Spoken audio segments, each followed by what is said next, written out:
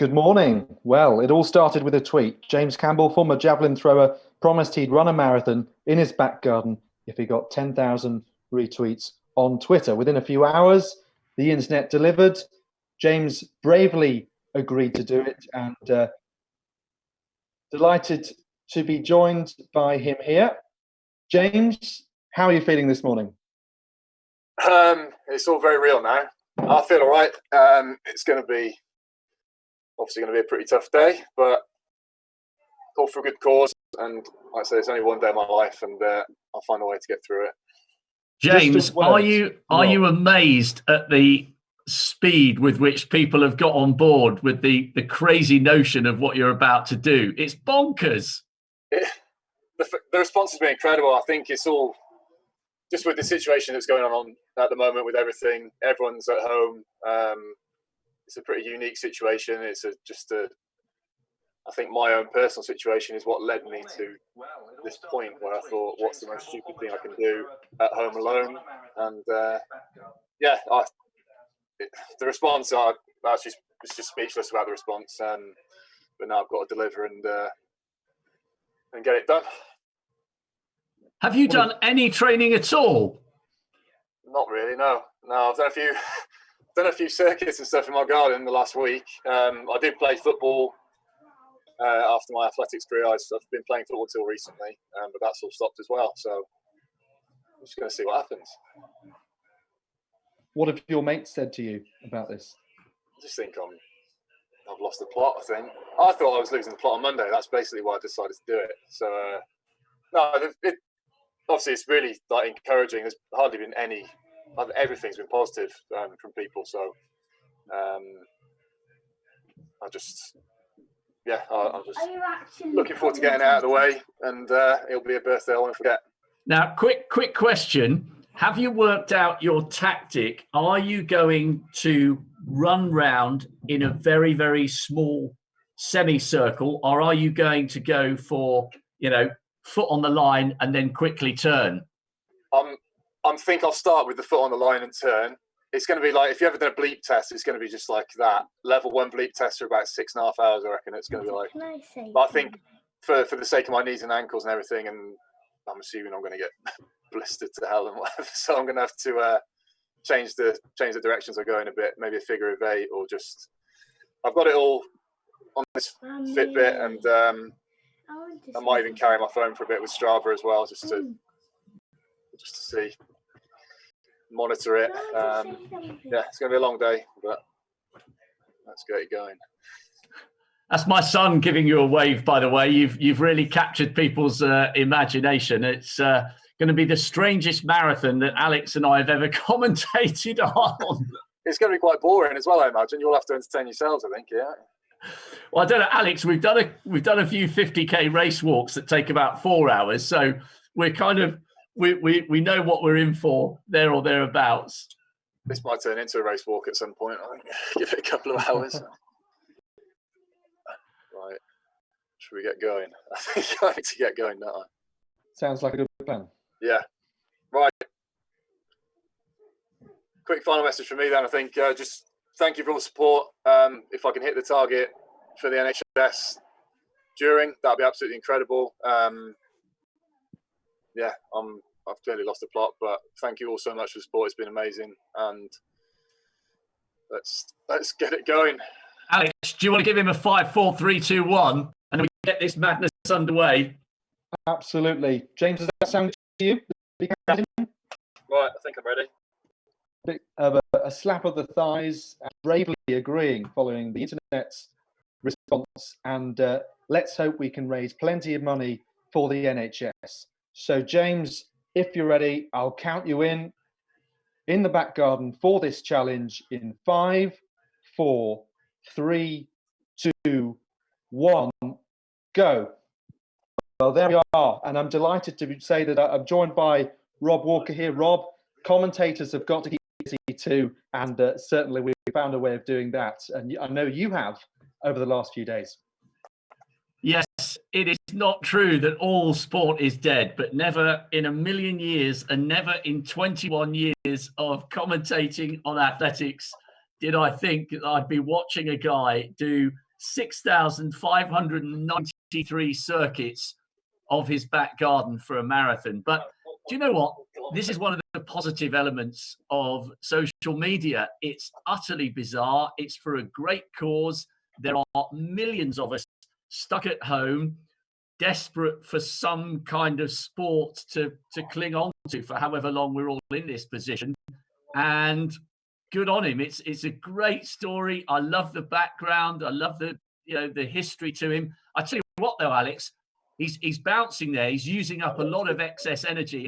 You've probably run a marathon as well. You tend to feel so good in the first 3 or 4 miles, especially if you run a marathon like London, where the first 3 miles is ever so slightly downhill, and you've tailored your training brilliantly. You've tapered well in the last couple of weeks.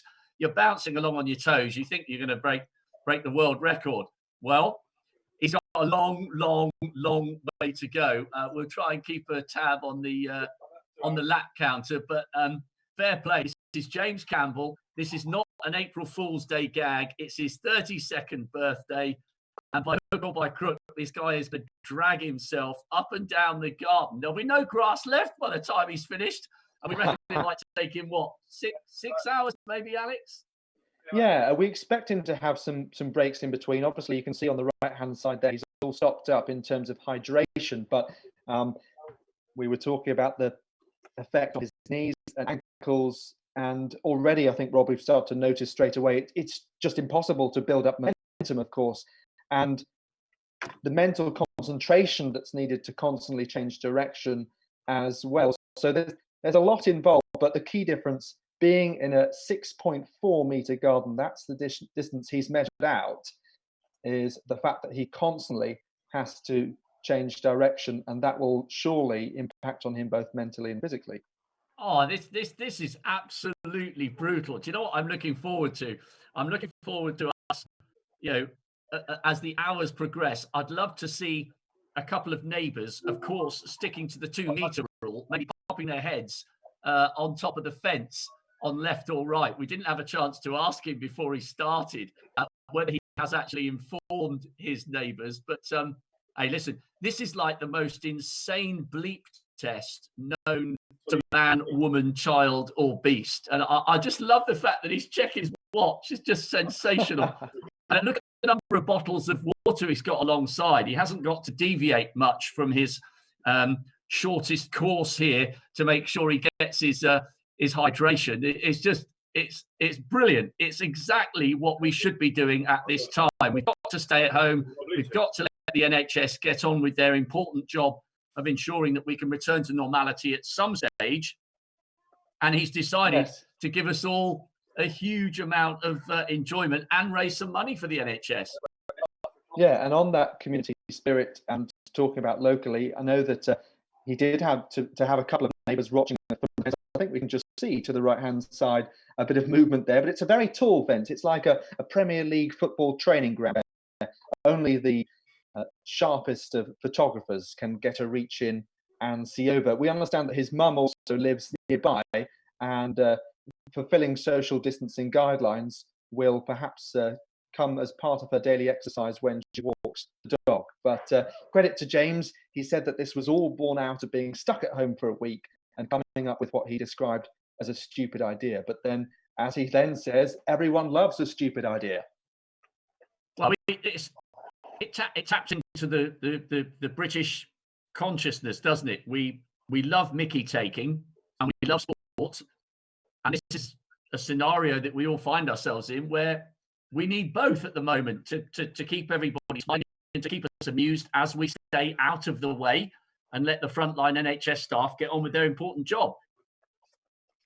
Absolutely. And, well, James isn't just anyone. He is someone who's represented Scotland twice at the Commonwealth Games. He actually won the Commonwealth Youth Games in Australia back in 2004. And after that went on to represent Great Britain at European and World Juniors. That was in the javelin. So he's a man of great athleticism. Naturally, with a number of javelin throwers, the shoulder does begin later in your career. James, he had series of surgeries around 2012, 2013 before retiring in 2014 after that Commonwealth Games venture at Hampden Park in Glasgow. But he's very much glad, I think, to be back out there. And to some extent, Rob, he was actually pleased that people picked up on it. He was secretly delighted that it got all the attention and that he had to run the marathon that he set himself in the end. Do you know what? It's almost an enticing prospect because it looks so easy, doesn't it? Because he's only going 6 and a bit meters, and you kind of feel as though you want to join in. I've got a few people sending tweets, and a few people have. This is a friend of mine from Exeter University. He's working from home in inverted commas, just saying, mate, this is absolutely hilarious. And it is funny. I mean, yeah, of course, there's an underlying, important message that he's sending, that you don't have to be devoid of sport when you're stuck at home. But it is so funny to watch how there he turns to his left. He is treating this like a bleep test. And there's a little tiny pause, Alex, every time he gets to the end of the circuit.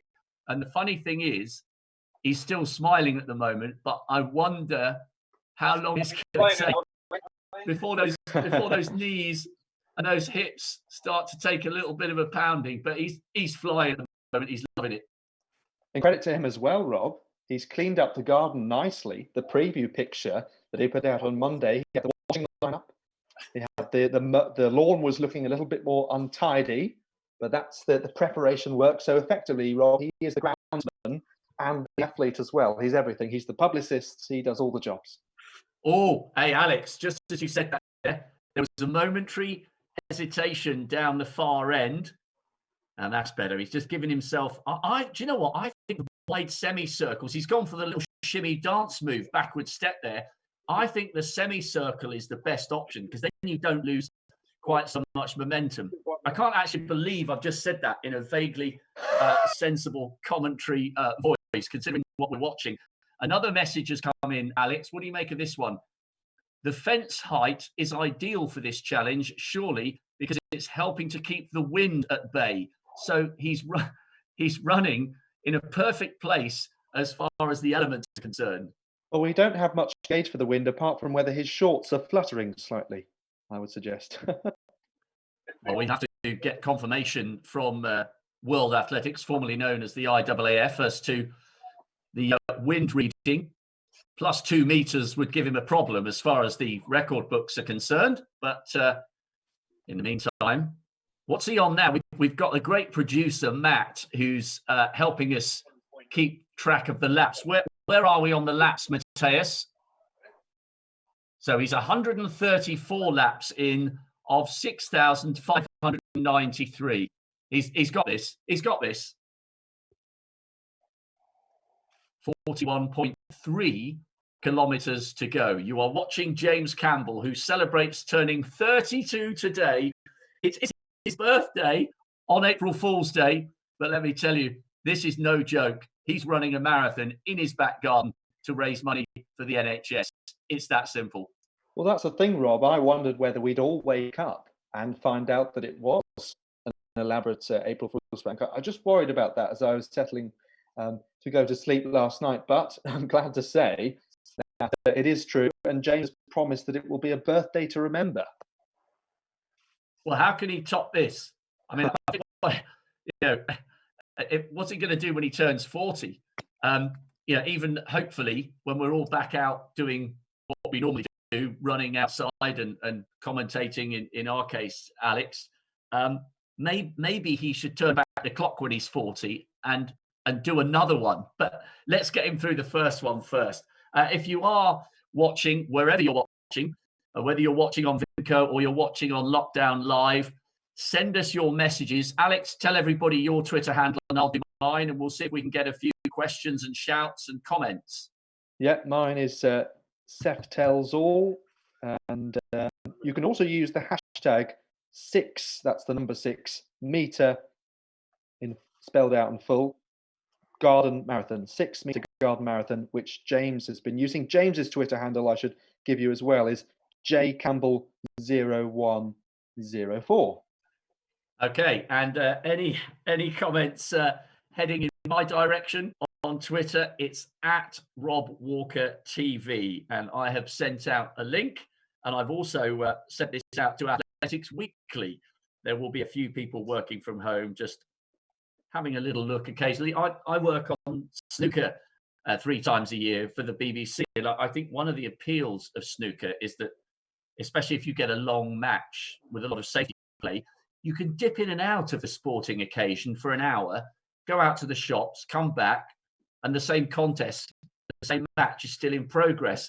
So I wonder whether we might get a little bit of that today, where people dip in for 5 minutes and go, oh yeah, there's that case guy running a marathon indoors. They can go out for their once a day allowed exercise, maybe do some work on the laptop, come back in 3 hours time and get an update. So get in touch with Alex, get in touch with myself at Rob Walker TV. And as Alex has mentioned, we've got some famous athletes dipping in and out of our so-called commentary box over the next few hours. We'll be sharing this out. And do you know what, Alex? I know this sounds ridiculous. It's actually just nice to be commentating again. Oh, isn't it? I mean, I had to go to the lengths of commentating around Tesco's on the various shelves and using puns on football, such as there being room on the left-hand side where there were empty shelves. And to be honest, it was nothing like the real thing. And there is an amount of uncertainty whether we will be back to having normal sport on our screens. So very glad, as we just see perhaps a photographer or a neighbour perched over the fence and peering into the top right-hand corner of the screen. It's very nice to be back in this sort of layout, as you say. Well, remind everyone as well, Alex, the number of different media outlets who've shown an interest. I know he was doing a chat on Talk Sport just before we began our live and exclusive feed of the world's greatest marathon. Well, the world's greatest marathon in James Campbell's back garden, anyway. But loads of media outlets have got involved in this, haven't they? It's not just TalkSport. Yes. So there, as you say, TalkSport just before he set off this morning. Also BBC Radio Gloucestershire, which are his local station. We've just passed the 200 lap point, by the way. Yes, BBC Radio Gloucestershire. He is based in Cheltenham and County Athletics Club, the club that he's been a member of throughout his career. As well as that, ITV have been involved. I understand the BBC are sending a camera person, either for television, social media, or both. Virgin Radio, I've seen as well. Sky Sports News, he was on just as we were preparing to go on air this morning. The attention has been great. I suppose people are looking around for sports stories at the moment, desperately searching the barrels. However, this is potentially a great achievement if he manages to do it. I know, Rob, that a few days ago, a Frenchman managed to do a marathon on his balcony, which was a bit longer in distance, but certainly adding to the crazy marathon folklore. Yeah, and I had someone get in touch with me on Lockdown Live. We haven't edited the footage yet. A British guy who's living and working in Hong Kong. He ran a marathon in his living room. And I think, I suspect it's quite a nice flat. So he probably had around about the same area that James has had. But I reckon if I had to run a marathon on a course as small as this, I'd much rather be outdoors breathing fresh air than I would in a living room with air conditioning on. I would take the back garden over the living room any day of the week, wouldn't you? Oh, absolutely. It's an interesting back garden we've got here as we speculate on the course, so to speak, because we've got the patio slabs, the grassy terrain, which has been freshly mowed, and I'm sure it's smelling nice as well, and then the gravel at the end. So underfoot, it's got 3 different surfaces to deal with, and I suppose it makes it a change of scenery. Oh, he's just gone for a figure of 8 there, and he's given the little hedge a bit of a kick. I reckon it's a 3 terrain marathon, albeit on a 6 meter course. That's not bad, and he's just brushing past the undergrowth there. I reckon this guy has quite a lot of barbecue. So a little skip in his feet there as he turned. I reckon this is about as tidy as this garden ever gets. Yeah, well, we've got the main stand, so to speak, on the right-hand side there, the seating area, if you like, but certainly in good nick. And if you're going to show your garden off, then on this kind of screen, then you better make sure it's looking pretty tidy. Those towels could maybe do with a bit of a fold, perhaps. That's the only blemish. I'm just thinking, I live quite close to James. I'm only about 20 minutes away. I'll have to go and buy him a pint when the lockdown is lifted. I need to shake this guy by the hand, and I guess that's one of the appeals of this, Alex. That we, one of the things I don't know about you. One of the things I've missed is you can't be tactile. You're not seeing your friends. You're not giving them a hug, and I guess social media is in a way giving this guy a hug, a virtual hug. That's why he got 10,000 retweets, and that's why he's raised whatever he has. We'll keep you posted on the NHS fundraising tally as he goes through. People are sending this guy love. They can't actually give him a hug, so they're donating some money instead. Yeah, which is absolutely fabulous. And more and more people are downloading video call apps and connecting with family, or perhaps what better excuse to get in touch with people that you haven't spoken to in a while, and to just get to grips with new platforms like this that can help you stay in touch. That's the case as far as this stream of James Campbell's 6-meter marathon challenge in his back garden goes, which is fantastic. And we've just heard that he's now gone over £6,000 in terms of the money raised for the NHS. And just to tell you the difference, Rob, that's I make it after 24 hours, he'd raised £4,000. So overnight, we've gone up 2,000. Well, and almost £7,000 now. We're hearing from Mateus, our great producer. Where are you actually, Matt? By the way, and where are you, Alex? I'm in Gloucestershire, about 20 miles away from James. Where are you physically based, Matt? Matt's in Wilmslow, and where are you, Alex? In London? I am in North London. Yes, the sun is perhaps beaming through a little through my window, and there's no one on the streets, everyone indoors, and hopefully more and more tuning into this stream. That is mad, isn't it? When maybe I'm just old-fashioned. You've got 3 guys in different places around the country, in 4 different places if you include James. The wonders of modern technology. And I don't know about you two. I can take it or leave it when it comes to social media. I think in many regards, social media puts enormous pressure, especially on teenage girls and boys, in a way that you're not as old as me, Alex, but in a way that when I was at university and growing up, we didn't have the same obsession, or we weren't forced to have the same obsession about what we looked like or how many friends we had in a literal numerical sense. So I think social media adds to a lot of pressure for young people. However, I think we've seen nothing but positivity in terms of social media as a result of the unprecedented situation we're finding ourselves in, because people are taking to social media to have fun and to send each other those virtual hugs. So I'm changing my opinion about social media. I'm seeing it in a much more positive light as a result of what we're going through now. And James is a classic example of that. There's absolutely no question. And it's very, very noticeable from the tweets that James are putting out only messages of support. And when you think that in this country, yes, and the world as a whole, the coronavirus situation, and before that, political debate on both sides, people having it off on Twitter and such, and you begin to question the positive and negatives of being on social media. But the way that people have connected with each other, and we don't know when sport might resume, when things might get back to what we feel like is our normal. We don't know how long that will be, but clearly people have come together. It's a great time to be posting and to be putting out videos, and lots of athletes from Dina Asher-Smith to Adam Jamili have been posting their own workout videos and connecting with fans in a way that we don't see all year round, which is good. Now, Matt, I'm just talking to our producer who you can't hear at home, wherever you're watching this. Can we hear this conversation that James is having, Matt? Can you hear it and turn it up, or not really? He's just passed 2 kilometers, but apparently he's a little bit too far away from the laptop he set up for us to hear it. So, well, he's finished. Oh no, he just switched hands. Oh, is that a neighbour or a photographer? There's one of the photographers.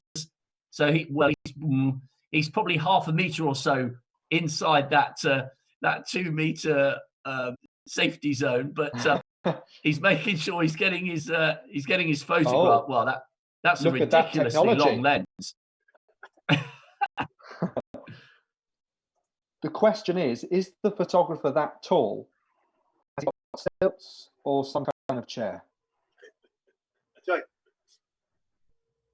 Well, breaking news. I think he's almost certainly standing on a neighbour's chair. And actually, just before he started, we saw a train going past in the background, didn't we? So I wonder whether anybody in the half a second or 2 seconds or so that it'll take trains to go past, I wonder whether anybody will look out and wonder what on earth is going on with people staring over their fence at a guy running towards and away from his laptop. Brilliant. Well, lots of messages coming through, Rob. I'll just read out a few of them. Danny Tolhurst saying good luck, have fun, and don't hit the front too early. Always important in a marathon. Ian Tempest says happy birthday, James. It is his 32nd birthday, and at least we all know where you are.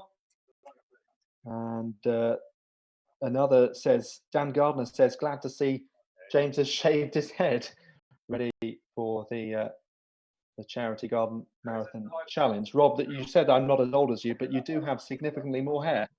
So, well, I'll hold on to it as long as I can.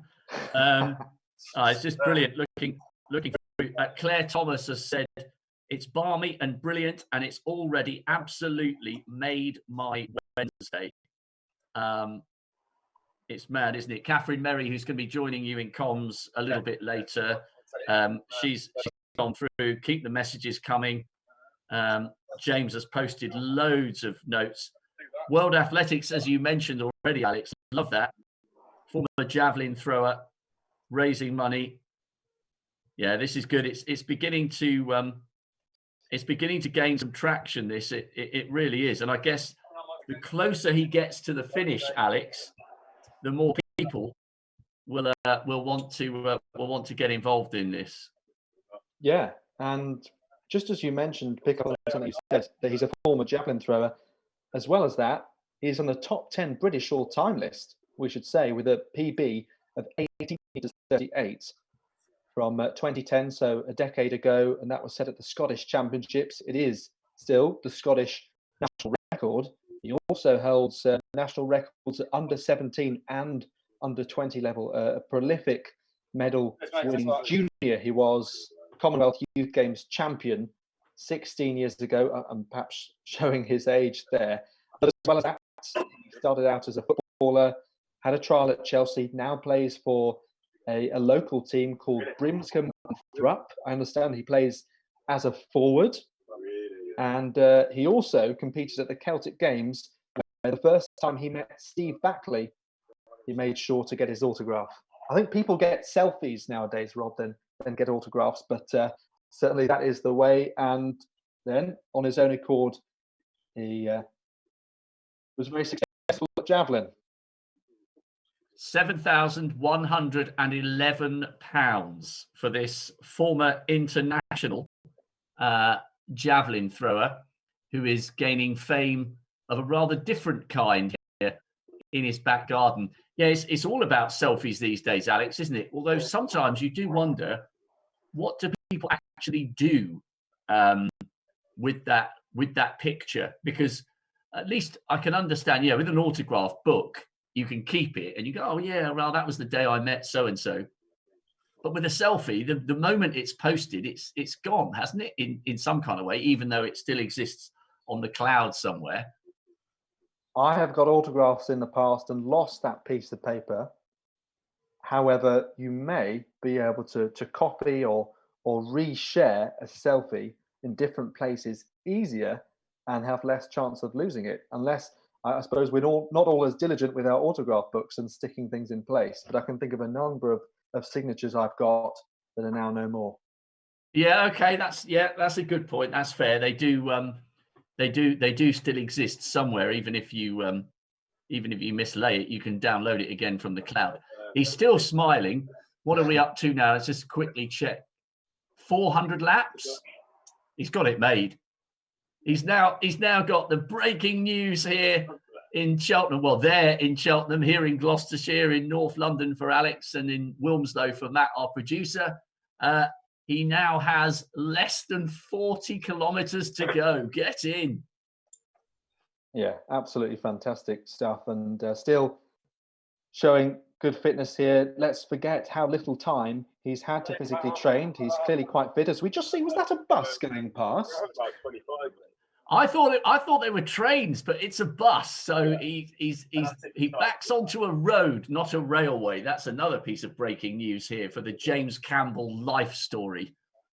Yeah, I wonder where it was going to, and if anyone caught a glimpse of what they were seeing and thought it was just a man having a little jog, but in fact it's a 26.2 mile jog covering 6,593 lengths of the garden. So he'll be going there and back. I suppose we're calling it a lap 3,516 times. So and Matt, how many laps has he done so far? 420 out of 3,516. And that charity total has gone up by 1,500 since this morning, now over 7,000. When I woke up, it was about 5,600, 5,700, but clearly people tuning in. So welcome if you are, hope you're enjoying the coverage. And Chris Tomlinson has donated as well. Yes, we're assuming he's the long jumper. A lot of shout outs coming in. Danny Tolhurst says, please can you give a shout out to everyone at Stratford Athletic Club? We're already considering adding some 6-meter garden sessions to our training plan. Well, Rob, we say that people hit the wall in marathon running. We're hoping James won't hit the fence here. I know. I'm also, I've had some interesting messages, people saying he's got a multiple terrain marathon to contend with here. So has he gone for a neutral shoe because he's got the paving stones, the grass, and a little bit of shingle just down the far end there by the shed. So he is capturing people's imagination here, and it is superb. Gary Taphouse just sponsored James, raising money for the NHS. James Rhodes, he's been commenting on us, mentioning selfies and autographs. We did Ian Sharps has said, I think we could get sacked here as far as Ian is concerned. We need Brendan Foster and Steve Cram swapping Newcastle Sunderland banter on commentary. So good on you, Ian. We'll do our best to keep this going. And I really think, Alex, it's one of those people are going to go out, do their shopping, buy their eggs. I can't get eggs for love nor money, by the way, at the moment. And then they'll probably end up coming back and getting themselves settled in for another half an hour or so. Oh, I've got eggs in my fridge. It's right next to me here. Perhaps if it gets to that point where we run out of things to say, I will show you the contents of my fridge, but there's no need for that at this time of the morning. I'm sure people are very capable of sourcing their own breakfast in non-virtual means, but do keep those donations coming in as well as those mentions on social media. So it's hashtag 6-meter garden marathon, number 6, and then meter spelled out in full, as James has been using. And I suppose there are people who aren't as brave as James who might have seen the number of retweets and thought, well, that's ridiculous. I was pretty much joking, ignored it and copped out. But there's a huge amount of credit to him for not bottling it in that regard, isn't there, Rob? Oh, fair play to him. I think, he's obviously, listen, you don't get to represent your country, either at junior or international level unless you've got a tremendous amount of determination and athletic integrity. And he's been a really decent level javelin thrower. That Commonwealth Games, I was there commentating. You probably were as well. It's a fantastic event. So, listen, he's a decent athlete in his own right. He might not be challenging Eliud Kipchoge and Kenenisa Bekele on the 4th of October in the London Marathon, but he's a good guy. He's a good athlete, and clearly he's a man of his word. And when you get that feeling of determination in your head, you can quite easily get yourself in that mindset where you think, okay, someone's going to have to hit me with a brick in the face here for me to fail. It might not be quick and it might not be pretty, but when you've decided you're going to do something and you've got the athletic background that he has and the support of 10,000 people and the knowledge that he's going to raise, at least I would say 10 grand now, the fact that he's gone up so quickly from 4 to 6 and we're now on 7+ change. There's no doubt he's going to finish it, but 7,400 now. There's no doubt he's going to finish it, but it will be a question from a voyeur's point of view. It will be a question of what state his body's going to be in, having to turn so frequently on such a long distance. Yeah, injury is obviously a concern. We know that James, in the latter part of his career, had some injury issues, particularly with his shoulder, as I was saying earlier. But marathon running, you run on fumes, you get delirious, you keep going because that incredible determination to cross the finish line. And perhaps you could say it's a misery that only distance runners might understand. Frank Shorter, the 1972 Olympic marathon gold medalist, Rob, said, "You have to forget your last marathon before you try another. Your mind can't know what's coming," which I think is interesting to reflect on, because I spoke not so long ago before the London Marathon to a man who's 9 London marathons dressed as a dragon, as Puff the Asthma Dragon, which is an Asthma UK mascot. And he says that every year he says, "Never again," when he's done. And then in the weeks after, he sees his trainers sitting in the corner of the room and he thinks, well, I can't get rid of them, And slowly the hunger builds. He gets back out there. He trains once again. He thrives on the popularity, people spotting him on the telly dressed as a bright green and purple dragon. And he loves that. And I think that's a similar feeling for James, and just how he's grasped that attention and used it to motivate him, but also taken it as a bit of a silly idea that he's glad has been picked up on. Yeah, I think it's just a bit of fun, and he's going to raise a few quid. But going back to your marathon chat, it's so strange. If I've done a few marathons and I've had occasions where I've completely blown up and the wheels have come off, no promise. And I've also had occasions where I felt like $1 million running up towards Big Ben and then getting ready to turn right. And it's incredible how much energy you can lose in the last 6 miles. And you do feel utterly dreadful if you end up having to walk, which I've had to do for a short time in a couple of marathons. However, even by the time you've got going again and you've crossed the finish line, you're already starting to feel as though, what's he saying there, by the way? You're 5K, already 5K. We've reached the 5K mark. Okay. All right, that's fine. Well, we've got a slight difference of opinion there. He thinks he's done 5K. Matt, our producer in Wilmslow, thinks he's done 3.5. Anyway, but yeah, listen, by the time you come through that bad patch and you cross the finish line, you're desperate to go again. It's an alluring mistress, the marathon. It really is. You can't live with her and you can't live without her. Once you've done a marathon, I think you're hooked. Yeah. Shalane Flanagan, a successful US marathoner who represented at the Olympics, she said that not many people can say, hey, learn a lot about yourself and your physical and mental limits. So that's another great way of summing up the marathon. I did wonder, Rob, whether James will think he should have just gone for a 10K, completely different animal. Oh yeah, but we wouldn't be sitting here commentating on him, and he wouldn't have 7.5 grand or whatever it is having been raised. It would have been a nice idea to do 10K, but it's the fact it's a marathon on such a small turnaround course that has captured people's imagination. So he could have done a 10K, but nobody would know he's doing it, or nowhere near as many people would know he's doing it, and would be as up for it as they are. Yeah, that's a good point, actually. No break for hydration just yet, I suppose. I wonder what meal he would have had beforehand. We know that he put on in his Just Giving page about having a pizza last night to get ready. Not much time to get ready, of course, agreeing to do this just after midnight on Monday. And he was helped by the endorsements, really, Rob, of Premier League footballers. Unfortunately, none from the Man United team that he supports.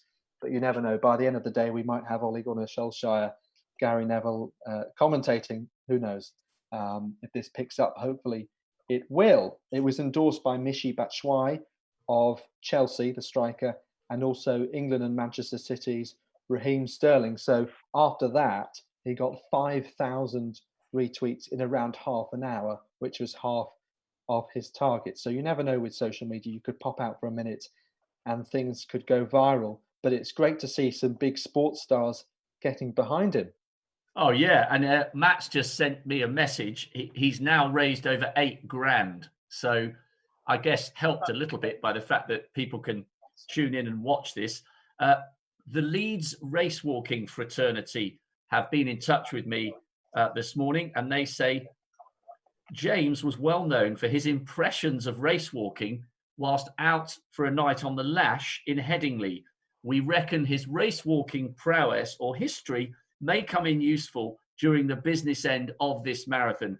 So all the guys connected with the National Centre for Race Walking, we are delighted to hear your reflections on James from the past, and keep it coming, everybody. It's the 6-metre Back Garden Marathon, and it is the most important marathon happening anywhere in Cheltenham right now. So we've passed the 550 laps out of from so far this morning. So he's been going just after 9 o'clock. We started, so around 50 minutes time in total. Just on the phone to our producer, and no doubt getting a bit of advice. And he's got his watch on. He actually borrowed that Fitbit to keep track of his progress. He's 590 laps now. He's having a conversation with Matt, as you just mentioned, to clarify how many laps he's done to make sure that that he does complete the full complement of 6,593.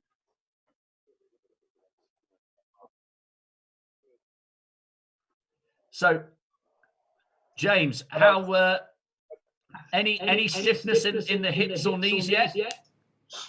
No, I think feel like my ankles and calves are going to be in trouble later, but it's just trying to change direction as efficiently as possible without rotating too much through my ankle. I think that's the bit that's going to be. Just have to concentrate. I think I've got about 6,000 lengths to go by the sounds of it. And when are you going to have a drink? I've had a little sip of something already. Just as and when I need it, I think. So, yeah, I need to keep hydrated early on, otherwise it's just going to hit me later. So keep getting it on as often as I can. Alex, tell him how much he's raised already. You've raised over £7,000, so it's gone up by nearly 2,000 already this morning. Great stuff. That's good. Hopefully keep it coming. We reckon you'll comfortably be at 10 grand, James, by the time you finish this, without a doubt. Yeah, brilliant. As long as it hits that, I'll be worth it. Hey, can I ask you a question? What was it like competing at Hampden Park for the Commonwealth Games? That was an amazing Games to be a part of, even from a broadcaster's point of view. What was it like to be an athlete? Yeah, that was pretty amazing. I think that was my last competition due to my shoulder operations I had the year before. The guy said I'd never throw again, and then I managed to scrape to that, and then throwing in front of 50,000 people, that was pretty amazing. Yeah, it was a long time ago. That now seems like a very long time ago. What a memory to have in the bag. Still hear me? Yeah, still hear you. Yeah, we can. Yeah. What a memory to have in the bag. Say again, sorry, I missed that. What a memory to have, even though it was all those years ago. I was just, for me personally, it was like, it was a premature end to my career, that. So that's probably a subconscious motivation for stuff like this as well. It's stayed with me. So, yeah, I think I'll be running a marathon in my back garden in front of a similar amount of people potentially. So, strange how things work out. Yeah, it is. It really is. Alex has got some great stats on your career. You had he had a pretty good career as a junior, didn't he, Alex? Absolutely, yeah. Commonwealth Youth Games in Australia, I believe it was, in 2004, winning that, and then going on to represent Great Britain at the European and World Juniors a couple of years later. Celtic Games for Scotland, where he got Steve Buckley's autograph as well, and then went on to have a great javelin career on his own, now sitting 10th on the GB all-time list. Yeah, a long time ago that was. Long time ago. James, when do you think you might stop for a rest? I haven't really planned it. I think if I stop for too long, I'll probably regret it. So just take some fluids on and a bit of food when I need it. I know I do feel alright at the moment, but yeah, I'll just have to get some food on pretty soon, I think, just to avoid hitting an absolute wall at some point. And just because we can only see one camera angle, which is brilliantly positioned from your laptop, just explain, when you're down the far end of the garden, can you see other people looking out their windows? Have you told your neighbours what you're doing? Are they going to poke their heads over the fence at some stage? I've had a couple of people sort of pop their head around the side, I think there's going to be some... My parents live really close as well, so I think I'll probably pop round and keep the distance, but just say hello. And I think my neighbour's offered some support. His house is about 15 metres away, so come out and shout me on at some point. Yeah, we certainly need to get you some. We certainly need to arrange a guard of honour, if that's possible. Whilst, of course, strictly sticking to the 2-metre exclusion zone. Mate, you're inspiring a lot of people here, and please keep it up. I think we should probably stop talking to you and let you get back to the job in hand. Apparently now you're up to 673 or 674 circuits, so under 38k to go, big boy. Great stuff. Right, speak to you later on. Thanks a lot. See you, mate. Thanks.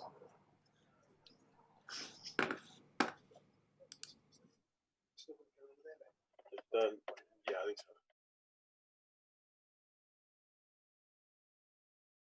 Great to see, and photographer still there getting a few snaps. Well, if you just joined us, this is the 6-metre Garden Marathon Challenge. It was initiated, as it were, on Monday when James Campbell, the Scottish javelin record holder, who retired in 2014, put up a tweet saying if he got 10,000 people to share it, then he'd run a marathon in this back garden. It's about 6 metres long, was what he suggested at the time.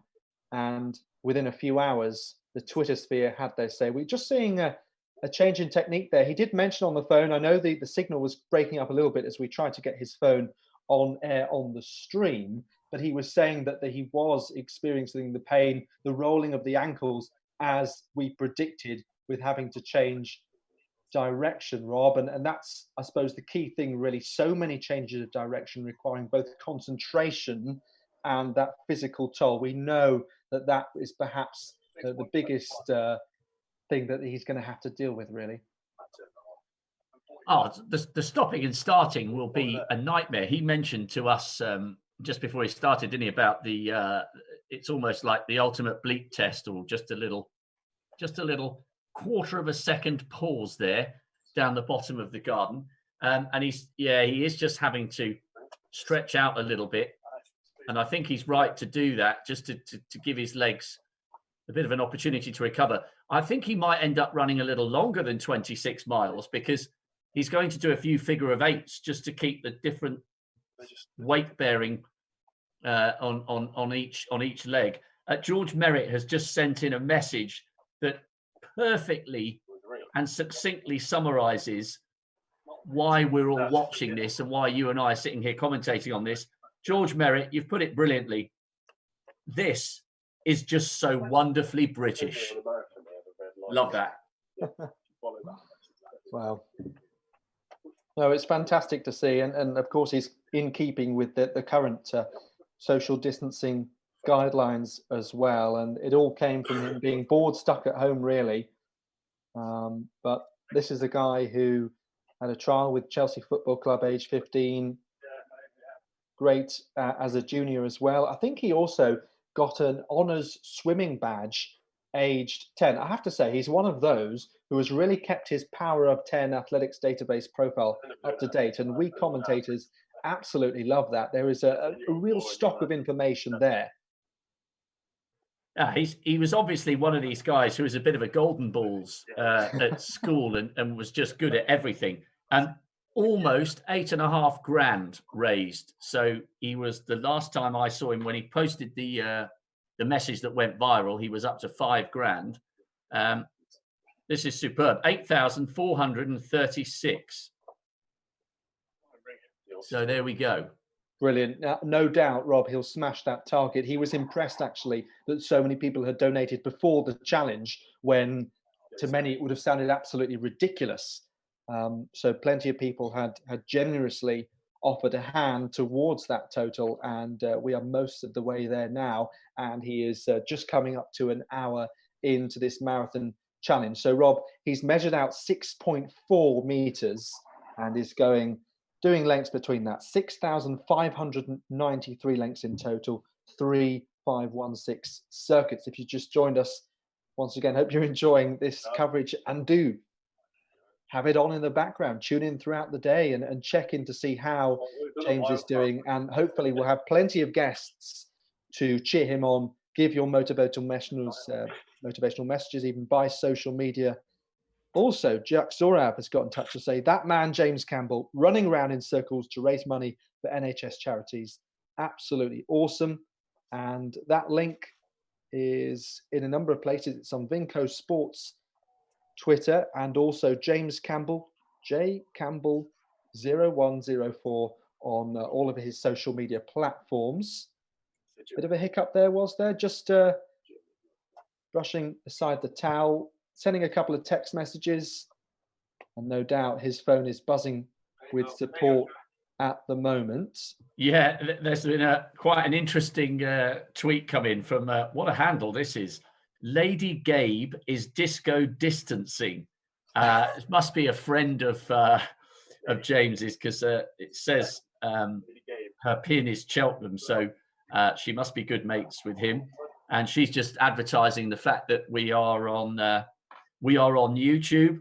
You're watching on Vinco, and you're also watching, or you may be watching, on Lockdown Live, the alternative sports show, helping you and your family beat the indoor virus blues. That's something that I've been working on for the last week, and a few people have got involved and watched a few of the funny videos we've done, and getting involved with this was an easy choice.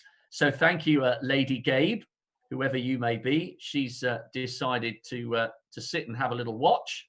And I love the whole kind of hashtag working from home scenario is tailor-made for this, especially if someone's got an iPad they can put up next to their laptop. They can go off and have their lunch and do a little bit of work and then check in again. And by the way, he's up to 770 laps, 5,819 still to go. So if you have got to go out and do a few bits, don't worry, you're not going to miss much. You could probably fast forward this for the next 4 hours and you'd still have plenty to watch before he reaches the finish line. Well, Rob, I'm delighted to say we've been joined by another guest, Vinco commentary colleague, most famously known for his commentary on Joel Fearon's sub 10 seconds 100 meters a couple of years ago, Scott Eben. Scott, so you've tuned in now to this Garden Marathon. Your thoughts as you see these pictures?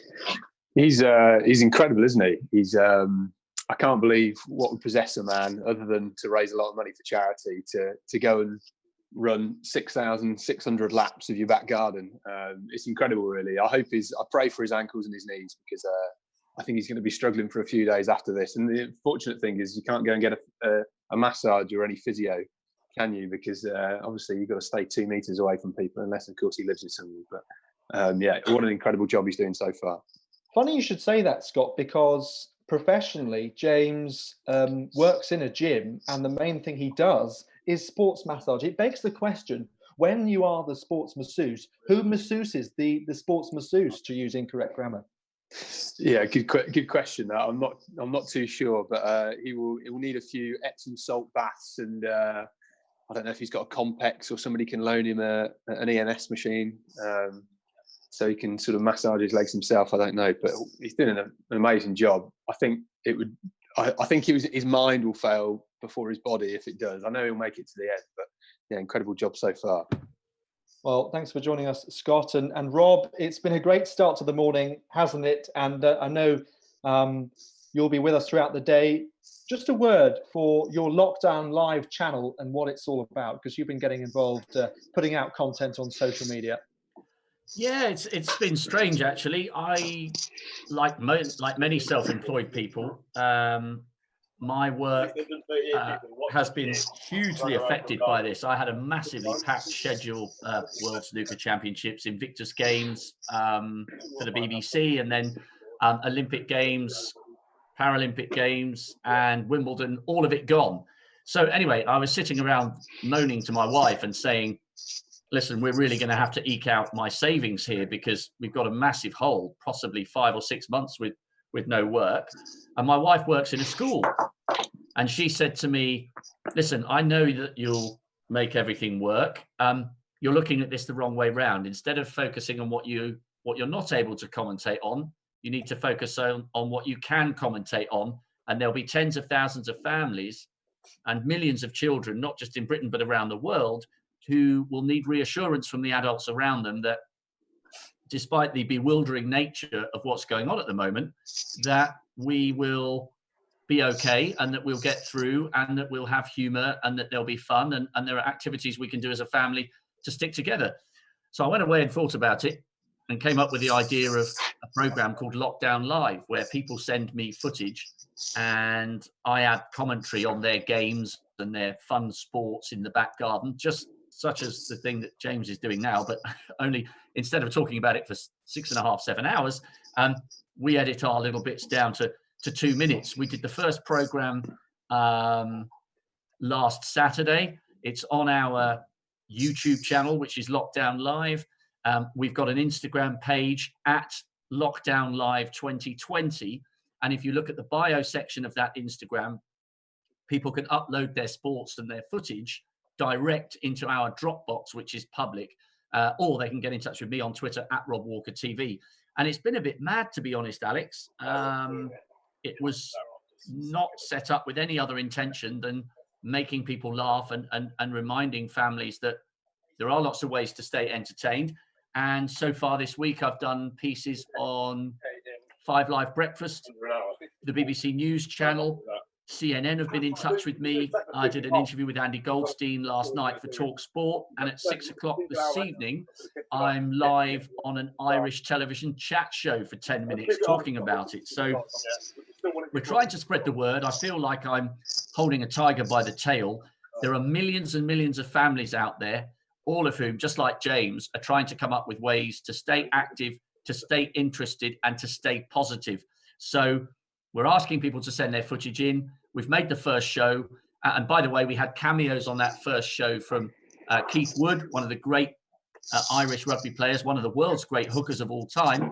And we also had cameos from 2 reigning Olympic champions, Saskia Clark, who won a gold with Hannah Mills in the 470 sailing in Rio, and Alex Danson Bennett, who's just retired, formerly known as Alex Danson. Of course, bronze 8 years ago in London, and a gold 4 years ago in Rio for the hockey. So it's getting off the ground. It's been a bit of fun, but I have been genuinely surprised at the extent of interest in Lockdown Live. People still need to laugh, and they still need to be active, and that is why someone like James is such a good example to all of us. And I think that's why he and other bits of random events that people have commentated on, I think that's why those moments have captured the public's imagination, because we keep calm and we carry on. Absolutely. And you only have to look at the PE with Joe Wicks, which has captured the nature's attention as a bus just goes past in the background. Well, Scott, I know you're one of many people whose athletics plans, so to speak, have been put on hold for a while, be it commentary or getting involved in training. I think you were going to go warm weather training as well. This is a very different way of adapting by watching a man run a garden marathon on the internet rather than being in sunny warm weather training, isn't it? Yeah, I mean, it's typically British day, isn't it? Very bleak and overcast. For, you know, it's the 1st of April. We like to think that the 1st of April is a nice spring morning, but unfortunately that's not the case today. And could be April showers. Say again, Alex? Could be April showers. It could be April showers. You know, maybe somebody could throw some tarpaulin over his fence panels and keep him dry if that was the case. But yeah, it's quite fresh. I think temperature-wise, you know, I don't think you guys have touched on it yet, but it's, you know, probably about 8 degrees or so outside today, which is quite a good temperature to be running a marathon for. Gosh, you know, he's probably going to be going for 6 hours, I assume. But you know, what was he on for the first 5K? About 11 and a half minute mile pace, something like that, was he? So yeah, you know, it's good temperature at the moment. Yeah, well, he worked out that around, I think it is 110 meters per minute comes to just over 6.5 hour pace.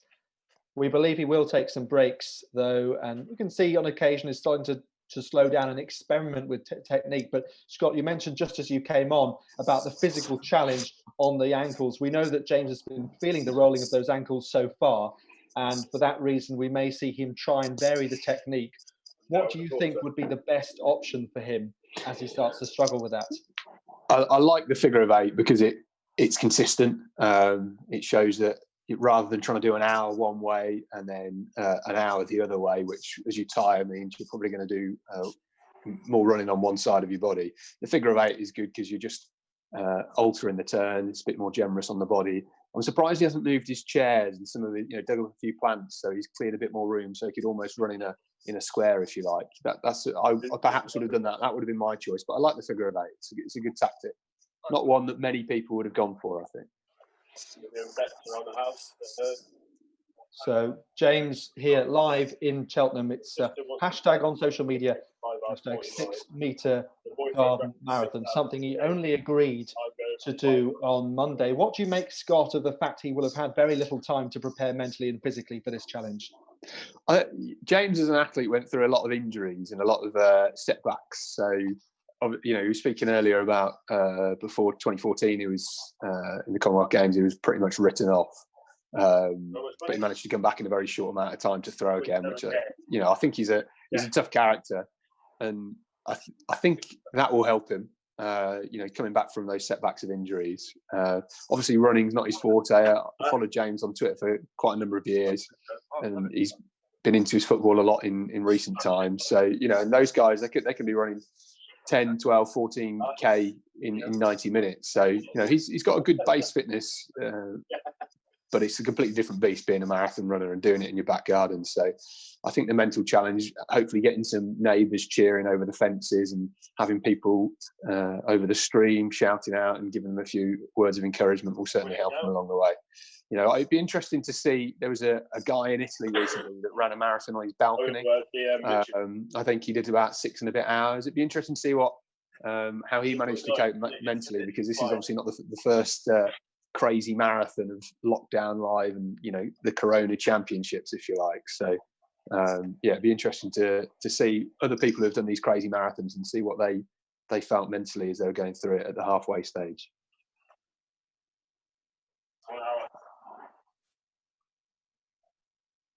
Well, we understand he's just passed the hour mark, Rob. So an impressive feat so far, Rob. Yes, he's going well. 930 laps, and Team Ineos have got their support for him on social media. I think as the hours, and it will be hours plural, as the hours tick on, more and more people are going to get on board with this, start donating a few quid, and I think we're going to smash 10 grand. Absolutely smash it. No doubt we will. Absolutely no question that we will. And we hope to have more people cheering him on throughout the day. Catherine Merry will be involved a little bit later. Kelly Massey, Marilyn Okoro, Sophie McKenna, and Scott Lincoln. Interestingly, Scott, perhaps you can reflect on this.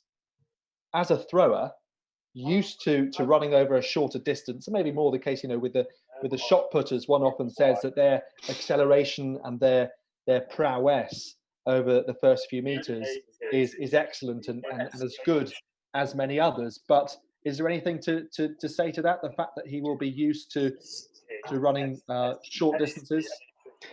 I think short distances, yeah, but certainly not marathons. If you look at somebody like Johannes Venter, he's got incredible power, incredible strength.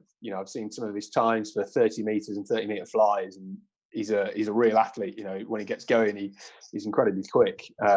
But one thing about javelin throws, if you look at the moment, the top guys in the world, they all slightly differ in size and shape and build. So, I think they obviously used to a little bit running, maybe once or twice a week for their warm-ups and maybe a sprint session to keep them going. But nothing anywhere near like running for an hour, I would expect. They're more likely to do 2-hour gym sessions or 6-hour gym sessions than a 6-hour marathon.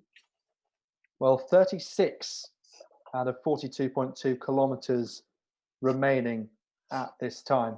So he's completed nearly 1,000 lengths out of 6,593. So we'll give a little cheer once he reaches that 1,000 mark, no doubt. But I suppose we have to be impressed with the way that he has built up a rhythm, Rob.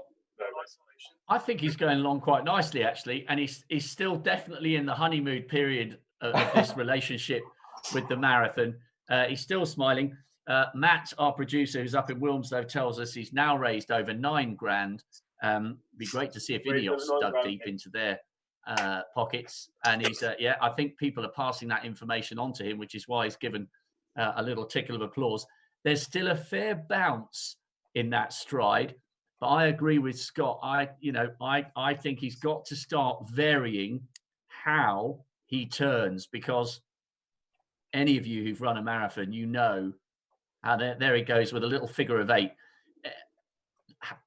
Getting downstairs the following day and getting upstairs, the way that IT band just bends, is absolute agony. So he is going to be in bits tomorrow, without any shadow of a doubt. So I think the more variation he can put into how he turns, the better it will be for him, not just tomorrow, not just next week, but next month, because this is a really unusual way to try and rack up 26 miles. And he's going to pay for this. He's going to raise a lot of money, but it will take his body a long time to recover from this, because it's not just the lack of training and the fact that he's a javelin thrower by history and obviously got a good engine with football. It's just the unnatural way he is constantly having to turn and change direction. This is brutal. Absolutely. I have also seen on Twitter, someone was recommending how many times you might have to walk up and down your stairs in order to climb the equivalent of Mount Everest. I think this is perhaps the better of those two challenges, rather than the stairs which are indoors.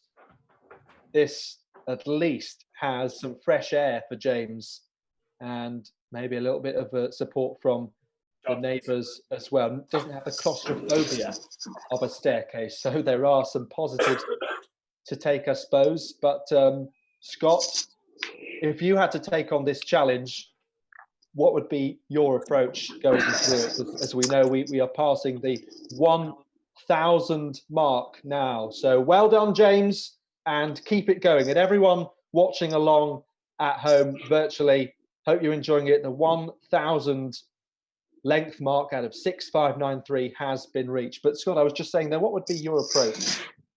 Well, I think I'd probably go for the zigzag, or the figure of 8. I like the way you can already see on his grass, and it looks like he freshly mowed it yesterday, but you can already see the patches in the grass where he's started to wear it down slightly. So he's going to need some Miracle Grow on that from tomorrow, I think. But yeah, I would be going for either the figure of 8, the zigzag, or trying to do a loop around the grass or something like that and keep switching it up, because I think that the changing it up in terms of his tactics is probably good mentally as it is physically, really. Yeah, I was wondering also about in terms of pace and how you would try and settle into a rhythm in terms of your timing and measuring your distance. We know that he's borrowed the Fitbit that he's wearing to keep on track with that. Is he got GPS? Has he got GPS? My biggest fear is that he gets to the end and he's only done 24.5 miles. He's actually done 7,000 laps rather than 6,600. That's my biggest fear for him. So I hope that he's got GPS on it, although it may not be as accurate as you'd like. I'd like to know that he's absolutely done 26.2 miles at the end of it. But yeah, in terms of a pace, you can't. It's just about the rhythm. Keep the feet ticking over. You can't really pick up a pace on this. You're very, very limited. You can't do a beep test. He's not going to be sprinting it. He looks as if he's kept a very consistent rhythm so far and consistent pace. Just looking at his stride, it's consistent, and I think that's the main thing really for him at the moment. There has been some very good consistency. Only the occasional, I suppose, attempt to try out a bit of different technique, Rob. But the measure of his rhythm has been perhaps the most impressive thing so far, Rob. Yeah, there's no doubt he's going to get this done. Absolutely no doubt whatsoever. You'd like to see him taking on board some kind of hydration, perhaps a little more regularly, despite the fact that it looks a bit overcast in Cheltenham. It's I'm quite close to Cheltenham, and it's not a day for beautiful sunshine, but it's a day to celebrate the quintessential nature of the British spirit of stoicism and fun. And he's brilliant here. He's capturing a few people's imagination. There's a few people working from home who are tuning in. He's well over 9 grand now. He's more than 1,000 circuits in. There's no doubt he's going to do this, but there's also no doubt that he's going to feel this towards the end. And I think at some stage he will have to stop, but he's right to just stretch his legs out there and just doing a few heel flicks, because he is going to start feeling this. I wonder, he's gone long sleeves. I wonder as the hours tick on whether he'll go down to just wearing his vest, because he is going to start getting hot at some point unless he actually stops and has a rest. But I think if he does stop, he shouldn't be stopping for too long, because anybody who's run a marathon will tell you, although he's probably the only one to have done it in a back garden of 6.4 meters, but stopping is a nightmare. It's so hard to get going again. It really is. But good on him. He's absolutely flying. Listen, I will be back to do some more. I have to go and do some homeschooling with my son, who's only 6. So I've really enjoyed the first hour and a half or whatever it is. I'll send you guys a message, and I have no doubt that by the time I come back at lunchtime, he'll have raised well over 10 grand, and we'll have a whole host of people watching on Vinco and on Lockdown Live. Let's make this guy a celebrity for April the 1st, his birthday, 32 today. Come on, Jimbo, you've got this.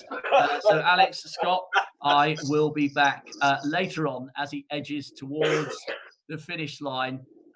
Keep it locked here on YouTube. He's going to nail this. See you later, guys. Cheers, Rob. Thank you to Rob Walker for starting us off this morning. And hello once again to Scott. Well, wherever you're watching, Facebook, YouTube, or Twitter. James Campbell, this is live from Cheltenham, 6-meter garden marathon.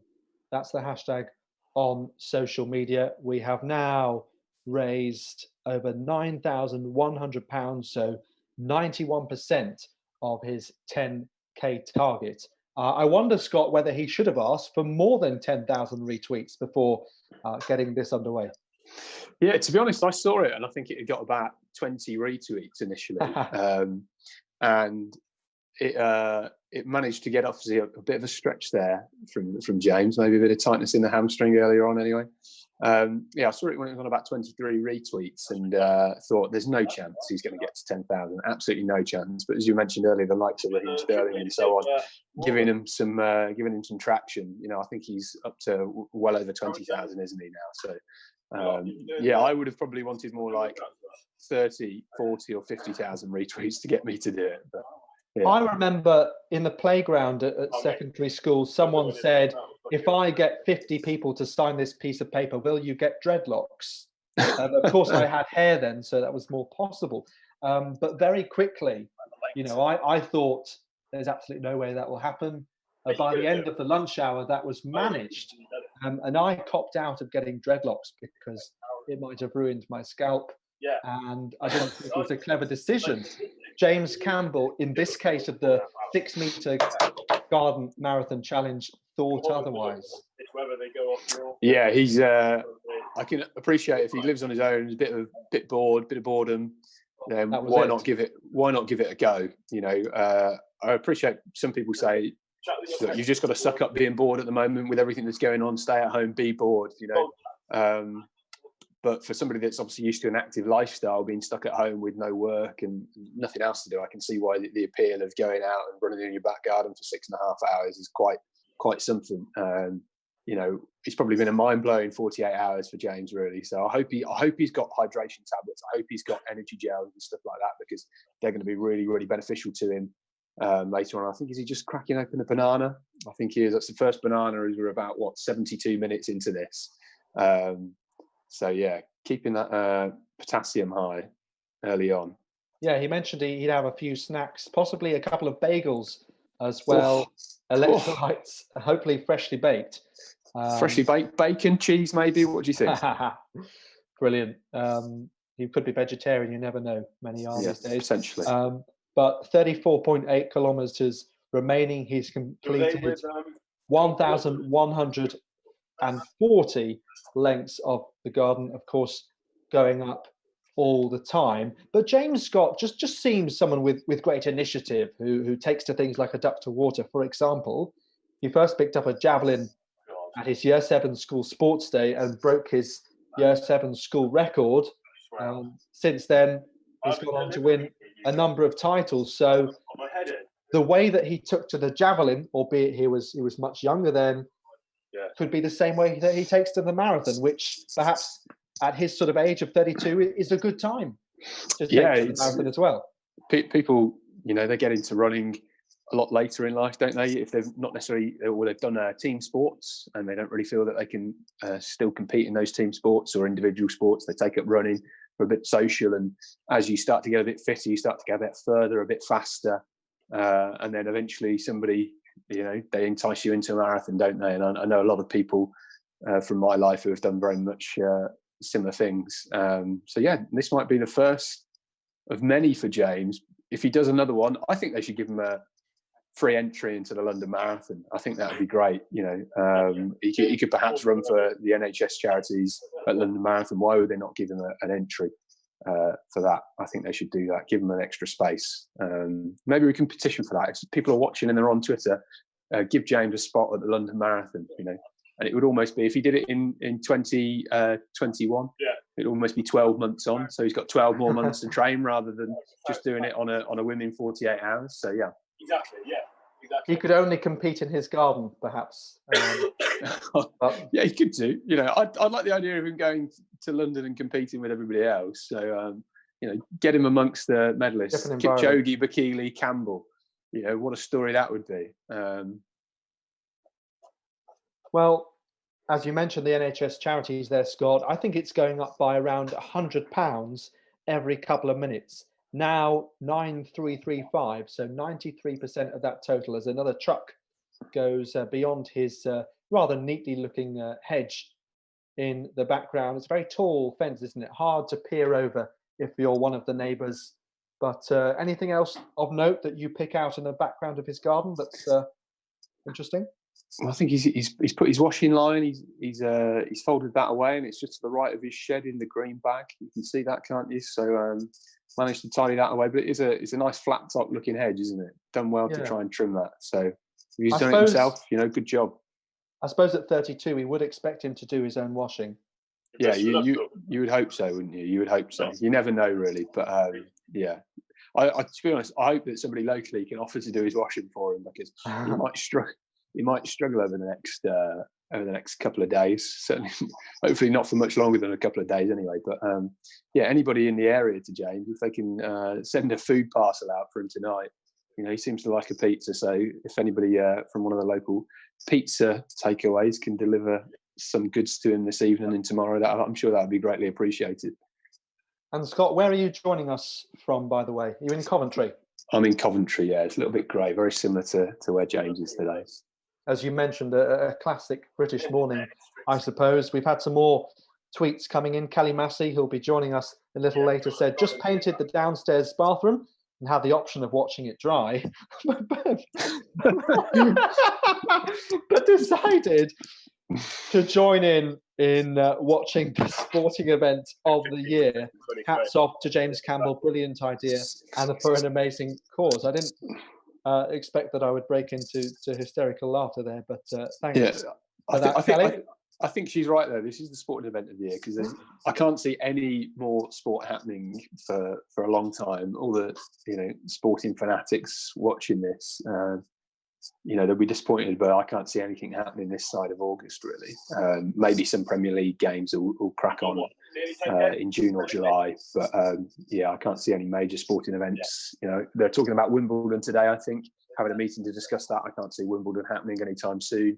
I think it will be cancelled for this year. So if you can't watch the likes of Roger Federer knock a tennis ball about on the grass, then come to James Campbell's garden and watch him run up and down it 6,600 times.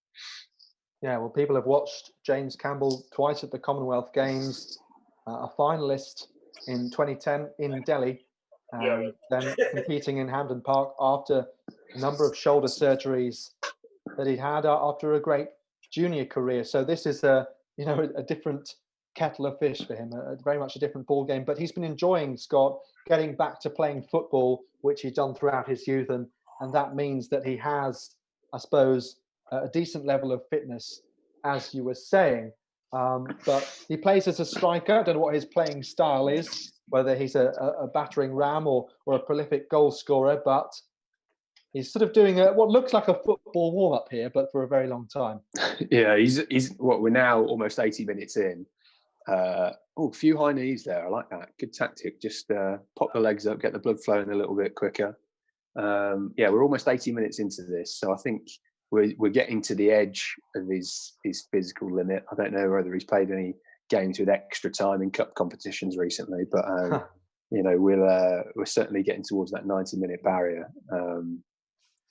So he's touching the edge of his limit at the moment. James actually, I think in the past, certainly in the last 12 months, has retweeted a few of his goals that he scored. So if you go deep into his Twitter media account, I'm sure you'll be able to find them. I remember watching them some months ago, towards last summer, earlier this season. But if you want to see what his footballing prowess is like, go down his Twitter feed. Well, you never know what people will unearth when they suddenly a social media account becomes famous. 100%.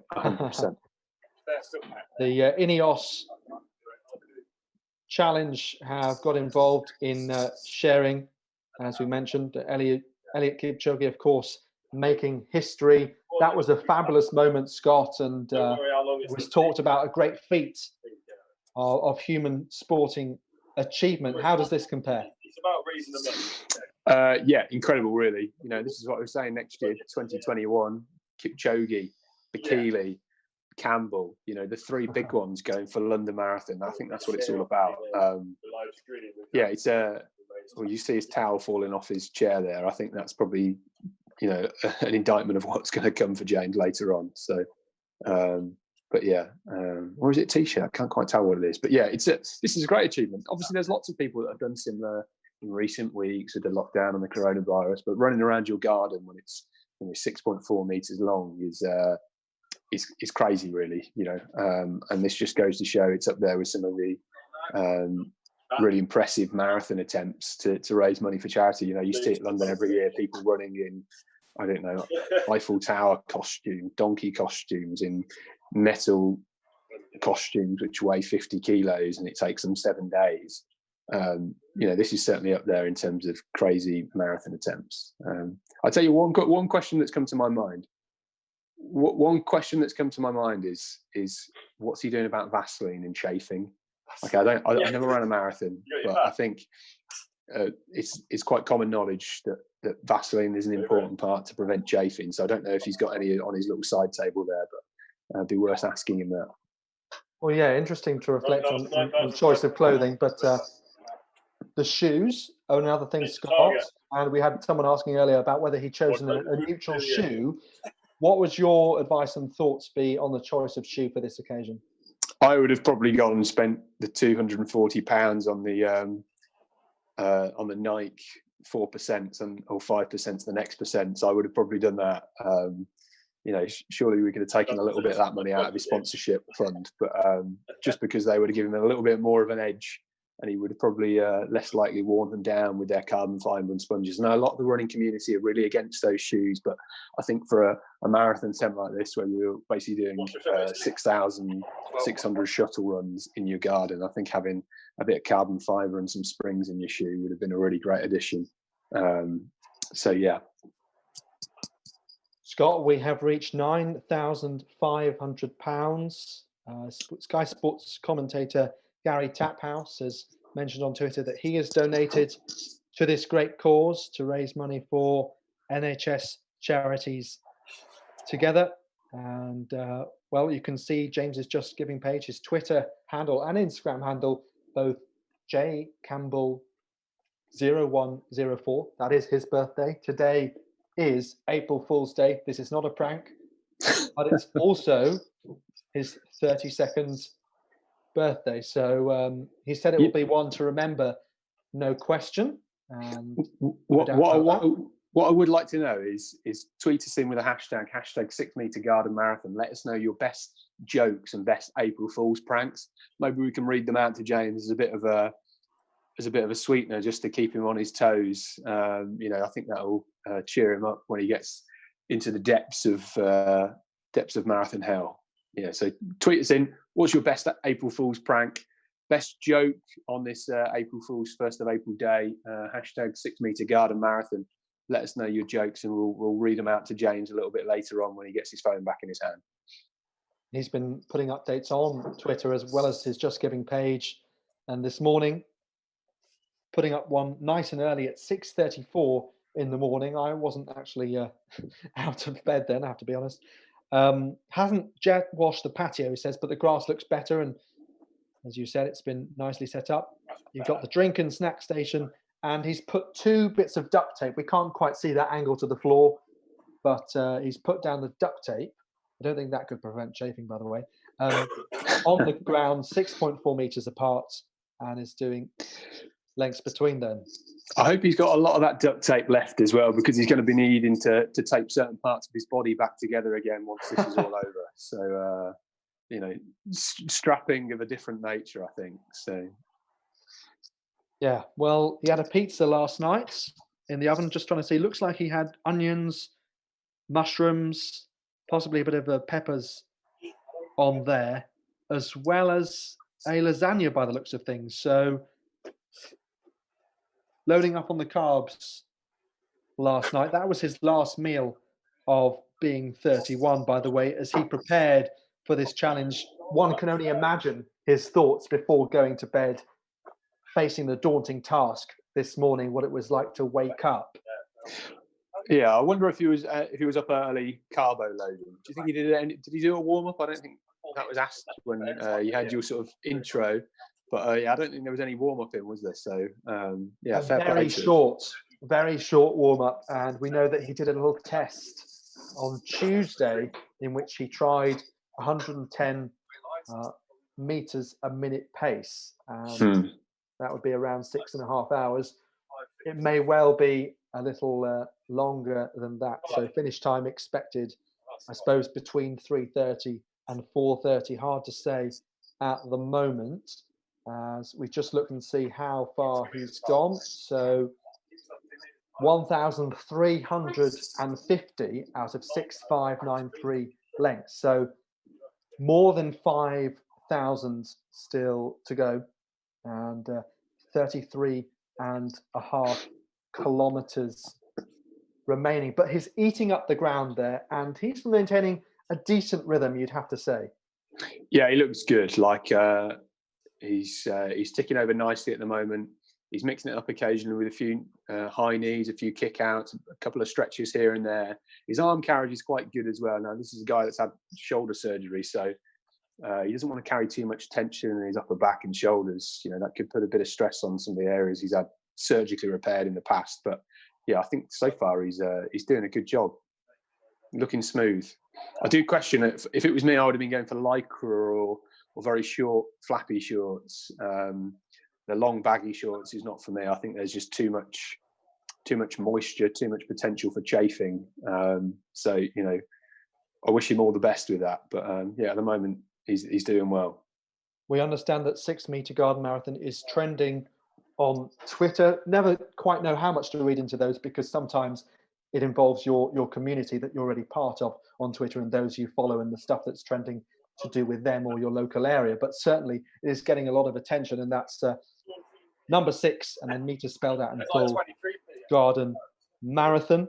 And Tom Baldwin saying that we're doing a grand job pulling the stream together at extreme short notice. He's donated, and James is nearly already at the target. Hope your voices hold out. Thanks very much for that, Tom. And well, last time I checked, we were at 9,500. Let's keep an eye and see how close we are. Wow, it's shot up 9,846. Come on, guys, let's get towards that total. Let's cheer on James as he waves to photographers, or I think neighbours across the fence, maintaining that 2 meter gap. Poor James, left alone at home, bored, puts up this tweet. Now he's committed to it. The Man United fan, the Scottish javelin record holder. The bus goes past in the background. Passengers, or maybe not that many passengers to be frank, unaware of what's happening in the back garden beside them. Scott, we are so close to that target of 10,000 pounds. What I do hope is that we don't get to 10,000 and the donation stop, because there's a real possibility. He was on about 7,000 before he'd even started this, and we're only 90 minutes in. You know, we're not even a third of the way into a quarter. Well, probably a quarter of the way, aren't we? Yeah, 90 minutes in.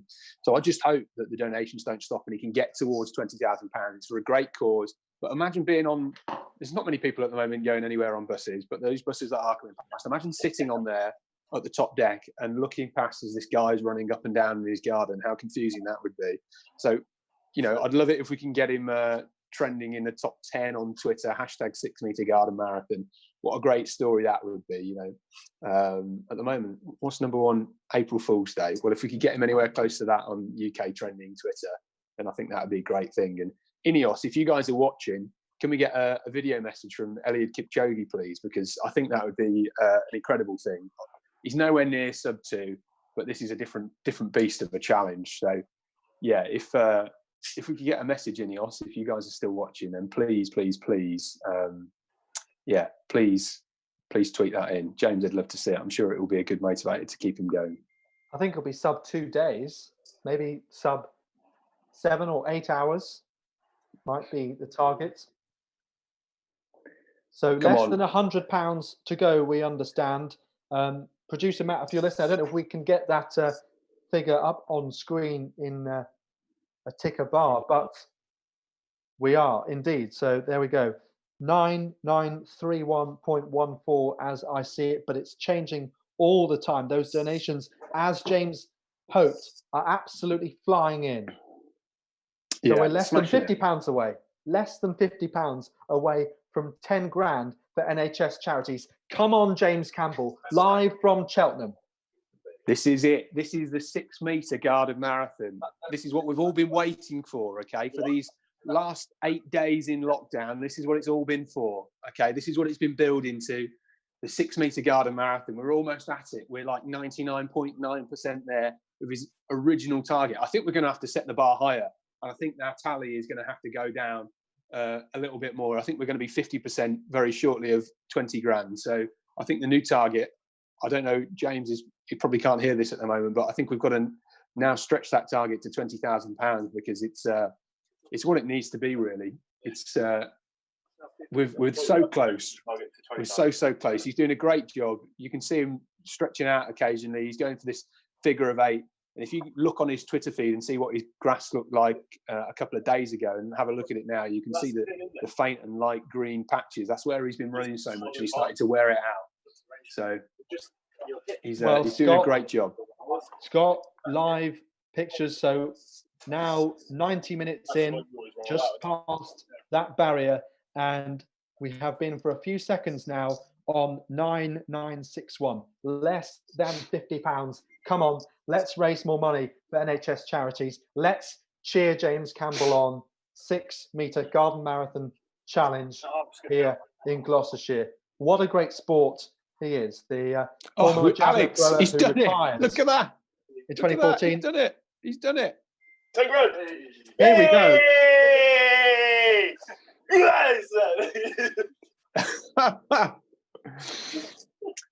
Well, £10,006, 14 pence. We're there by 713 supporters. I think that's just an incredible show of gratitude in these difficult times for the NHS, and that will count for so much more. And I'm so pleased to those people who have managed to donate all the way through, and those that have got it across the line. But this hasn't ended. We're a quarter of the way, we believe, through this incredible challenge.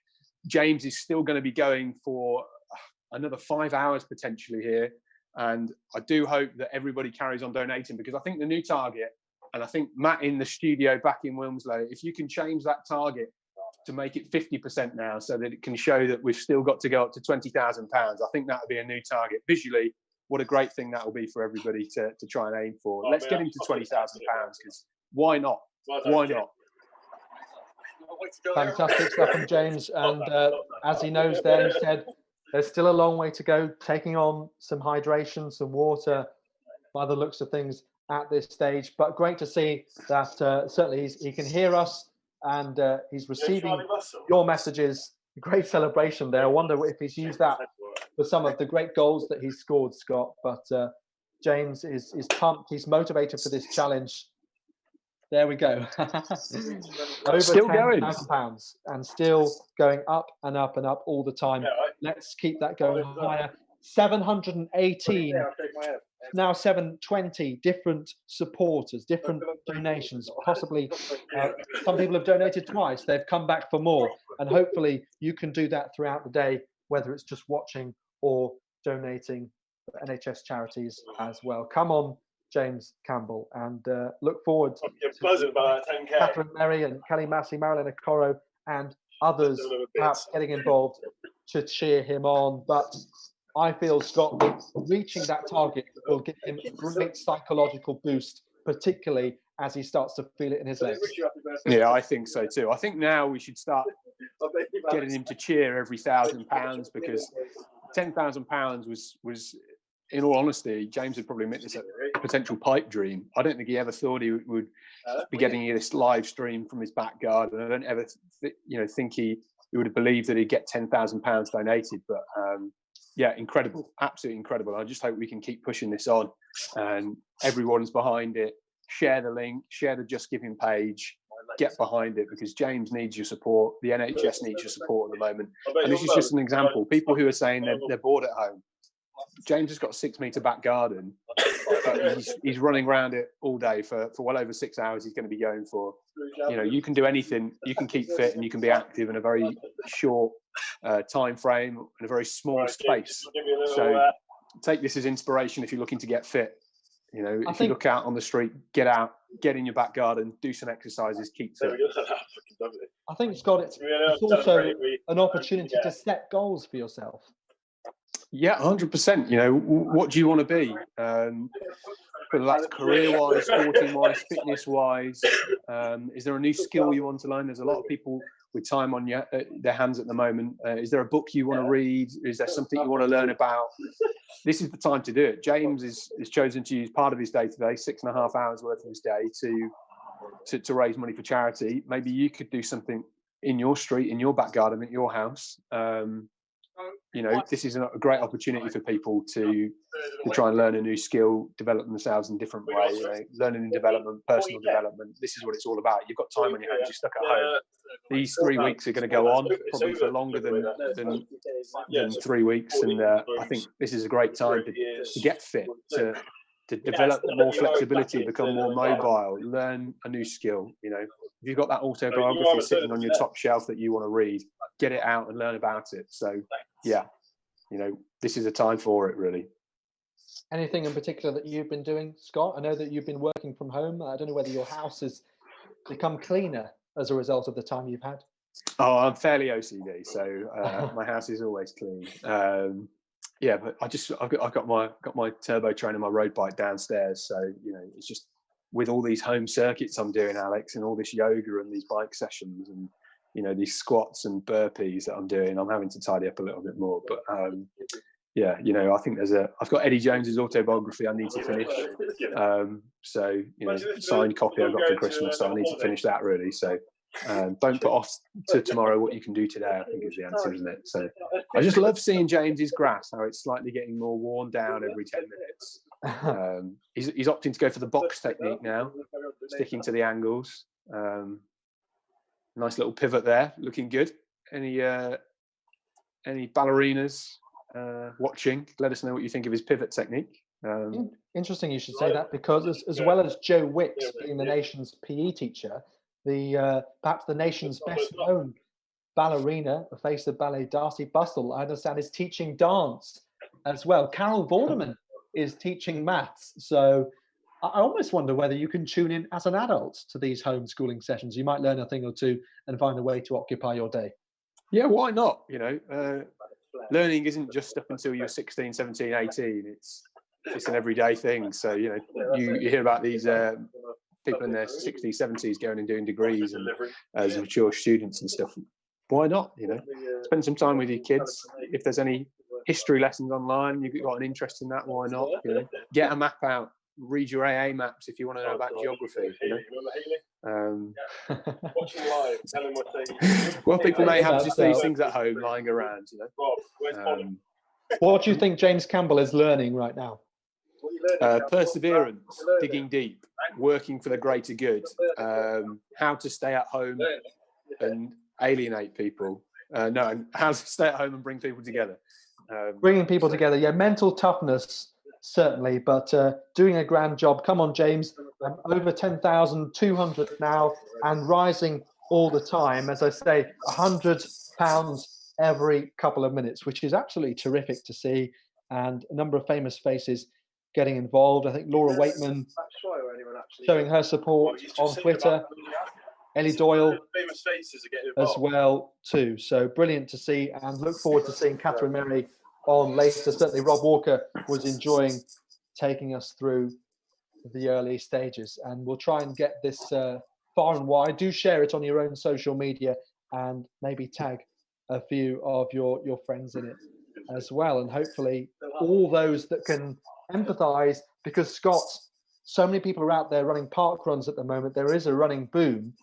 I suppose people can relate to what James is doing, not necessarily in the marathon sense, in that length, but lots of people are getting involved in distance running on a rather casual and often social basis. Yeah, I think with running and park run especially being cancelled at the moment, it's affecting a lot of people. Not only do they look forward to the ability to run in a group or with people at 9 o'clock every Saturday morning, I think it's that camaraderie and that spirit people get from running in a large group and with people they see and having a coffee afterwards that parkrun is sort of so famous for.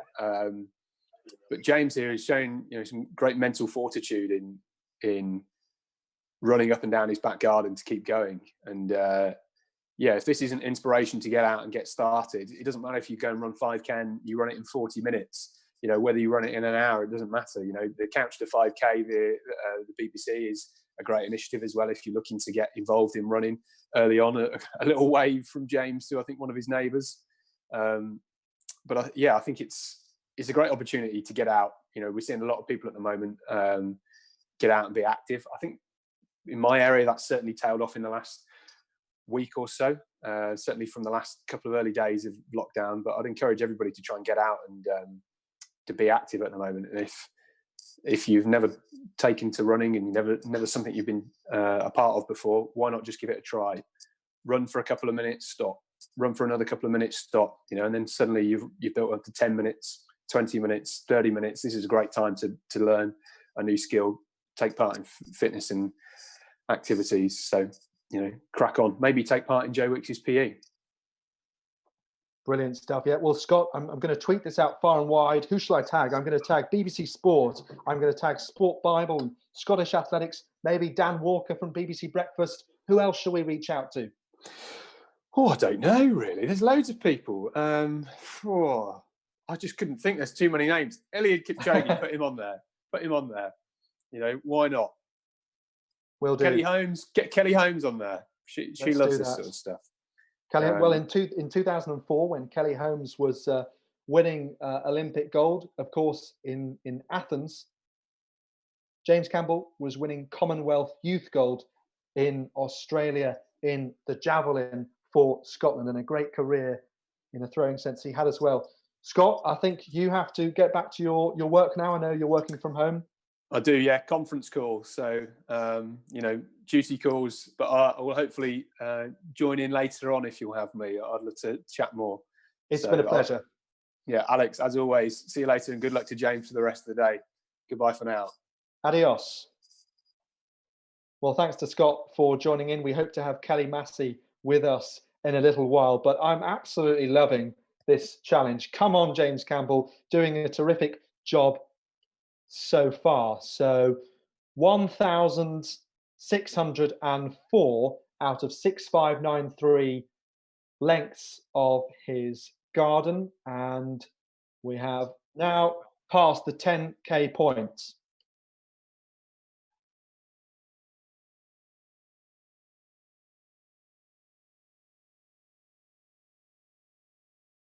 So obviously, in a marathon like this, we know James has measured 6.4 meters in his garden. We know how many meters there are in a marathon. There is a slight measure of uncertainty. We are going by James's GPS data, and our producer is also counting those laps. But we know now that we have passed that 10k points. That's correct, isn't it, producer Matt?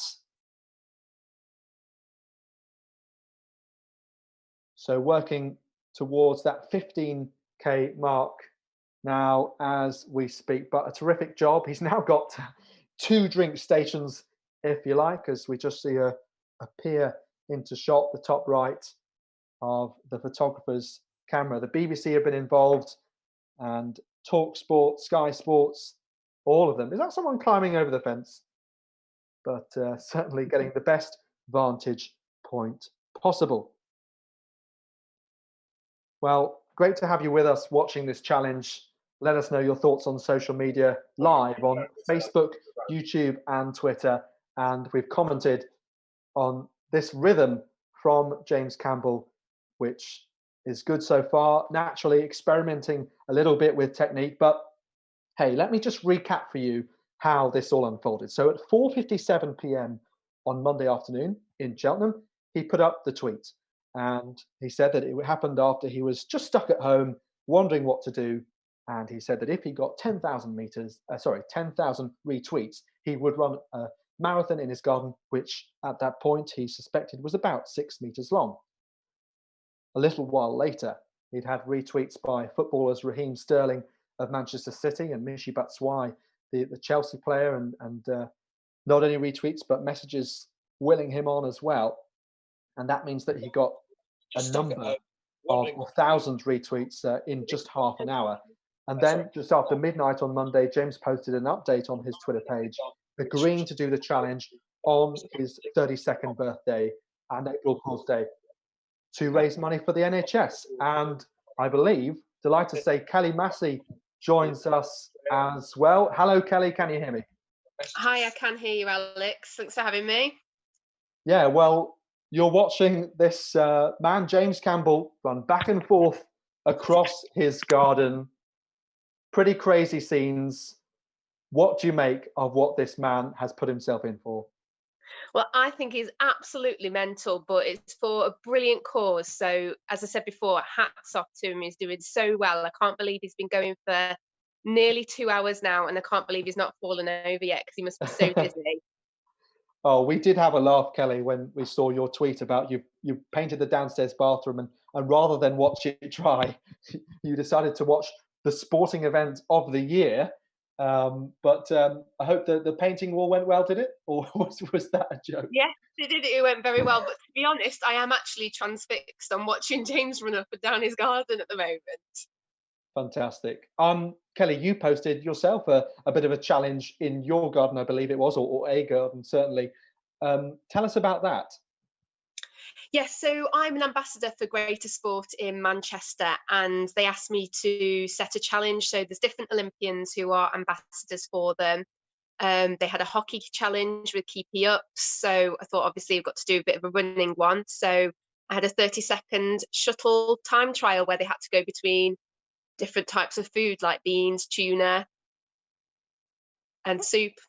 It was fantastic, yeah. And basically, you were called to go beans, soup, pasta, etc., which is fantastic. And you had good fun doing that. A completely different kettle of fish compared to what James is doing with the marathon, though. Yeah, I only had to do it for 30 seconds, not for nearly 6 hours. Yeah, and it could be more than 6 hours as well. Kelly, what sort of physical pain and what sort of challenges do you think James will begin to suffer, and particularly to his body once he really gets, I suppose, to the painful stage of this marathon? Well, I think even for somebody who trains to do a marathon and who might have done one before will still experience, aches in their body, their muscles, fatigue, possibly their Achilles. But for James, someone who hasn't come really from a running background at all, apart from his run on the runway to throw a javelin, I could just imagine those are like tenfold, if not more. Just with the fact that it's added that he's having to turn so many times as well, and kind of the torsion on the body and the ligaments, that's going to take its toll. Yeah, the fact that he can't build up momentum in the same way as you might do on a course. Yeah. I wonder whether he has to really concentrate as well with the turning. It adds an extra mental fatigue as well, perhaps? I mean, possibly. I'm hoping. I mean, if it was me, I'd like to just try and switch off as much as possible and pretend it's not happening, because I think that might be the best way to do it. But yeah, mental fatigue, and again, just feeling dizzy, just going up and down the garden that many times. I mean, I think I worked it out. It was nearly like 6,500 times he was going to have to turn. That's right. Yeah, 6,593. We're going off what's on his GPS and measuring that. We know that he is approaching the 14K point. I believe producer Matt will let me know if otherwise. 14.4. Thank you, Matt. And I just hope that's 15K mark. Yeah. Well, of course, James also either sending text messages. I'm sure he's checking what's going on in terms of distance as well. But no doubt his phone is buzzing. And Kelly, it's been great to see how, even though people are stuck at home, we're staying connected and people are putting out videos on social media. And in that sense, I suppose, in a way, we can't compete, and people can't train, fans can't watch the sport, but we're staying together in a way. Yeah, definitely. I mean, on Instagram, I've seen so many athletes and non-athletes as well posting videos of their workouts, really interesting ways that they can keep fit and keep active. So I think some people might come out of this isolation being fitter than they were when they went in to isolation. Obviously, it's very difficult, particularly for someone who might be a swimmer, obviously, unless you've got your own pool, if you're very lucky. Not being able to do the specific things that they used to. But yeah, 100%, I feel like it it's weird in isolation. I almost feel like people have been brought together a little bit more. We've got my family chat, I've got my nan onto WhatsApp now and teaching how to use WhatsApp. I mean, I don't think I've ever spoken to her as much as I have done since we've gone into isolation. Brilliant. Yeah, I think you've been teaching your nana, is that right? How to use social media and technology. And well, I know you have a teaching background, but you seem to have done a great job. The knowledge has not been retained whatsoever. It's not been retained whatsoever. Well, that's a shame. You never know, though. I suppose, Kelly, there is less of an excuse than anyone has ever had before to adapt to the digital age. Yeah, if my 64-year-old nan can do it, anybody can do it.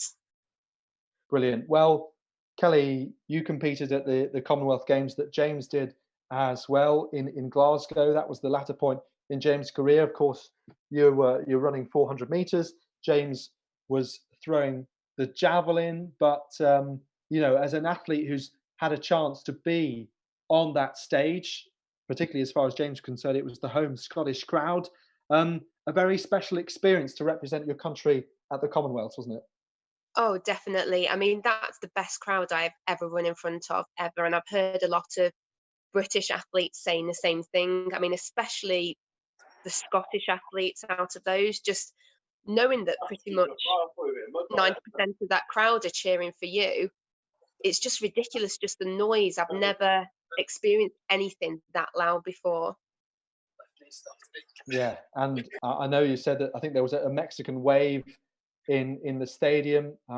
You had a great feeling knowing that you were going to make the final in the semi-final, and then the reaction of your family as well afterwards. You weren't able to see them, I don't think, until you ran the relay. But such a fabulous experience to see the crowd. One of the highlights of your career. We're just watching James there. I think he was tapping the back of his hamstrings or calves. They are pulsating as we watch them as he goes through the motions here. He is, however, maintaining a good rhythm, though, isn't he? He's been very consistent. I mean, he really is. Obviously, there's a few hops that he's putting in there, stopping and giving his calves a bit of the squeeze, because I can imagine by now they must be absolutely burning. But he's doing well. He's keeping a lovely rhythm, and I think that's it. He's just got to keep ticking along and, you know, getting those laps in. Yeah, so we are keeping an eye on those laps, and he has managed 1,790, and it must feel rather monotonous. But then there is something crazy about marathon runners, Kelly. I was saying earlier, he could have just done a 10K, right? It would have achieved something for sure. But to go for the absolute utmost, I suppose it says something about his character. But a marathon is a completely different ballgame, isn't it, compared to, let's say, a 10K or a 5K? Definitely. I mean, I'd say you've got to go hard or go home, but we're all at home anyway now. So, but I think that's why so many people have engaged in this, because he has gone all out. I mean, 10K, obviously difficult. Doing it in your garden, you think, oh, but doing a marathon in your garden in such a small space as well, I just think that's what's going to make people, you know, donate and get interested in this. And I think it's a brilliant idea. He's probably not, you know, thinking that now. He's probably regretting that a bit now as he's squeezing his calves. But yeah, I think just being an athlete in general, you have got to be a little bit mad. And I think definitely for the marathon, just the training that goes into it. But obviously he won't have any of that training in the bag. He's just got to do it straight off. Whether ignorance is bliss, I don't know whether, you know, that might help him a little bit. Yeah, I was just going to say that, whether not having too much time to dwell on the challenge that faces him might have been a little bit of a positive to take. And certainly, I don't know how much sleep he got last night, but he was up fairly early this morning. He posted an update on his Just Giving page around 6:30. But a limited amount of time to prepare both mentally and physically. But of course, he does have a good base as a javelin thrower and also a football player too. So plenty in the locker to call upon. But I'm sure it's going to be the latter part when he's really feeling it in the ankles and the knees in particular, really maybe gets a little bit delirious, that it's going to suffer. I suppose we have to wait and see what he feels like maybe 4 or 5 hours in. That's going to be the difficult part, isn't it? Yeah, I mean, you can tell it's starting to bite him now, just being coming up to the 2 hour mark. But I do think the more people donate, the more he gets that feedback on how well he's doing with the donations. I think that will 100% spur him on. 'Cause as I said, it's just such a good cause. Absolutely is. Kelly, I know you've had plenty of time to put up the the supermarket shuttle that you've been doing. Any other creative ways in which you've been using this time? I know you're a person of many talents. Well, I've set up my own bakery on Bakery Story. Oh, I gave in. Yeah, I'm on level 17 on that, but that's it really.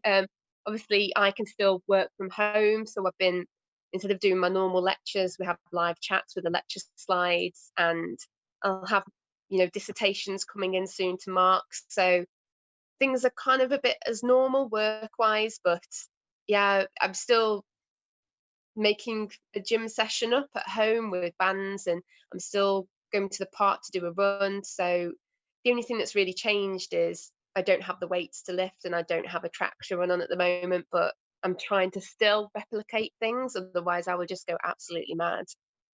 because I know that you do like to keep fit because it's something that you've always enjoyed, Yeah. without the pressure of competing. So in a sense, you're still able to enjoy that, aren't you, and keep that up without too much pressure. Yeah, definitely. But you're not going to see me doing a marathon anytime soon. Well, you did throw a javelin some years ago. I did. I did. But there's a big difference. A big difference. I know, yeah, it's a different sort of adapting, but hey, we're all adapting at the moment. I don't know if you saw, talking of virtual meetings, there was a meeting in which the boss of some employees had accidentally put on a filter onto her chat in which she turned herself into a potato. Did you see that? Oh, no, I didn't see that, but I did see one where somebody was on a video meeting and decided to go to the toilet, but didn't realise she was Oh, still filming, yeah, so had to quickly close her laptop. yeah, certainly. You have to be aware of that. Just leave your laptop where it is and maybe turn the sound off as well, just for good measure. But Yeah. James still going really well here. Matt, have we approached the 15K mark?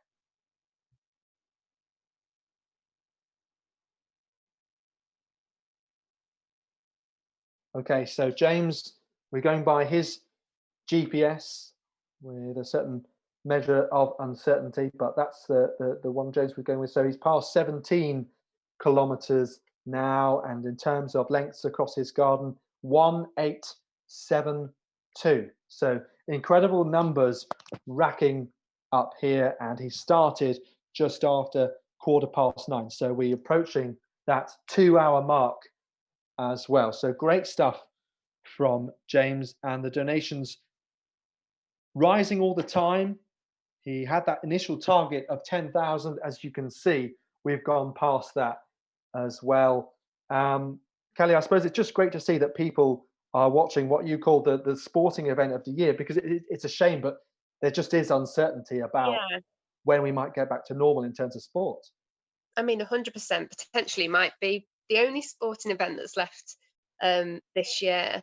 But obviously, it's people's health first, safety first. You've got to look at after the country as a whole, rather than just thinking, that we need to have the Olympics run, we need to have the world champs on. There are bigger things in the world. Yeah, you're quite right. We're going through this together, and that does mean, I mean, people maybe in households together and spending time, Mm, parents and children, that they don't always get that time to spend with that. I know mm. some kids may be driving a few people crazy. Rob Yeah. Walker was on earlier, and his son, I believe his name is Arthur, was in the background saying, "Daddy, can I ask James a question? Can I have say?" And hopefully we'll hear some more later. I saw also Greg Rutherford had his kids step into the background of an interview that he was doing on BBC Breakfast the other day. So there is opportunity for people to be even more connected and spend more quality time than ever before, and that would be great to see. It'd be nice to see James's neighbours pop their head over to give him a bit of a cheer. I don't know if he's got anybody next door to him. Yeah, well, we know that some neighbours were going to watch over the fence. We've seen that certainly the photographer is there maintaining that 2-metre distance at all times. There he is, just trying to get the best shot. And we do have, I think there are a couple of neighbours there as well, but it is a pretty high fence. There's a good security as far as James is concerned, which is what we want to see. Of course, people keeping their gardens nice and secure. That hedge has occasionally, Kelly, had a few buses pass in the background. Yeah. I mean, a bit different from the crowd he had in Glasgow, but I hope he's equally as motivated. Yeah, and so James, of course, as we were saying, represented Scotland throwing the javelin. And, you know, he's not just a former javelin thrower. He was 10th on the British all-time list with a PB of over 80 metres. And that's a pretty impressive feat as well. To have competed for Scotland and to have set their national record.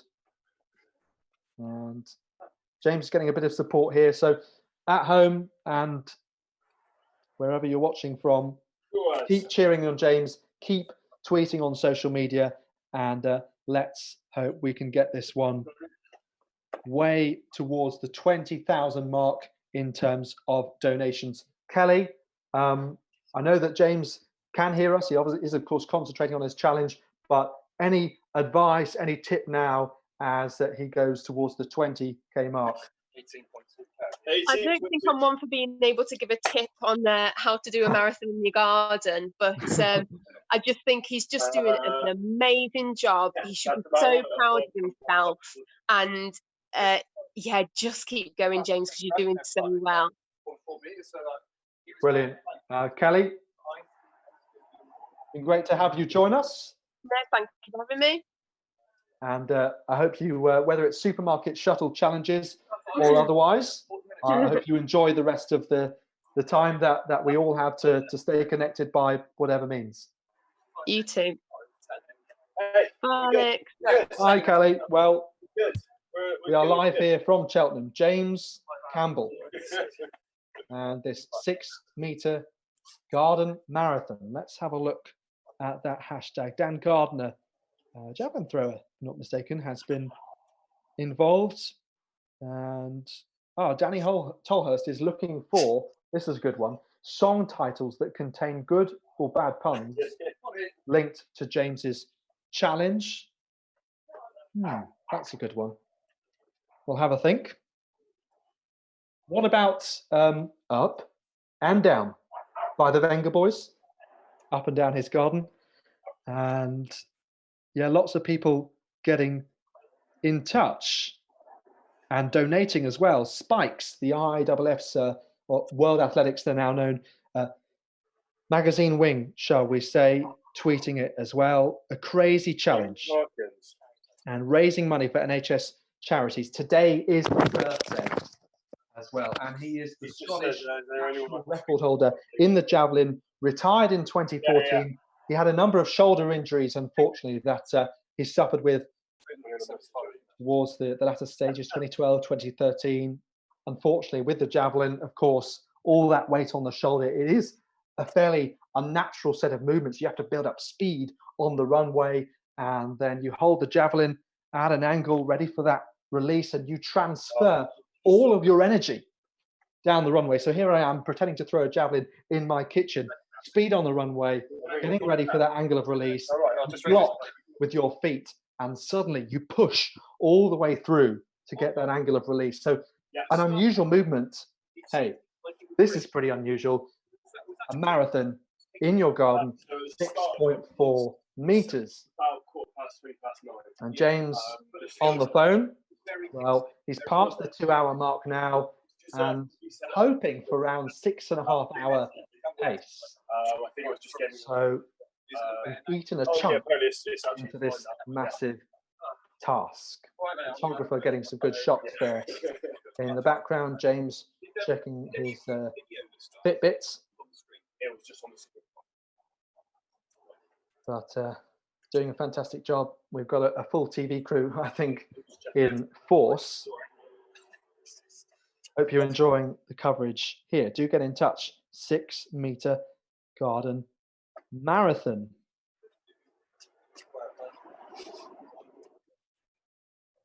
We have reached 2,000 lengths. My housemate's turned up this morning. So lots of numbers.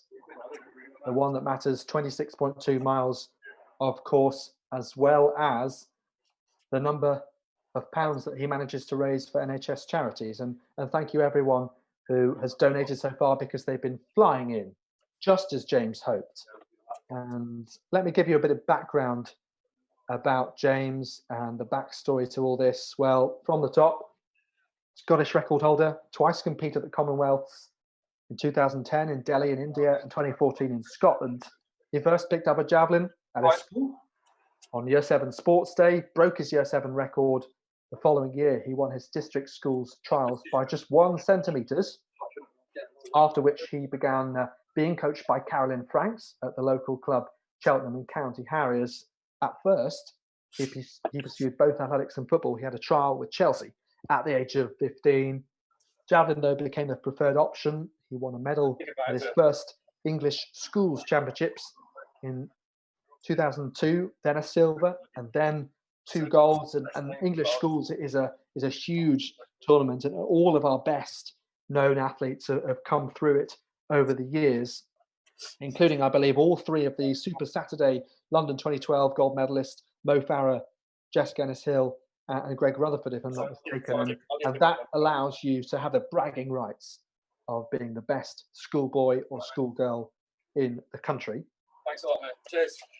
So superb career at that level. Then going on to represent Scotland internationally at the Commonwealth Youth Games in Australia, which he won with a throw of 67 metres 21. Went over 70 metres a couple of years later, in the final of the World Junior Championships in Beijing, in which he was 8th. Finished in the same place a year later in the Netherlands at the European Junior Championships. It was in 2010 where he threw over 80 metres. And to this day, he is on the top 10 of the Great Britain all-time javelin rankings. In fact, the British number 1 at the moment is Harry Hughes, and he's just 6 centimetres behind. And I did wonder whether James, on the cusp of maybe falling out of that top 10, wants to keep himself in the limelight. And if he can't do it in the javelin sense, he can do it in the marathon sense. But he is a man who is supremely fit and is hoping to work as a personal trainer. Of course, can't do that at the moment, really. But also sports massage therapist he is. But another thing that he can't do at the moment, so that's why he's been searching for other jobs, looking around and trying to find something to do.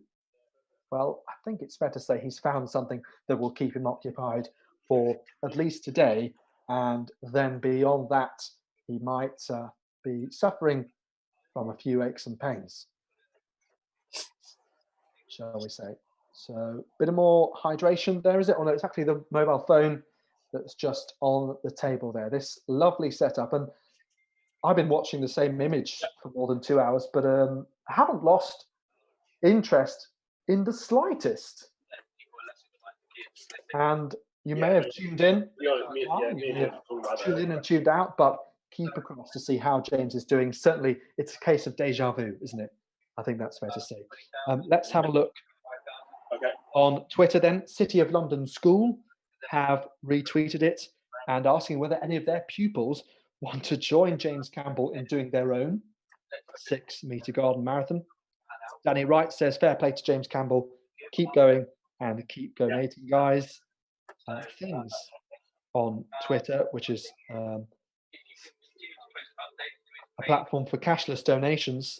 They say, watching him fundraise in his garden along with commentary, although face-to-face events are cancelled, it doesn't mean your fundraising has to stop. I certainly agree with that. I've seen that some athletes or fun runners who are going to take part in challenges have ended up doing it themselves. And that's the beauty. You can still go out and run, get on a pair of trainers. I know another Commonwealth athlete, Leon Reid, the Irish international, was saying on Twitter, or on Instagram story, I think it was actually, that the beauty of the fact that you can just go out and run. So let's see, a few more tweets have come in. Mika Moore, someone who's used to adapting, certainly, because she's gone from athletics to being a bobsleigh international. And so join us this morning. Hope you're enjoying it. I can get them. But of course, be a bit careful before you try your own challenges at home. Yeah, no problem. So live coverage here, and it's coming up to 11:30. We started just after 9:15. And producer Matt, where are we on terms of distance? To get a link of that. Your details given to them. Close to 20k, and I believe we've been joined at this point by none other than Olympic medalist, 800-meter runner Marilyn Okoro. Hi, Marilyn, guys. hello. Can you hear me? Great to have you, Marilyn. Oh, great to be here. This is very exciting. You're watching James Campbell go up and down his garden. I see, James. Well, that's confirmation. James can hear us. He can hear all of your messages of support coming in. He's way past his target. Marilyn, your thoughts as you see James running up and down his garden? It's an unbelievable task, isn't it? I'm just so impressed. Like the will of heart to do such. Like for me, I hate going round and round in full circles, going back and forth. I'm really impressed with his drive and determination, and great cause it is. Wow. Well, Marilyn, I know you've been saying what a great time this is actually for people to connect in different ways, to stay motivated, to keep ticking over, to continue fitness, building it in other new ways in which we adapt. So this is definitely what James is doing, isn't it? Absolutely. I mean, it's an exciting time of creativity, and I'm just so impressed. This is like the most creative thing that I feel has come out of the corona crisis so far. But what a heart, and it's just such a great cause, really. Like the NHS are heroes, and not all of them wear capes, and here James is a hero for them today. So really, really impressed. Has he got support from his neighbours there? Can we see? Thanks a lot. Yeah, well, we've got some photographers maintaining their 2-meter distance, and that's why they're on the other side of the very tall, nice and secure fence on that right-hand side of the stream. But we understand that there are neighbours involved. James was hoping his mum, who lives nearby, would find a way of bringing her dog along on a walk, and just to find out the progress. Of course, James isolated himself, and that means that he was stuck at home wondering what to do because he can't be a personal trainer or a sports masseuse at the moment. I know you've been working as well, Marilyn. We're all having to adapt, isn't it? And I suppose James, like yourself, competed at the Commonwealth Games and has had that experience, had that base of being an athlete. So we feel as though if someone is going to take on a challenge like this, having that pedigree should help him. Absolutely. Sort of lends what I was going to say there. As athletes, a little bit crazy, but we will take on any challenge. And what a challenge he set himself there. Just watching him go back and forth there kind of reminds me of, I think Joe Pavey tweeted the other day that Nelson Mandela used to run 40 minutes on the spot in his cell, every single day. And what commitment, and I just feel like that's what resonates with me. James go back and forth there. What's the name of the... Absolutely. And he's got 3 different kinds of surface to cope with, which is interesting. It's not really we were speculating over the nature of the course earlier, but I suppose the pure fact is the distance is so long. Marilyn, I don't know if you've ever done anything remotely in the vicinity of anything this crazy. I mean, we're not going to go there with my craziness, but do you know what? The fact that he has got different sort of surfaces is good, just to break up the monotony, and give the, you know, a different stimulus as he starts to fatigue. It'll be great when he gets on the concrete, give him a little bit of a snap back into his step. So it's good. It's really good. And just changing it up. I did a lot of monotonous running. I guess the longest I've ever run is probably 10 miles in one go, so nowhere near this. But you know, you do have to break it up. You have to take it stage by stage. He's got the stimulus of checking his watch there, which is good. He's got the feedback from having the people on the other side of the fence. So it's really, that's all going to help keeping him going, especially when he starts to really fatigue there. I know middle distance training, Marilyn, can be quite monotonous at times. You personally have found other ways of finding freedom with other hobbies, as James just tucks into a nice ripe looking banana there. Yeah, but you've come up with ways to distract yourself and find other hobbies. Absolutely. You know, at the heart of me, at the core of me, I absolutely love running. But I absolutely understand when people say, oh my gosh, it's so boring, because it can be. But my will and my desire to be the best at what I do is what keeps me going. So I have to find ways to sort of motivate myself intrinsically. And I love to sing. I love to dance. I have been known to be dancing on a run. But obviously singing's the most obvious thing. So that's definitely one of my passions that I can combine. It actually helps with my breathing as well. Breathing is so important for the long haul, continuing to get that oxygen around the body. So yeah, just find out what else, you know, you can identify with, what else you enjoy doing, and bring it all together. Good job, James. Keep going there. Yeah, and he's been doing well to keep up his form, so to speak, naturally varying his technique a little bit. So we're seeing some figures of 8, some boxes, a bit of semicircles. I suppose he doesn't want to run too much further than he needs to, because we've got those two ends of the garden, 6.4 meters. But it's important to experiment with that technique, I suppose, to work out what's not too taxing on his ankles and such. Absolutely. It's all about economy. You know, that's what's going to help him last, you know, the test of the time. And as you know, as he can keep his steps as short and sharp as possible, that's going to keep him as economical as possible. And you know, the fatigue will set in, will take longer to set in. So far he looks pretty good. You know, he's holding his core there. You know, nice short, sharp touches on the ground. He's got good footwear on, I can see. So he's doing great. And you mentioned there that perhaps the most you've run is 10 miles in one go. We know that James, he has that background from javelin, as I was saying, as also does 11-a-side football, so used to running for 90 minutes or thereabouts. But let's say, for example, you had to take on a marathon at short notice. It's very difficult to prepare yourself mentally and physically in such a short space of time, isn't it?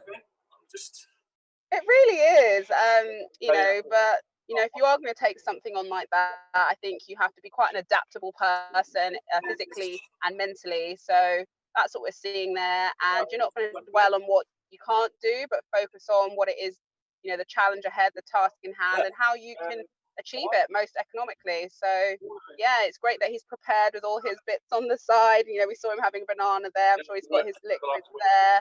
So you just prepare as best you can on the day. A lot of the time when we got to the line, you know, you couldn't really focus on all the stuff you hadn't do. You just had to focus on what made you ready for the task ahead. So he is, you know, he's a phenomenal athlete.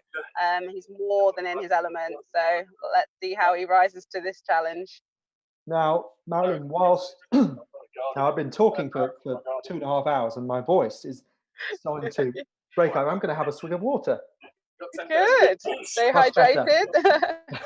Important for commentators to stay hydrated, of course. Now, that's much better. Marilyn, whilst you may not have been running marathons in your garden, you have been on the dance floor. Tell us about that.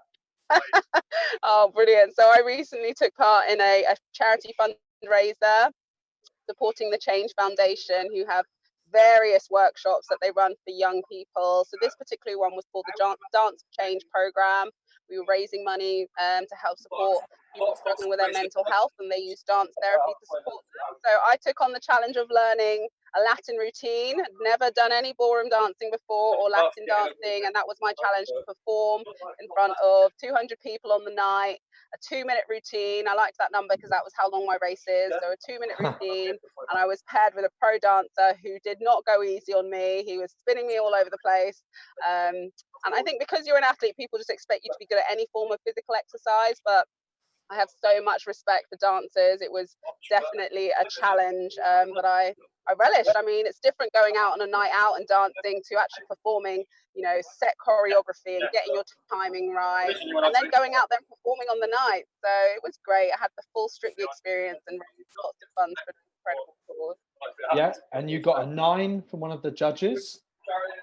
Yeah, so obviously I'm super competitive. I believe overall I came 4th, which I felt like I could have done better, but I did get, you know, a couple of 9s, and one of which was from, you know, a former Strictly Come Dancing judge, Robin Windsor. So I'm taking that forward and putting my bid in to BBC when all this is over. I expect to be on the next series, although 2021 puts a bit of a spanner in the works there, so might have to delay it a little longer. It definitely does. Talking of delay, of course, the Olympics postponed by a year. Tokyo 2020 will still be that title, but of course happening in 2021. Marilyn, for you, I know that means that you're having to rethink your plans at the moment. So a change of situation for everyone. But I think you put it nicely in the England Athletics podcast when you said that goals can't change. It's just the goalposts that have. 100%, and that is definitely the mindset that I urge all athletes to adopt. You know, as athletes, we are quite set in our routines and set in the, you know, the goals that we have. And so many people have put so much into the last 4 years preparing for this. Me personally, I was, you know, planning to bow out gracefully after 2020, but you know, it's now 2021, so we refocus our minds and just focus on what we can do in this moment to make sure we are ready for when that opportunity does come, because that's, you know, what success is, when you're ready, when the opportunity arises. So it can be a blessing in disguise for so many of us as well. We just have to reshape our thinking, our training regimes, and make sure we're allowing our body to adjust to this new lifestyle, and also having the time afterwards, which is why I was really pleased with the postponement, that athletes are going to have time to adjust at the other side as well. Yeah, because we know athletes train for the same thing, the big occasion, all the time, but there is a worry that you might not have that time, not knowing when competition might resume. So I suppose you can understand why a lot of athletes might be anxious and feeling a loss of a sense of identity a little bit. Absolutely, you know, the unknown is what breeds so much anxiety and uncertainty, but I think this time really shows that we really don't control very much, and the need for control is not really that healthy. So I think athletes just have to stay ready when you don't have to get ready, and just really look after themselves. This is a time where everyone really needs to take care of their mind and their body and connect with others and just find out really what's important in life. Yes, sport is a phenomenal thing and we love to be able to perform, put on big shows, but use your sport now in other ways. How can you support others? You know, the spirit of the Olympics is serving your community. So, you know, as role models, that's kind of, apart from staying fit as best we can, that is the next focus for us all, just making sure we are, you know, really extending, you know, the power of sport to our communities. And that's why it's so great to see so many online, you know, workout sessions that athletes are delivering. You know, the Nielsen twins, they're giving free yoga online, which helps with mindfulness. So there's so much going on, and it's just been amazing how athletes have been coming together to support their communities. I wasn't fast enough for the live yoga. It went at a pace, and I'm unfortunately not that flexible. But also it shows how you have to adapt digitally. Even though someone might be good with digital platforms, you have to learn how you can look at what's happening on the yoga screen and do the pose yourself. You know what I mean? Obviously these aren't yoga poses, but I am feeling like a good stretch after standing in my kitchen watching Garden Marathon. So yeah, but the beauty of it is you go at your pace. I mean, I loved watching Lena and Lavia, because even though Lena was the yogi, the instructor, you know, Lavia was doing some crazy poses and she was able to adapt that. She said, you know, Lavia might be able to do this, but this is where I'm at. So yoga's all about meeting yourself where you're at, and I think that's a great message for this time. It's all right, man. I'll start later. Well, everyone keep your support coming in, of course. And James is raising money for NHS charities at this time. It's something he only agreed to do just after midnight on Monday. And that must have been an interesting sleep following that. But an incredible challenge. You're seeing and hearing Marilyn Okoro, the Olympic medalist and 800-meter runner, part of many Great Britain and England teams over the years. And Marilyn's such a hard one to go into, this Garden Marathon challenge. I know that you've had all sorts of different circumstances going into championships that you've been part of. One in particular, back in 2005, you were ranked well down the rankings for the University Games, and you came out with a bronze medal. Look, I'm trying to find segues here, but essentially it was a case of, not knowing too much about the competition, coming in not expecting too much. And Kelly Massa was saying earlier, maybe ignorance is bliss, but certainly on that occasion, you showed great mental strength. Absolutely. I feel like, if I can channel the fearlessness I had, when I was so much younger, that would be amazing. I just love watching kids, and they're just so fearless and they just delve into things. And, with that championships, I really had to just break it down. I could dwell on the fact that my PB was 6 or 7 seconds slower than the quickest girl, or I could dwell on the fact that I was ranked 50th. But that would have clouded my judgment, that wouldn't have helped me, and I really just tried to take it round by round, step by step, race by race, which is something I really advocate about. Break things down. Even our goals, it's important to have long-term and short-term goals, but when we're setting goals, again, you just have to remember the process each time. So that championships was particularly fun. I always make a point of, yes, I will look at, everyone does, you look at who you've got to compete against, but I didn't know any of the names, so I wasn't going to dwell on them. And I just thought, you can only beat who's there on the day. So, once I got to the start line, in that moment, I had to beat 7 other girls or do whatever it took to get through to the next round. And that's just how I approached it. And it, it paid off because I was able to execute, I was able to focus and come away with a bronze medal. Well, we're hoping to be joined by Catherine Merry, another Olympic medalist, and Rob Walker will be back. Michelle Samet of World Athletics and Spikes, and very familiar to the world scene. Marilyn Okoro, I know you've got to get back to your work. It's been fabulous. Yeah, back to the brick. Thank you so much. Take care. Good luck, James. Keep it going. Thank you so much, Alex. Talk to you later. Let's go, James. Got this. Yeah. I knew Marilyn would be perfect for giving a motivational message of support. So thanks, and talk to you soon. All lowercase. Bye. So we are watching James Campbell live from Cheltenham doing a fabulous job, and we hope to be joined by Mary soon, and Marilyn going back to work, joining us for a short period. But James is getting further and further ahead of that initial 12,000 meter, that 10,000 target, now up to 12,000, which is absolutely brilliant. So live pictures here of this incredible challenge. James taking on more water, going through this sort of rallycross-esque different terrain marathon challenge. Keep your tweets coming in, hashtag 6 meter Garden Marathon. And that mental toll and the physical challenge, James was already mentioning early on that he was having to experiment with his technique. He's coping pretty well with that. Update it all the way. I'm not going to take it mad though. 26,000.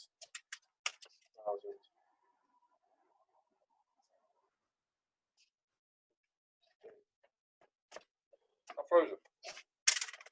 You are? No. So, hoping to be joined in a moment by Kath Merry and Rob Walker and Michelle Samet.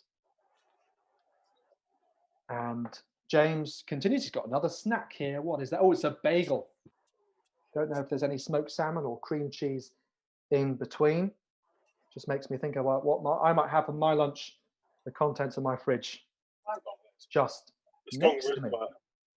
But fabulous stuff. And James doing a great job. Let's have a look and see how far he's gone on the lap counter. So over the 2,400 mark, and monitoring that GPS data. We producer Matt, what's our current estimate for the kilometres? We'll get an update on that in a moment. Comments. Go to scroll down. There should be a thing called update. Post an update. Oh, yeah. What do you want to say, mate? Hi all. So James Campbell from Cheltenham, the Scottish javelin record holder, as we are joined by Kath Merry. Hello, Kath. Hey, Alex. How you doing? Wonderful. And I'm delighted to say that as well as me, as well as everyone at home, James Campbell can hear you. And well, what are your thoughts just watching him going around? He's been doing it for more than 2.5 hours now. Well, if James can hear me, I have to start with Alex. What the hell are you doing, James? What's going on, my friend? What is he taken over my Wednesday? This is amazing. Absolutely amazing. I have the utmost respect for James as a person, as an athlete, and now I have to say, in a few hours, Alex, we have to give him utmost respect as a marathon runner as well. It's absolutely brilliant, and just hang in there, James. You're absolutely flying. It's honestly, Alex, it's transfixed me all morning. My kids' studies have been diminished because I've been watching James running up and down his garden. Bad mummy, not a very good mummy today. Well, I hope it's inspiring in some form. It is a very different kind of Wednesday workout, but no doubt that people are tuning in because they've got a bit more time at the moment. Hopefully it's inspiring in some way. We've seen a number of school Twitter accounts tweeting this as well. And James himself is someone who like you as well, had a great career at that sort of teenage years, and then went on to be inspired and to be passionate about athletics. And in his case, it was javelin. In your case, it was running, sprinting, and 400 meters as well. But we really could inspire a generation through this. Oh, 100%, 100%. It's something that is stuff that people can do at this moment in time, which, as we know, Alex, isn't very much at the moment. And I've got two small children. I've got a 6-year-old and a 9-year-old, and I've spent most of the morning explaining to them what James is doing. I've explained to them why James is doing it, and guess who wants to go out in the garden at some point this afternoon and run round in circles? Yes, that's my children. So he is inspiring, and it's all for the right reasons, isn't it? And it's giving people something to enjoy and also hopefully help out and contribute and donate, as I've done to such a wonderful cause. So this is what it's about. It's about getting out there and showing what can be done in, as we know, unprecedented, God, I'm bored of that word, unprecedented times at this moment. And James is flying the flag. Go on, Scottish power. Brilliant stuff. As you mentioned with your opening, what are you doing, James? Well, he mentioned himself that it was a stupid idea, but he said everyone loves a stupid idea, particularly at the moment. And he also said that secretly he hoped it would catch on, and it would get a bit of attention. And a few tweets from some Premier League footballers later, unfortunately none from his beloved Man United, we understand, but you never know, could catch on.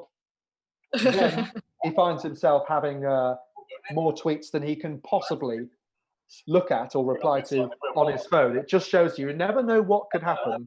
And we did wonder whether could he have opted for a 10K, or should he have said, I want 50,000 retweets? But he's a brave man, isn't he? But you know what? Knowing James, it's what he's in it to win it. Do you know what I mean? And he's a man of his word. So there was never going to be any doubt that, in my mind, as soon as I saw that tweet come up, Alex, I thought, oh, he's finished. It's over. You're going to get 10,000 retweets, mate, in a very short period of time. And he has. You know what? That's his motivation, though, isn't it? His motivation is now repaying and supporting that are backing him, that are donating.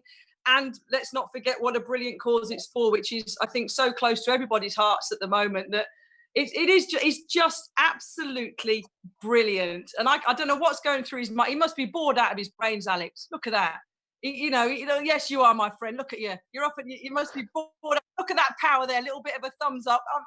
His grass is going to be worn out. You and the guys were talking earlier, Alex, about his little garden. I bet he's running up and down thinking, oh, yes. Follow Robinson Sims in brackets, my media and personal trainer on Instagram for live updates and great content. Earning shed loads of money for the NHS, and that's what it's about. Yeah, completely. And talking of raising money, we're well over 12,000 now. 10,000 was the initial target. Just in 24 hours, though, he'd raised £4,000 before even getting going. He put up an update after a few hours sitting in his kitchen there, just as he had done when he put out that tweet, and didn't seem to be too much regret. I'm sure he would have woken up this morning and thought, goodness me, what have I let myself in for? But no question that he's a man who takes to things like a duck to water, as I've been saying about how he threw a javelin in year 7 sports day the first time and broke the school record for that year group. Now, then he just went on from strength to strength with international appearances as well. And as someone who's represented Great Britain internationally, no doubt James would have now had time to reflect on that and maybe, Kath, miss that feeling of, you know, being at peak fitness and feeling great and having a crowd and getting some attention from that. So I wonder if he's trying to just claw back some of the great sporting feeling and memory of being an athlete on a good stage. Yeah, definitely. I think I speak for the majority of athletes that have been there and done something half decent. And you do look back and think, okay, when you retire, Alex, it's a kind of, what am I going to do? What am I going to replace it with? I remember having a conversation with Jason Gardner, one of our 4x1 gold medal winning relay guys of 2004, just before he retired, Alex. And he said to me, Kath, what am I going to do? What am I going to replace that high with? That is something I'm worried about. And I told him straight, Alex, I said, don't even bother trying. Do not even attempt to even try and replace it on that high level, because it's not going to be possible. Just find something that you enjoy that can give you some form of that feeling back. And I think all sports people do that, don't we? Look to replace the adrenaline as much as we can. And that's James's background. You've alluded to it all morning, Alex, haven't you, in terms of the javelin and the football and stuff. He's competitive, so that's never going to be hard to rile that feeling back up. And pairing that with doing such a good thing for such a good cause with the tens of thousands, which I think he will raise by the end of this, is going to be absolutely huge. And that's what's important. And I don't think he needs any motivation at all to get it done. He will get it done. It's just how long it's going to take him and what state he'll be in when he finishes. No question. And he's someone also who's had the heartbreak of injury being an issue in the latter stage of his career, which is maybe something you want a bit of payback from. And now you feel fitter and raring to go 6 years on from retiring and also being at those Glasgow Commonwealth Games. Just wants that feeling back, really. And now clearly in a fit condition, been playing 11-side football as a striker. And no doubt, I'm sure his football teammates are watching. Those from Cheltenham and County Athletics clubs, do let us know, as I say, on Twitter, how you know James or what you're thinking watching this stream now and being introduced to this crazy situation of running back and forth 6.4 meters. But just touching on there, maybe having a number of injuries, a number of surgeries, missing 2012 in its entirety, now being fit, Kath, no question that he wants to have that feeling again now he's fit. Yeah, and I think what's good about this whole challenge is you're kind of mixing everything up a bit, aren't we, Alex? Because James has got his house, he lives in his house, he's got a little garden, and he's half fit, and he's thought, you know what can I do at this moment in time to potentially support the NHS and the wonderful work that they do? You know what, I've got a platform to do this crazy idea of just run up and down my garden. And I think he's showing that, yes, he has got a base of fitness, but anybody can do anything to help. there's all these, look at all these crazy ideas. You guys were talking about it with Kelly and Marilyn before, these things that people are doing to occupy their time, to entertain people, to do some good. And I think that's the bottom line. That I think all these little things that are happening throughout this pandemic are proving to people that, you know, you can do anything. You don't have to be a super fit sportsman. You don't have to run the marathon under 2 hours. You can run it in your 6-meter garden and take a few hours to do it and raise loads of money. So yes, it is inspiring, and I just think it's fantastic. I just think it's this has been the best day I've had in this pandemic and lockdown since it started. Genuinely, I'm just finding it I'm just transfixed, Alex. I'm just watching him just run up and down for such a good cause. You're making him smile as well, which is wonderful, and great support that we've had. People have been coming up with puns based on songs to do with this challenge. Oh yes. Don't Fence Me by Cole Porter, Almost There by Andy Williams. Well, you can keep coming up with puns, and you can keep us going throughout these next few hours. Michelle Summit has joined us as well. Hello, Michelle. How are you? Hi, guys. Taking this whole thing international now, aren't we? Which is brilliant. We've got people in corners of the country. And are you in Germany, Michelle? I am indeed. So, as I've said, truly taking this out to the world now. Fantastic stuff. Well, it's been great to see so far James pick up a real rhythm. And Michelle, I don't know if you've just been tuning in or you've caught it a little earlier on, but James has been fantastically consistent. Yes, I've been watching this. I've been glued to this. I mean, I have been doing other work, but I've been listening to you guys in the background the whole time. And I mean, having run one marathon myself, literally just one, it's quite impressive to see how he's pushing himself. I think anyone that has ever run a bigger marathon knows how much of a difference it makes when you have a crowd there. And so to be able to do this by himself, really trying to not let it get to his head, that's really, that's just, I mean, the consistency there is incredible. Absolutely. Well, we are over the £12,000 mark. We've had loads and loads of tweets coming in. Hashtag 6-meter garden marathon. And James grimacing a little bit. Michelle, we were commenting on the fact that there's multiple terrains in his garden. He's giving it a nice tidy as well, mowing the lawn. He may not have needed to mow the lawn, though, because he's trampling across that grass and it's been shortened all the time. But if you're ever going to have your garden on a live stream watched by potentially hundreds, maybe 1,000 people, you're going to want to have it in tip-top shape. So just a comment on that, really. He's done a decent job. I'd say he certainly has, but looking at this, you mentioned the different terrain. It kind of brings back memories from last year, Aarhus, the World Cross Country Championships. Everybody was talking about how difficult the course was, and just looking here, he's got tight turns, he's got different terrains. Maybe the grass on one side longer than the other. He's got at the end there, the terrain's different. So it does bring back memories of the likes of Joshua Cheptegei and Jeffrey Kamworor heading it out there in Aarhus, certainly. I don't know whether it's my brain playing tricks on me or whether it is actually James reinforcing the figure of 8 now etched on his garden, or may just be that I've seen it so many times now across the last few hours. But doing a terrific job. Will have chosen the right shoe, perhaps. But this has all been borne out, Michelle, of not being able to be a personal trainer or a sports masseuse, having to maintain social distancing. Coming up with this idea, it shows brilliant initiative, confidence, but it's not something everyone would follow through with, is it?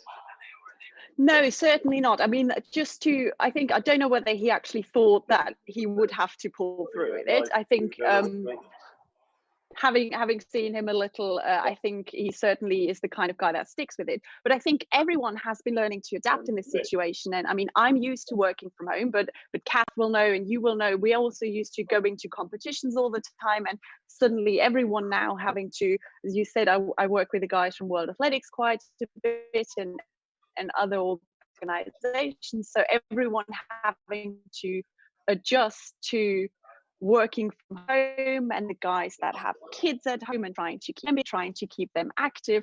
World Athletics actually yesterday launched a campaign called Athletics at Home, and it's got activities for kids, it's got coloring in, it's got design your own spikes, it's got exercising for the whole family. So that's one way of doing it. Obviously, James has just taken that to a whole nother level and is showing us that all of us that have just been sitting on our butts at our desk so far, we can step it up a notch as well.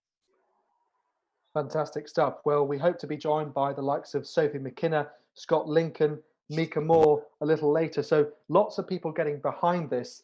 As you say, Kath, it's almost distracting to the point of it's the best thing on TV, hopefully at the moment, regardless of what streaming platforms you're using, regardless of what sports you're interested in. Not just from a track and field sense with James having the javelin background, but so many people are into jogging now and running. It's surely something that lots of people can relate to in terms of getting out there, putting yourself through the paces, and just building up that fitness that is so on trend right now. Oh, definitely. Well, let's be honest. It's the simplest form of exercise, isn't it? It's the most straightforward thing you can do. Whether you go out your house and you put a bit of pace in your walking and power walk a little bit, or then start into the jogging. And I haven't reached the heights of Michelle. I've never run a marathon. I did a half marathon and I'll never do one again, because it absolutely was a killer for me. Just like James having thrown a javelin and now running up and down his garden, I moved from 400s, retired, and ran a half marathon, which was tough going. But you know what, saying that, Alex, looking back, I did really enjoy it, and that's it, because it was good for the body and it was good for the mind. And I think, as I said earlier, having all these different ways that people are just getting fit, and as Michelle was saying, using these just bizarre, let's be honest, just bizarre circumstances that we're finding ourselves in, you can still do something to keep fit. And James there is doing something to keep fit, but let's be honest, primarily to raise a lot of good money for the NHS and all the good work they're doing. But of course, I'm biased because athletics obviously is my main sport, but nothing beats plain, straightforward running. And if it means it's in your garden, that's fine. If people are getting active and, as we were saying, getting inspired, little thumbs up. I think the neighbours are starting to get a little bit involved now. A few more stuff. I'm expecting some bananas maybe to fly over the fence at some point throughout this afternoon. But it's just great, isn't it? It's just, I haven't smiled. I genuinely haven't smiled this much since lockdown. I haven't, and it's absolutely brilliant. Michelle, I think the one thing you can say about this is that the messages on social media have been completely positive. Everyone is just behind this guy. Some questioning what a crazy task it is, but only from a mood that they've been uplifted by seeing this on social media. Absolutely. And I think Kat just made two very interesting points there, because one being people throwing bananas over. I've just imagined like a Mario Kart scene. Let's hope there's no slipping and sliding on the bananas. But most importantly, I think looking at it as well, I've been thinking, having watched this for several hours now, thinking about how has he thought about his planning in terms of nutrition, in terms of intake of fluids, because having run that one marathon, I think there was two pieces of advice that I thought were really useful that I had never thought about before, which one came from Paula Radcliffe the day before, and she said, whenever you go past the drink station, have a sip. No matter if it's just wetting your mouth or whether it's a little more, just make sure that you have a drink whenever there is something. Obviously, he has to be a little more organized with this, because he hasn't got anyone telling him after 2-3k that there is drinks there to be taken. So really interesting to see how he's fueling, how he's maintaining that calorie intake as well. And then of course the other really useful piece of advice that I got was slightly random, which was, how do you eat an elephant in small chunks, and that's how you run a marathon. And so I wouldn't recommend eating an elephant. I've never tried that. I don't think anyone should, but it's a very good approach. And rather than looking at the entire distance of 42 kilometers, it's actually taking little breaks in between. And I think when I ran it, I would reset my watch every 5K and then just look at the 5K splits rather than the overall time. I didn't know what my overall time was until I'd finished. And I think for him, those are kind of mental exercises that might be quite useful. Now he's on the phone. So that's one way to take your mind a bit as well. Well, we're now past 2,600 lengths of the garden. So that's once there, rather than a full lap, if you like, of this circuit. We've seen a number of variations in technique. Wonder whether he's checking data or replying to text messages, maybe getting a bit of coaching on the go, however better than by virtual means as we're talking right now. But we are live on Facebook, Twitter and YouTube, and watching James Campbell from Cheltenham. He's had so much support. He's been on Sky Sports News this morning, TalkSport. We were sitting here waiting for him to come off TalkSport after they supported his interview. BBC Radio Gloucestershire, his local channel, the Beeb, have also brought a cameraman who was peering over the fence, and hopefully we'll get this all over social media. But it's the sort of story I think people need right now as we have that absence of sport. And Kath, it's the sort of thing that we really, we just need a bit more of this in our lives. Oh, 100%. Like we were saying earlier, Alex, as soon as James put this up as a challenge, you knew it was going to fly, and you knew it was going to take off, that people were going to be massively interested in it because it's a feel-good story, and God, do we need feel-good stories at the moment.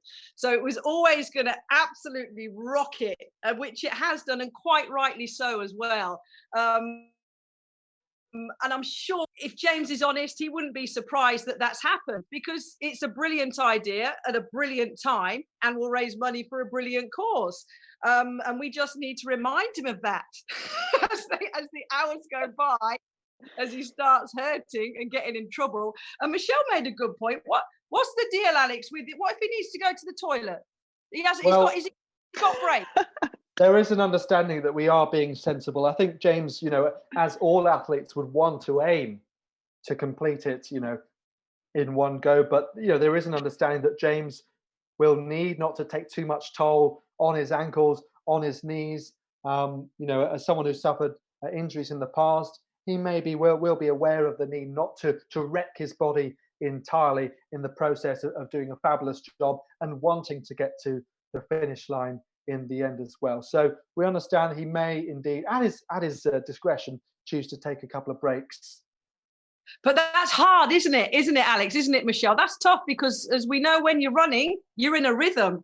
And actually, that would be like, and I'm thinking now James doesn't want to stop, because it's going to interrupt that rhythm and that flow that he's in, because we all know what it's like. When we stop doing something, whatever it is, then it's really quite hard to start again sometimes. So that's going to be what about the psychological side of it? That must be something now that, I suppose, all this support that you guys and everybody's giving him is going to help him on, because it has to be strategically done, doesn't it? Michelle was saying, because you were at Eliud Kipchoge's 1:59, Michelle. So you've seen this on a grand scale for that marathon.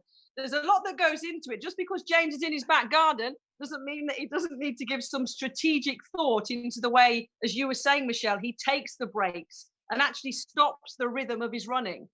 Well, it's an interesting one, because a lot of people say the marathon starts at 30 kilometers. And I think clearly anyone that is training for a marathon is building up through that. He's had 2 days to get ready for this.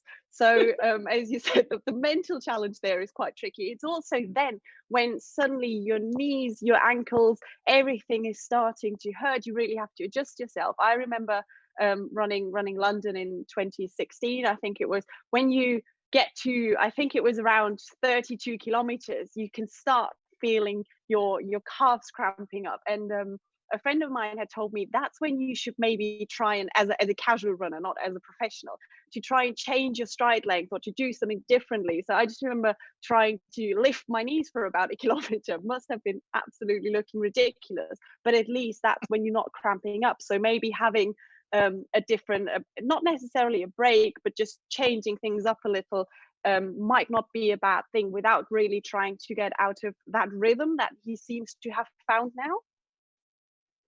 Well, yeah. As you talk about rhythm, we are following James's GPS data that he's using as well. He's passed the 25k mark. He is 17 to go, I guess, and into the second half of this challenge. So he's doing well, perhaps ahead of his own schedule as well. He said a tentative pace, and yeah, absolutely. Let's give that a good cheer really big round at home, because it's absolutely fantastic. He smashed his target as well. In terms of fundraising, we are working our way towards £13,000, and wow, the target has gone up now to 26,000, which is what he'd like to raise. Let's see if we can do that. But we're coming up to that 3-hour mark, having kicked off just after 9 in the morning, and to be in the second half, to be past 25k, and to be still, no question that he's starting to feel it a little bit more. We can see that. However, he's doing a cracking job. I think he needs a little bit of motor. I don't know that James can actually hear me, but obviously as a Man United fan, which James is, I brought my coffee up here, guys, in my Aston Villa mug here. So, I don't think we'll show my Aston Villa mug, but he needs something to concentrate on. So I can personally excite him from the football front, because he looks like he's taking our best player, Jack Grealish, from Aston Villa in the summer, Alex. And Michelle's now going to be nodding, but it's about English football. But if he needs any motivation, James, at the moment, just concentrate, James, if you can hear me, on the fact that you're about to nick our best Premier League player. And that must give him some motivation for the Red Devils. That's if Jack Grealish does end up going to Manchester United. But I think we're just throwing motivation at him, aren't we, Mish? Aren't we, Alex? We're going to keep him going with these targets and all these distances. But I've got something something's just been pushed under my bedroom door from one of my children, because I'm locked. I'm locked in my bedroom. I am literally locked in my bedroom because my 6 and 9-year-old are running riot on lockdown, and they wanted to speak, and I said, no, go and do some maths. But they've just put something on my phone. You carry on. I'm just going to see what they've put under. Back in a minute. We'll do. I suppose that is just how working from home and chatting from home works at the moment, Michelle. We're all adapting, aren't we? Oh, she's back rather quickly. Back. This was under my door for James. This. Oh my God. So this says, amazing. You can do it, James. Thank Go you. on. James, good luck. And it says, there's your shed. My son's drawn your shed. And there's him. Love that. And it says, good luck. And then in this bit here, you are crazy. You're crazy. Yeah, correct. So my 9-year-old's done you a little post. Brilliant. Well, Poster there. Oh. That's fantastic. What a great delivery through under your bedroom door. I know. It's the quietest place in the house, trust me. That's faster than any other delivery that you can get at the moment at these times. By the way, certainly quicker than a supermarket delivery. But we want others. We want other children drawing posters for James. We want selfies with messages of support, whether you're from Cheltenham, around the world, watching on Ruther Space, maybe in North America, or on Bingo here. So we are getting very close to £13,000, which is now a lower percentage of a higher £26,000 target. So do keep donating. We're raising a wonderful amount of money for NHS charities, and James is impressing us all in the process. And if you've just recently joined us, you're watching Olympic medalist Kath Merry and Michelle Samet, the World Athletics journalist and a real face and voice of athletics to these days, Michelle. But fabulous to have you with me, and hope you're enjoying this stream. Maybe you've been glued to it since the start. If you have, That's pretty good dedication. But it's hashtag 6 meter garden marathon. That's number 6 and meter spelled out in full on Twitter. And if you haven't seen, by the way, the backstory to all this, you might be wondering how this all started. Well, James Campbell at jcampbell0104, 0104 being his birthday. So not everyone has their birthday in their username. Some people, especially teenagers, like to put XX, Kath Merry XX. So you're encased with cuddly hearts. But each to their own. He put up that tweet 4:57 p.m. on Monday. Little did he know that a few hours later he would have reached that target. The brave man decided to go ahead, and he'd run it on Wednesday, making it a birthday to remember as well. It was not an April Fool's prank. We're going ahead with another banana. And I don't know whether he's got any nutritionists giving advice here, but we've seen some bagels, freshly baked, I hope. I think he's got maybe some gels or stuff, some of those, sports performance nutrition supplements, keeping him going. But he seems to have everything stocked up to complete this challenge.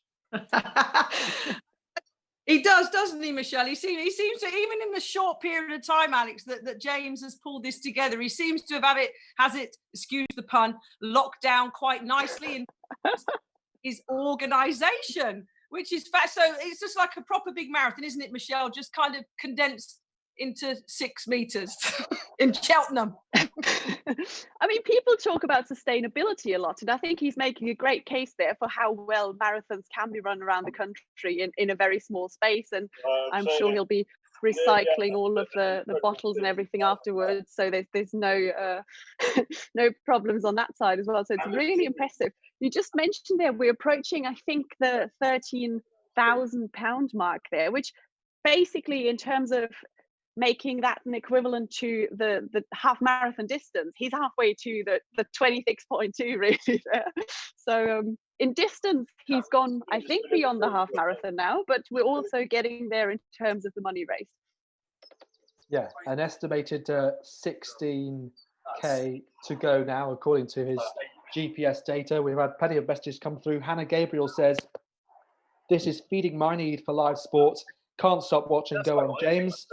Ben Smith says, "My 3-year-old Billy is laughing his head off at James running up and down, keeping him occupied anyway." But Kath, it's a great one for kids, as you were touching on earlier.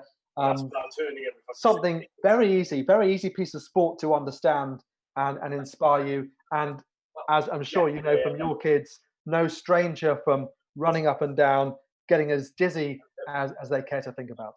Oh, mate, I mentioned it earlier. This is my afternoon potentially planned at some point. My already said, can we go in the garden and run around? One, they do it every day, which is great because they're active. But now they have got a purpose. They want to now, I can guarantee you without even looking, that my 9-year-old will have put his football cones in the garden and he would have done it already. I know he would have, because he wants to do today what James is doing, and he's already asked me before I came, make sure you tell me how quickly James does it. I want to do it faster. Not that he's competitive or anything, but he wants to do exactly what James is doing, because James is inspiring people and he's doing things in an everyday environment that people can do. But let's be honest, guys, not many people would choose to do it. But he is, and he's raising money for a brilliant cause. But my one question would have to be, I don't even know whether James can hear me here, but when this decision was made, James, was there any alcohol involved? Was there any, we all have these crazy ideas, don't we, guys? There wasn't, no. Well, that's why James is a fully fledged hardcore hero. Not even any alcohol involved, Mish. What about that? We all do silly things when we've had a few bevies. He's doing it stone cold sober. I mean, looking at him now, I can see that he was holding his ankle there a little bit. Maybe he has to turn around the turns that he's taking, because, as you said, we're approaching that magical 30-kilometer mark, and this is when it starts to get tougher. So now it's about making sure you shake out those legs, it's turning around differently, just to make sure that the ankles, the knees do hold up. Keep going, James. Well, the eye doctor has got in touch on Twitter to say James is certainly a chap of his word. We love this. A truly remarkable man to run a full marathon in his back garden, raising money for our wonderful NHS. Diane Ramsey has got in touch to say had planned a productive day off but can't stop watching. Cheltenham Town Football Club have been in touch to say rivals of Aston Villa. Well, maybe not at this stage. Maybe one day. Or give it a couple of relegations and promotions. I shouldn't say that, should I? Former Cheltenham youngster, in fact, James Campbell, running a marathon in his garden to raise money for the NHS. Keep going, James. So I'm sure their football club social media page not having much content at the moment to tweet about and facing the uncertainty of waiting to see whether their season will continue or not in the Football League. But in the meanwhile, we have James being completely certain about it and taking on this challenge. Stephen Prattley says, I'm not sure what's more impressive, the guy doing a marathon in a 6-meter garden or those commentating the entire event. Well, hey, you never know. What I'm thinking though is that people aren't watching for the whole 3 hours, so it's okay if we empathize things every so often. And you know, no doubt.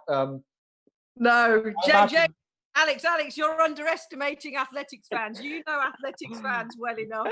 You know us track and field, the Athleticos are tuning in.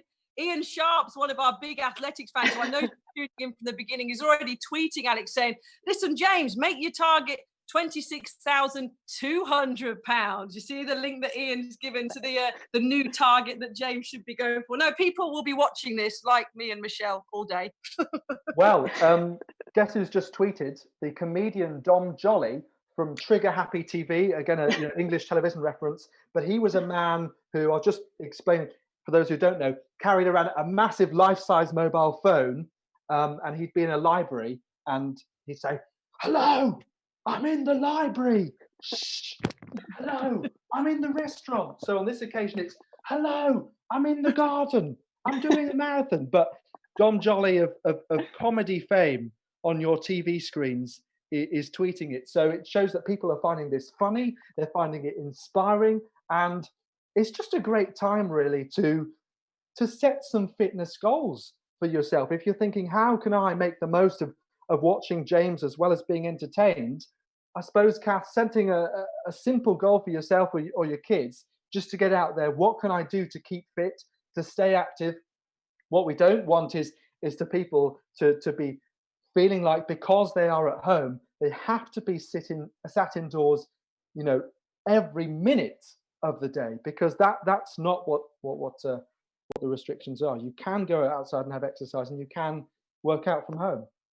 I think that's it, isn't it? And I'm sure it's happening in Germany. Michelle can probably tell us actually over there what crazy things people are potentially doing. Is there anything mad like this going on where Michelle is at the moment? But that's the key, isn't it, guys? It's setting yourself goals that are achievable, that have been able to actually do in the current climate that we're in, and it's sharing the ideas. How many people have probably watched this and thought, actually, yeah, you know what, I can set up a little circuit in my garden, or I can go out there and do something. And for me personally, I've been inspired to do it, but my issue is the actual getting off my backside and doing it motivation. That's my problem, because I'm being honest. And of course, I'm homeschooling 2 small children with a husband working at home who takes over half the house. But you have to have a motivation, and you have to be shown things to be able to think they're achievable. And James is doing that by showing people you can keep fit and you can do things even at this moment in time. It's just sharing the ideas so people realize that. But is there madness in Germany, Michelle? What's going? You've got our English eccentric James there in running up and down. What have you guys had in Germany? What's going on for you? How are you staving off the boredom? Well, to be fair, it's actually funny because my parents went out on Sunday and did a little circuit, and they got out really old weights, and they were downstairs in the yard and they were doing circuits and they were taking turns, and my dad had the stopwatch and everything. So I've been witnessing at home there, because my mum normally goes to the gym twice. Put a circuit together. So they're both in their 60s and they're making use of it. So I felt a little guilty. So I've been doing my own bit here. And actually looking out of my living room window, I can look into the yard of my neighbors, and actually I saw their little kids doing little exercises in the yard as well. So obviously I can't speak for everyone because I'm staying at home, making sure that I'm not going out. But even seeing it, what the neighbors are doing, a lot of people are making use of their outdoor spaces. I'm living in a village here, so it's people do have a bit more space, and understand that cities is obviously trickier. But I think people are making use of it, and then obviously seeing what James is doing is just taking it to a whole nother level. And I do hope that other people are getting creative and trying to raise money in any way that they can do. Yeah, keep doing that. And it's all about being creative. We understand that Paula Radcliffe has shared this as well. Who better from a marathon point of view? Someone with significantly more experience and prowess. But hey, it doesn't seem to be stopping James from ploughing on and looking physically fit in the process. I wonder where he will consider this among his various achievements as someone who's been to the Commonwealth Games twice. Way above that. It's here, Alex. It has to be, right? It has to be, because as you guys have said and Michelle has said, it's the mental thing. This is for me. Do you know what I mean? You know, I physically, I still think James looks in good enough shape. And he has the background that we spoke about to pull something like this off. But it's like Michelle said, it's the way that he's doing it, that monotonous 6 meters, 6 meters, you're back, you're forth. You can't even zigzag wider than 5 or 6 meters. It's that mental thing that was surely make it up here as one of his best achievements ever, and because of the money he's raising for such a good cause as well. Absolutely. I do wonder whether, and that's just personal preference, whether it would help having a bit of music there or something to keep him going. Matt, can you play in some clapping noises or something from the studio? Because that really is, anyone that has run a marathon, that's normally what keeps you going. That's why people wear their names on their bibs, because strangers suddenly are shouting their names. I mean, he's got hundreds of strangers on the internet now cheering him on, but he can't really hear that. So I think it's absolutely impressive what he's doing there. 3 hours, 10 minutes in, and in terms of the GPS estimate, less than 15k to go now. He's on the phone. That's keeping him going through this, I suppose, just a bit of a helpful distraction, as it were, through this monotony, whereas he knows that this is requiring real guts, real determination. It's a kind of misery that only runners might understand, and he'll be on fumes as well. It's quite something, Michelle, having run marathon yourself in London, as you were saying. What kind of strength did you have to summon up, and how would you describe it? Well, it's, as I said, I wouldn't nowhere near class myself as a marathon runner. I ran one, I wanted to do another one, and then got injured. But you've done it. Once you've run a marathon, you're a marathon runner. Okay, no to that. No, but I think it's, as you said, it's the process of actually preparing yourself for it. It's really going out. I think I did about 45 runs a week, depending on how to schedule it around the indoor season at the time. I think it was just after the Portland World Indoors, and trying to go for runs there, and then having another month or so to go into the marathon in April at the time. But I think that just knowing that when you're at the starting line, there's so many people normally around you. As I said, there's people all along the course cheering you on.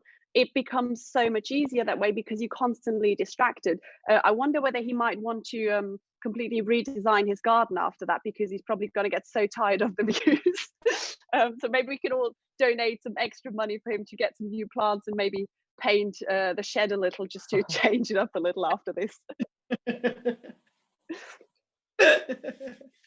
Yeah, well, he's kept the window of the shed shut, so we don't know what kind of paraphernalia he's hidden in there, Mary Poppins style, to keep that garden nice and tidy on the outside, and promoting the gym as well, which he's a part of.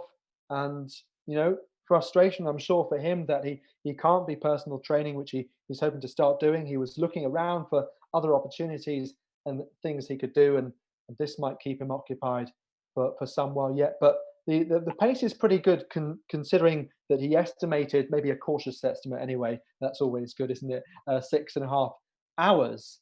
So at the moment, as I say, 3 minutes and 15, I believe, coming up to, and well over that halfway point. So he's on target for something perhaps sub 6 hours, which would be, I think, pretty impressive in the circumstances, no question. Oh God, the whole thing's impressive, Alex. It doesn't matter how long it takes him, isn't it? So that's, like you say, equally impressive if you actually look at it in timing wise, of as Mish was saying, in terms of the breakage and the rhythm and the back and forth nature.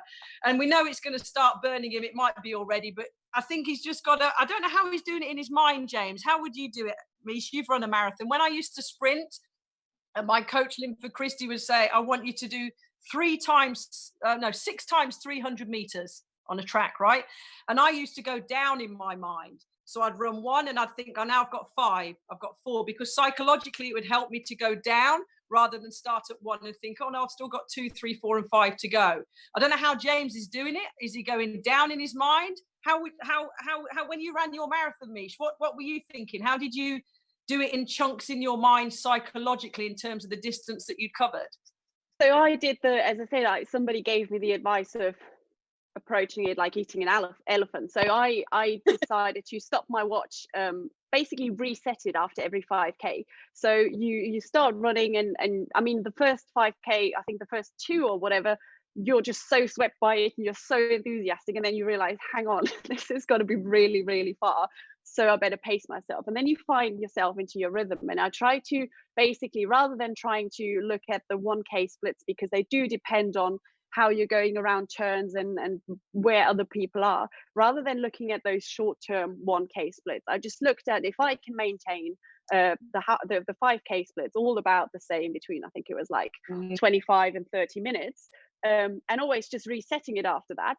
I know that I'm going to run consistently, even if there is a bit of a change in between. If you compare that to the professionals, like, as you mentioned, an Eliud Kipchoge at the Ineos 159 challenge, they had those K splits and they were on the dot and they were going, okay, right, he's 1 second over, he's 1 second under, and they'd make up for it again. So of course, that's a completely different approach and everything was so well timed out. But I think for anyone who's running, who's more of a casual runner, and like James there, it'll just be about trying to maintain an overall speed over a longer distance, such as 5K splits, rather than trying. I mean, and also just because it's so tricky in that tiny little backyard there. Yeah, what a feat from this very impressive man. That's they're capturing the attention of the nation and beyond. Come on, James.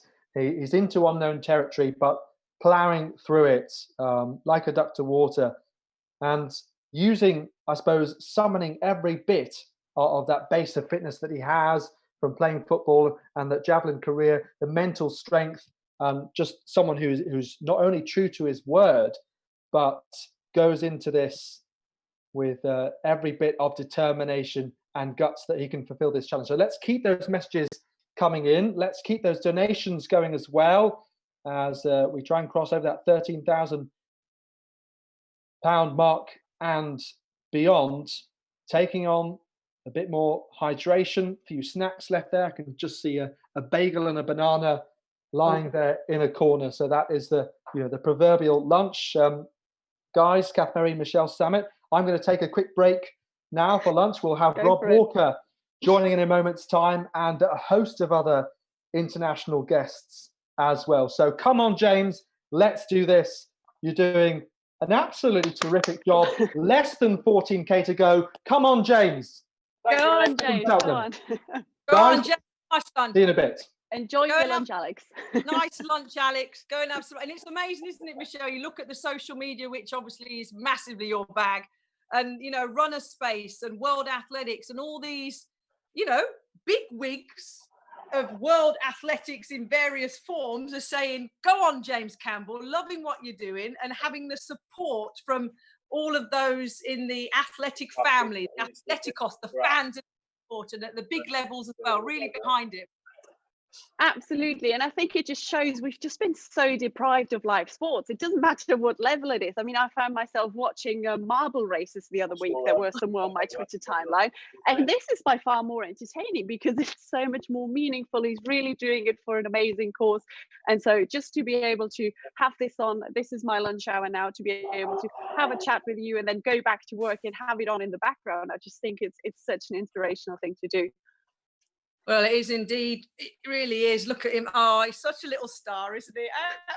Absolutely love it. So remember, you're watching us, obviously, with Vinco Sport, the coverage. Alex has been taking you through it all day. Jake Campbell 0104 is James's Twitter handle. And then you can find the Just Giving information as well. And his followers, understandably, because this is what happens, Mish, isn't it, with social media? James' followers have obviously doubled overnight in the last couple of days because of what he's doing. The hashtag 6 meter marathon. What would your hashtag be, Mish, if you were going to ever do anything crazy for charity? Maybe what would your hashtag be? Ooh, I'll have to get back to you on that. Yeah. I need to be a bit creative. I like a bit of a play on words. I like a good pun. Yeah. So I need to have a think about that. One thing that you do mention there about the followers and how he's engaging with it, Alex mentioned one of the reasons why he even came up with it is because his business of being a personal trainer was drying up. And we've seen the likes of Joe Wicks obviously doing PE from home for kids. But I mean, he's got such a big audience now, and people are familiar with his backyard now. So I'm sure on the back of this, once he's actually recovered from this heroic effort that he's currently putting in there, I'm sure people would be quite intrigued to get some advice from someone like this. So I'm sure there's some opportunities for him here on the back of this. So absolutely brilliant. There's a really famous DIY show here in England with a guy called Nick Knowles and somebody like Alan Titmarsh. I think, James, the least that can happen is you have somebody come round and jazz up your garden. Let's get a hashtag Pimp James's garden.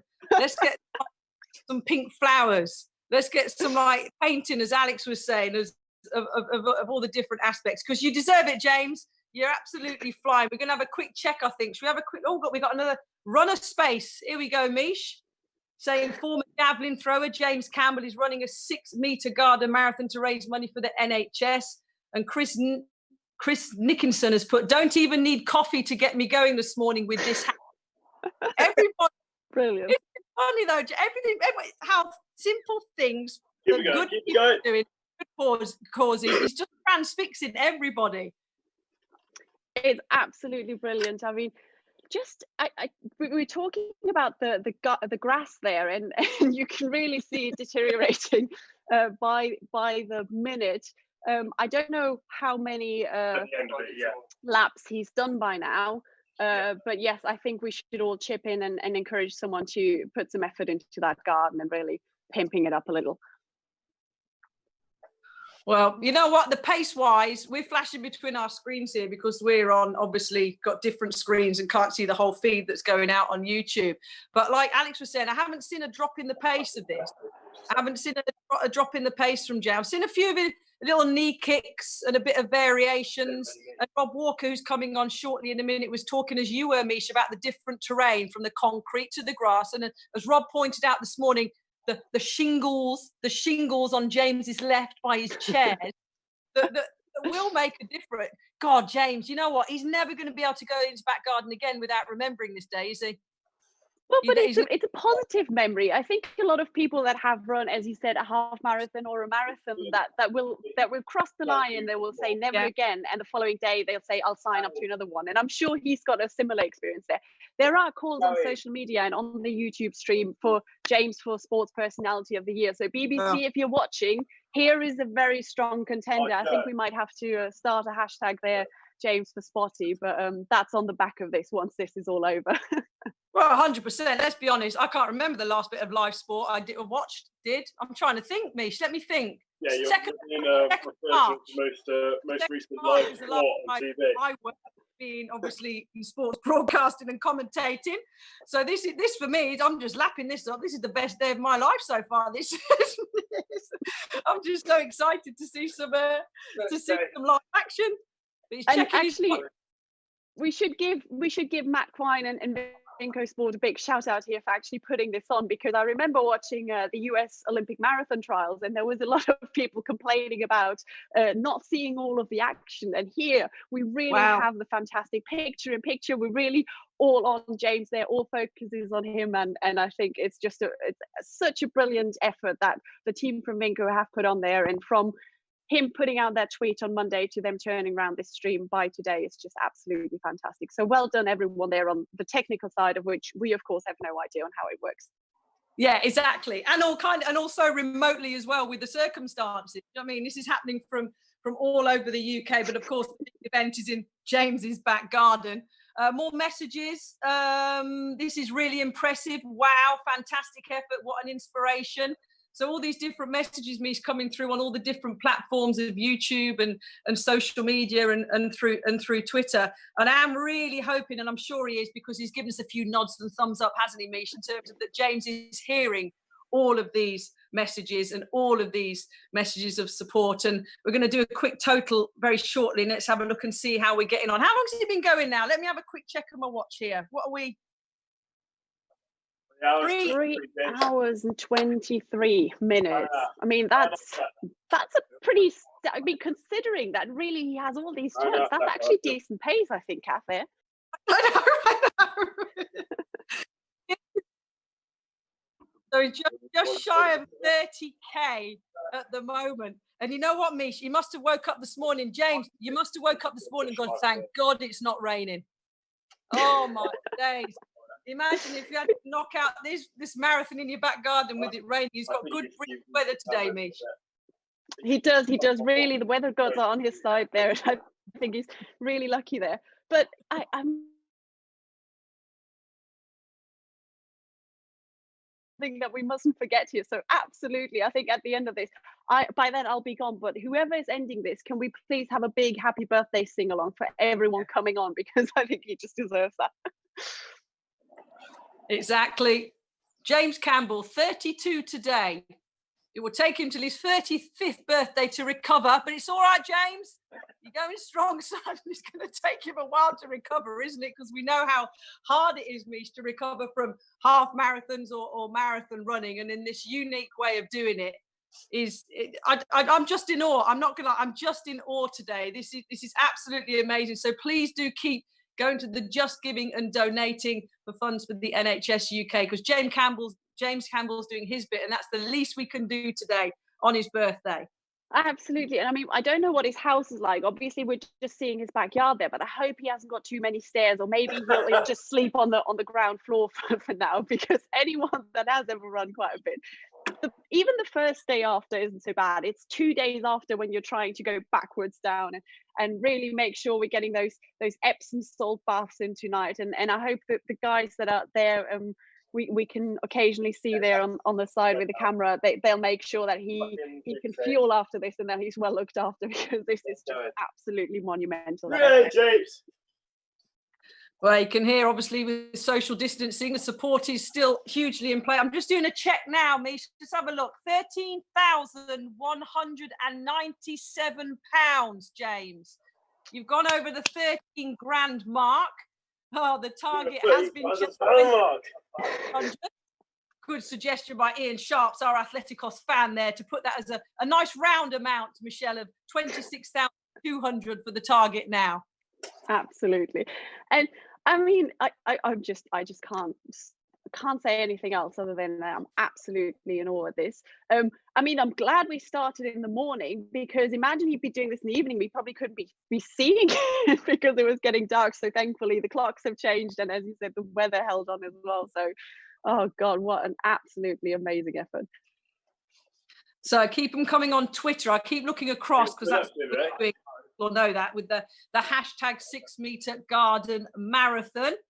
And there's it's nothing but love, James, nothing but love from around the world for your effort. Look at you, look at that little cheeky smile there, son. Nothing but love. Everybody's watching it. And some of these have been more people saying, Michelle, they had a productive day planned, and James has just scuppered that because they're looking at your shed and your back garden. Fellow athletes are absolutely unbelievable. Dan Gardner's tweeted, facts about James Campbell. Back in the day, he requested to be unverified on Twitter, and this was granted. Hashtag true story. James, not right. Most people want to be verified, Mish, right? He actually unverified. Yeah, I remember. Oh my God. Here we go. Instead of for my Labour ward night shift, I'm glued to YouTube watching James Campbell run a marathon in his garden for the NHS. So NHS staff, James, are sending their love, their thanks and their support. Absolutely brilliant, isn't it, Mish? Absolutely. And I think what you showed us earlier, the little sign that your son made for him there, if you just want it, for anyone that missed it, you can do it, James. I think it'd be really nice for anyone that is watching them, that is currently glued to their screens, if you use the hashtag 6 meter garden marathon, so the number 6 and then meter garden marathon, send in your support and we'll put a little collage together for him, and once this is all over, we'll post it to him. So do send your messages of support, get your kids to draw. That's all part of homeschooling, right? I think we all have to be a little more creative about this. So forget about screen time. This is really educational. This is a matter of perseverance. This is really, it's a PE lesson. It's everything that you could want your kids to see. Which is actually exactly it is. My maths lesson of my homeschooling of my son, which I never not rushed to get out of, was cut short, and we turned it into an art lesson, obviously, and left my son to it, and then he shoved this under my door for support. So no, all around the world, all walks of life. Rob Walker, Michelle's going to be joining us back shortly, and remember, because Rob kicked it off this morning with Alex, so Rob's gone off, done a bit of homes with his son Arthur. He's been out on a bike ride with his son, and he's going to come back and join us shortly. And so in that time that Rob's gone, there's been thousands of pounds more raised, but more importantly, obviously hundreds and hundreds of more back and forth by James has been done. So he's going to come back to an even bigger reception and news than it was when he left about a couple of hours ago. Absolutely. And I think, as we were saying, we are approaching the 30-kilometer mark. I'm not quite sure where exactly we are, but that's really where it starts hurting. I think it was Ken and Issa Michaela who once said the marathon at 30K is when it starts hurting. Even your little finger can hurt. So really, this is now where you have to find that mental strength of ignoring those pains. Of course, still be sensible, but he's still keeping going there, and this is just absolutely impressive. So really, really, James, just keep going. The money is coming in, and it's already over that initial mark that he said of £10,000. So absolutely fantastic. It's brilliant, isn't it? A BBC Sport and all those kind of bigwigs in our world of broadcasting and social media, putting it all out there. I'm reading that the BBC Sport one, Michelle, they put out an hour ago saying that James Campbell put this tweet out. It's the nature of the story, isn't it? We've mentioned it a couple of times when Alex was with us before he went back to get some lunch, and he'll be back again soon. It's that everyday kind of action. Does that make sense? You know, like when we watch marathon runs, when you were there, when we watch Eliud Kipchoge, when we go to major athletic events and we commentate on them and watch the cream of the crop of the best in the world and go, wow, this is bringing it down to a level where this is James in his back garden in Cheltenham running a marathon up and down. This is like proper level that everybody can relate to. And I think the beautiful thing about running, as you say, it's just you can compare yourself. It's so easy to do. And this is what we're seeing more and more, where you have elite races at the same time as mass runners or mass participants running straight afterwards. And here we have something that anyone can do. We're seeing the world's best athletes currently sharing videos and pictures of them at home working out. We've got pole vaulters like Renaud Lavillenie working out with his little daughter as a weight, and we've got, I think, Sandy Morris started building just yesterday her own pole vault pit in her neighborhood because she's decided she needs to do something. And there are so many little things that anyone at home can do, and James is just highlighting exactly that. You don't even, because there are countries out there where the rules are much stricter than in the UK or here in Germany, and places like France where you need a little permission slip and you're only allowed to go out to get essentials or to get medical care. And this is just showing that it doesn't matter how restricted you are, you can still do something, and you can still be active, and you can do something good for your communities and for others. And I think just showing that is just so important. Yeah, my brother lives in Madrid. So my brother's in Madrid with my two small nephews, and there, as you know, as you were saying, Mish, lots of countries in different situations, and Madrid obviously in real complete lockdown. Sent him a link this morning. I said, get my nephews on this, get them watching this on YouTube. And they're just like, oh my God, this is just brilliant. And James's mum, Linda Campbell, tweeted about 14 minutes ago, just been watching from outside his fence and can't get my head around how many miles have clocked up. Very, very proud. Oh. So you got your mum. I mean, that's all you need, really. All you need is a proud mum. And then like raising a few over £10,000, just a little bonus there, I think. But he's made his mum proud on his birthday, and he's made all of us proud. He has indeed. So remember, Just Giving, you get the link from James's Twitter, jcampbell0104. And as Mish reminded everybody, hashtag 6 meter garden marathon. James Campbell on his 32nd birthday. I wonder if he wasn't in lockdown with the pandemic. I wonder what James would have been doing on a normal 32nd birthday. Maybe we can find out at some point what he had planned before everything locked down and he was deciding to do this marathon. That would be an interesting one. That would be a very interesting one indeed. I'm going to try and get a target, Nish. Let's see how we're getting on. It was the speed, though, wasn't it? It was the speed in which it all took off. It was the speed in which, as he started at 9 o'clock this morning here in the UK, that the pledges just went whoop. Before he'd even set foot into his back garden. Even the thought people went, my God, this is just mad. I'm going to give you 10 quid just because you're crazy. But I think, you know what, this is something that we have seen over the last few weeks. As overall, I mean, this pandemic has been accelerating quite fast. So similarly to how fast the donations have been coming in and how fast this whole challenge turned around. And I think it has shown us that actually we're all, I find, getting a bit more creative. We're all trying to think outside the box. More organizations are doing this, and everybody is starting to think less about themselves in a way, but what can you actually do to contribute in a way other than obviously being out and being around other people, which everyone should try and avoid doing right now. So I do think that this is a perfect example of how everyone can do their bit at home. And yeah, it's really starting to hurt now. Absolutely fantastic effort, James. Just keep going. Sorry, me, I was laughing because Danny Tolhurst has tweeted, I bet James is pleased he decided against building a pond in his garden. Well, it would have been a steeplechase. That could have been maybe he's got some time after this, and it's certainly shorter than a marathon. So maybe he'll try next week to do a 3,000 meter steeplechase. Well, this is the thing. I think the guys are talking when they were on earlier about he should get an automatic qualifying space into the London Marathon. This should be done. We have a proper chance. I think, and knowing James a little bit, I'm like, you know what? James might even not want to do another marathon after. I don't think I'll ever want to do another one again. There you go. That's what, folks. I don't want to do another one again. That's what everybody says. I bet with you. I bet in a week's time he's going to be looking at which races are coming up in the fall. What can I actually do when I train? I do think that the athlete in him will get a little competitive. He's saying no now, but you just wait. I love here on Twitter, Laura is saying, I would never have thought this time last month that I would be watching a guy running a marathon in his garden. But you know what? I am gripped. Come on, James. So here, really, everyone getting behind this. Exactly. People saying it's starting to look a little bit of hard going, James, but with all this support around the world, he will be okay. And I think it's the mindset, I suppose, again, isn't it, Mish, that we've spoken about. He's doing it for such a good cause, for the NHS UK, the organisations that are helping and putting themselves bravely on the front line to save so many people, that you need that motivation in your mind to achieve feats like this, don't you? Absolutely. And as we said, like normally that's why people would wear their names on their bibs when they're running in a big city marathon.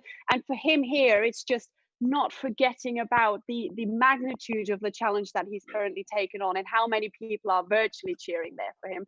I think he's got over about 31 kilometers roughly now completed.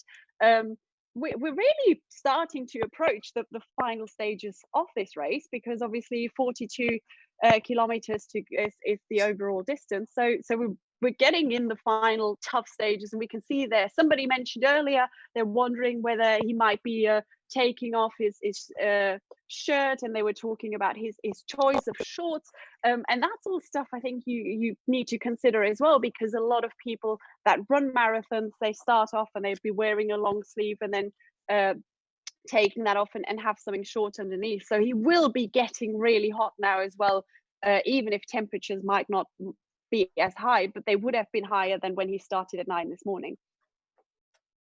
Yeah, that's true, because it's what, 5-1 here in the UK, and I'm just checking on. Let's have a look at some total. Gosh, earlier, Mish, it was literally, I think Alex was saying, every minute, couple of minutes, it was just going up on £100 at a time. It was just flying up, and that's when obviously James then and the team have had to readjust the amount that they're hoping to raise from this. There's people actually on Twitter, Michelle, I'm looking at the feed, Mark Dry included, that are like running alongside James with strength and support. Mark Dry, our hammer thrower, is running up and down his own garden, which actually looks incredibly the same length as James's garden. So are they neighbours? Yeah, I'm like, it looks like, James, you've actually got people now copying you, doing exactly what you're doing to support your cause, and more people just coming through saying my productive day has been completely stopped because I'm watching this guy run his garden. And I think that's not really true, because this is productive. As we said, this is actually an educational thing. This is for a good cause, and I think we've all been so deprived of live sport, and everyone's been a little down, and I think this is just something uplifting for not just an entire nation, but the whole world, and people in the US are watching, and I know people in the Netherlands are watching. So I just think this is really productive, and it's not doing any harm to anything else that you have planned today. You can do that in a couple of hours time. Yeah, exactly. My kids' education can wait. Do you know what I mean? It's only one day probably ever that I'm going to watch somebody run up and down the 6 meter garden and raise money for a good cause and a marathon distance. There's messages here. Emily Todd, I'm on hashtag Team Scotland with James. She was with you, James, in 2014. Emily Todd, I'm now working in A&E and went for a 10-mile run yesterday, but you're blowing that well out of the water. What a hero, smashing it. It's just an example, isn't it, Mish, of all the messages that we're getting through, people that have either competed with James, people working in the NHS that appreciate the love that he's showing, or just normal, everyday people go, blimey, that guy's doing a good thing. Absolutely. And I think maybe we should just, for anyone that might have just tuned in now, explain how this all came about. Monday afternoon, James, a former javelin thrower, competed in the Commonwealth Games, put out a tweet and said, if this gets 10,000 retweets, I'm going to run a marathon in my backyard. We're here 2 days later. Within less than 24 hours, he had over 20,000 retweets, and he's actually doing it, and he's run over 30 kilometers so far. So we're getting in the closing stages. Make sure in the link on this stream we have the donation link, and do donate, because this is for such an amazing cause for the NHS, who are all doing an amazing job in this difficult time at the moment. We can see there he's changing up his rhythm a little. It is getting hard. He's grimacing a little, but even the best in the world are doing it. Apart from Eliud Kipchoge, who still managed to smile after 42 kilometers, I think everybody else reaches that point where they're starting to pull some faces. So, Kath, I mean, you said you ran a half marathon before. At what point was it getting hard for you? Oh gosh, good question. Probably after about 3 miles in, and that's not a joke. It was the mind that had to kick in. I did it properly because obviously I used to run 400 meters. I retired and did no exercise for about 12 years. I mean, no exercise. But then took it seriously, started training in April and ran the Great North Run in September. And I literally started at a mile. And everyone laughs at me because it's like, well, you won a medal at the Olympics. I'm like, yeah, but that was a sprinting. I'm not built. That's Paula. Do you know what I mean? That's Paula's bag. And I built up from a mile. And then when I raced on the day, I didn't stop. I did it in about 2 hours something. And it was about 3 miles in when I thought, oh God, I've really got to concentrate here. That's the key, isn't it? I've got to concentrate. And as you said earlier, Mish, as James may be doing now in his mind, he's blocking little blocks, short, achievable, breaking down kind of distance or numbers. and then I just had to focus on the mind. But you know what's really good, Mish? I'm looking, you know, he's got the social distancing in place. Look, his neighbour's on the fence, or somebody's having a chew at eating some fuel on the fence on the side. He's got that moral support there, and obviously socially and around the world as well for doing this. And it's huge, isn't it? The crowds make a difference.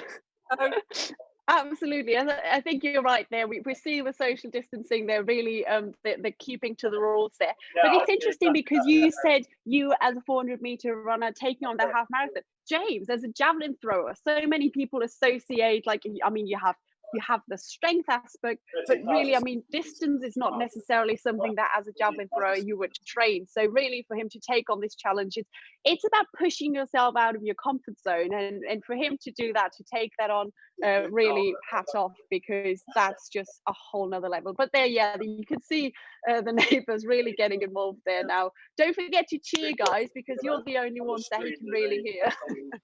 Yeah, exactly. And trust us, as an athlete, whether you're in your garden, former javelin thrower, running a marathon, or any side of the road, the support really, really does make a difference. And he's enjoying it. And that's strong, James. He's enjoying it. I'm not really quite sure it's an enjoyment thing at the moment, but the messages are coming through. Come on, James. 12. You've got this, mate. There's loads of, it's just a constant stream on the hashtag 6-meter Garda marathon that's coming through. Bethan Lishman, come on, guys, dig deep for our National Health Service heroes. James Campbell is absolutely smashing this in his back garden on his birthday. It's just a constant flow of love and support for James and Chuck. I've just realised, is that James's washing line? Oh yeah, because he had to take the washing line out by his shed at the back. But he can do his washing after that. No, I wonder whether washing for him, Mish. He needs someone to do his washing for. He's not going to be able to move till next Friday. I wonder whether we can, maybe Matt can get an update on where we are distance-wise. What's the latest? Okay, so we're roughly at 32 kilometers, so about 10 kilometers to go. That's peanuts now, really, Kath, isn't it? Oh, for a man of James's stature and mindset, it's an absolute walk in the park in his back garden. Obviously, he is. But I say you go down in numbers, don't you? You knock the case down backwards and you descend rather than thinking going up and making it harder for your mind. So, has he stopped yet? Has James stopped yet? Has he still going?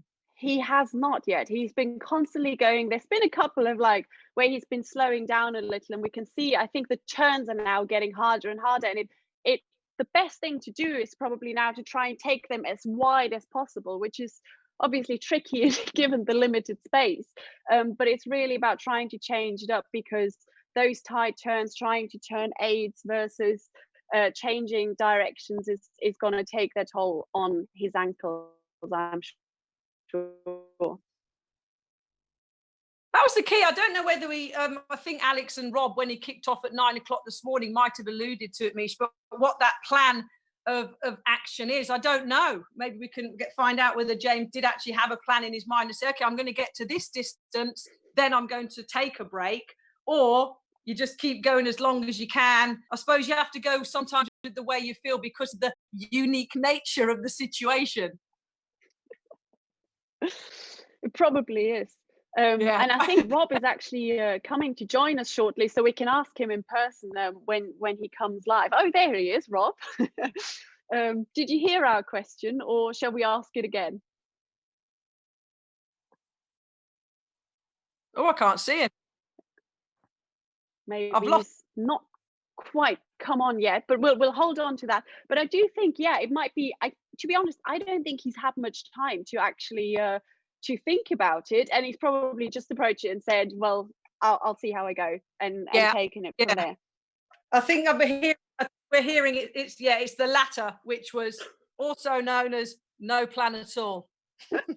Which sometimes is the best plan, to be honest. I think if you actually train for a marathon, if you've had the time to put the miles in, yes, it makes sense to set yourself a target, to roughly where you are in terms of what splits you're aiming for. But considering he's had less than 48 hours to prepare for this, or less than 24 really, I think it's probably best to just go in, try and be sensible, try not to completely overdo it from the start. And I think he's been good there with his fueling. It's important to make sure that you stay hydrated, because even sometimes you don't necessarily know, you will start to lose those fluids quite quickly. So really try and stay hydrated there. He's looking at his Fitbit, and really absolutely incredible effort. You know what? There is nothing normal about this situation at all, apart from the fact it's the standard 26.2 mile distance. So I've got a feeling James is like, nah, let's just go for it. And fair play to him. Nearly 14,000 is been raised so far. Over 1,000 people have supported and donated at Just Giving.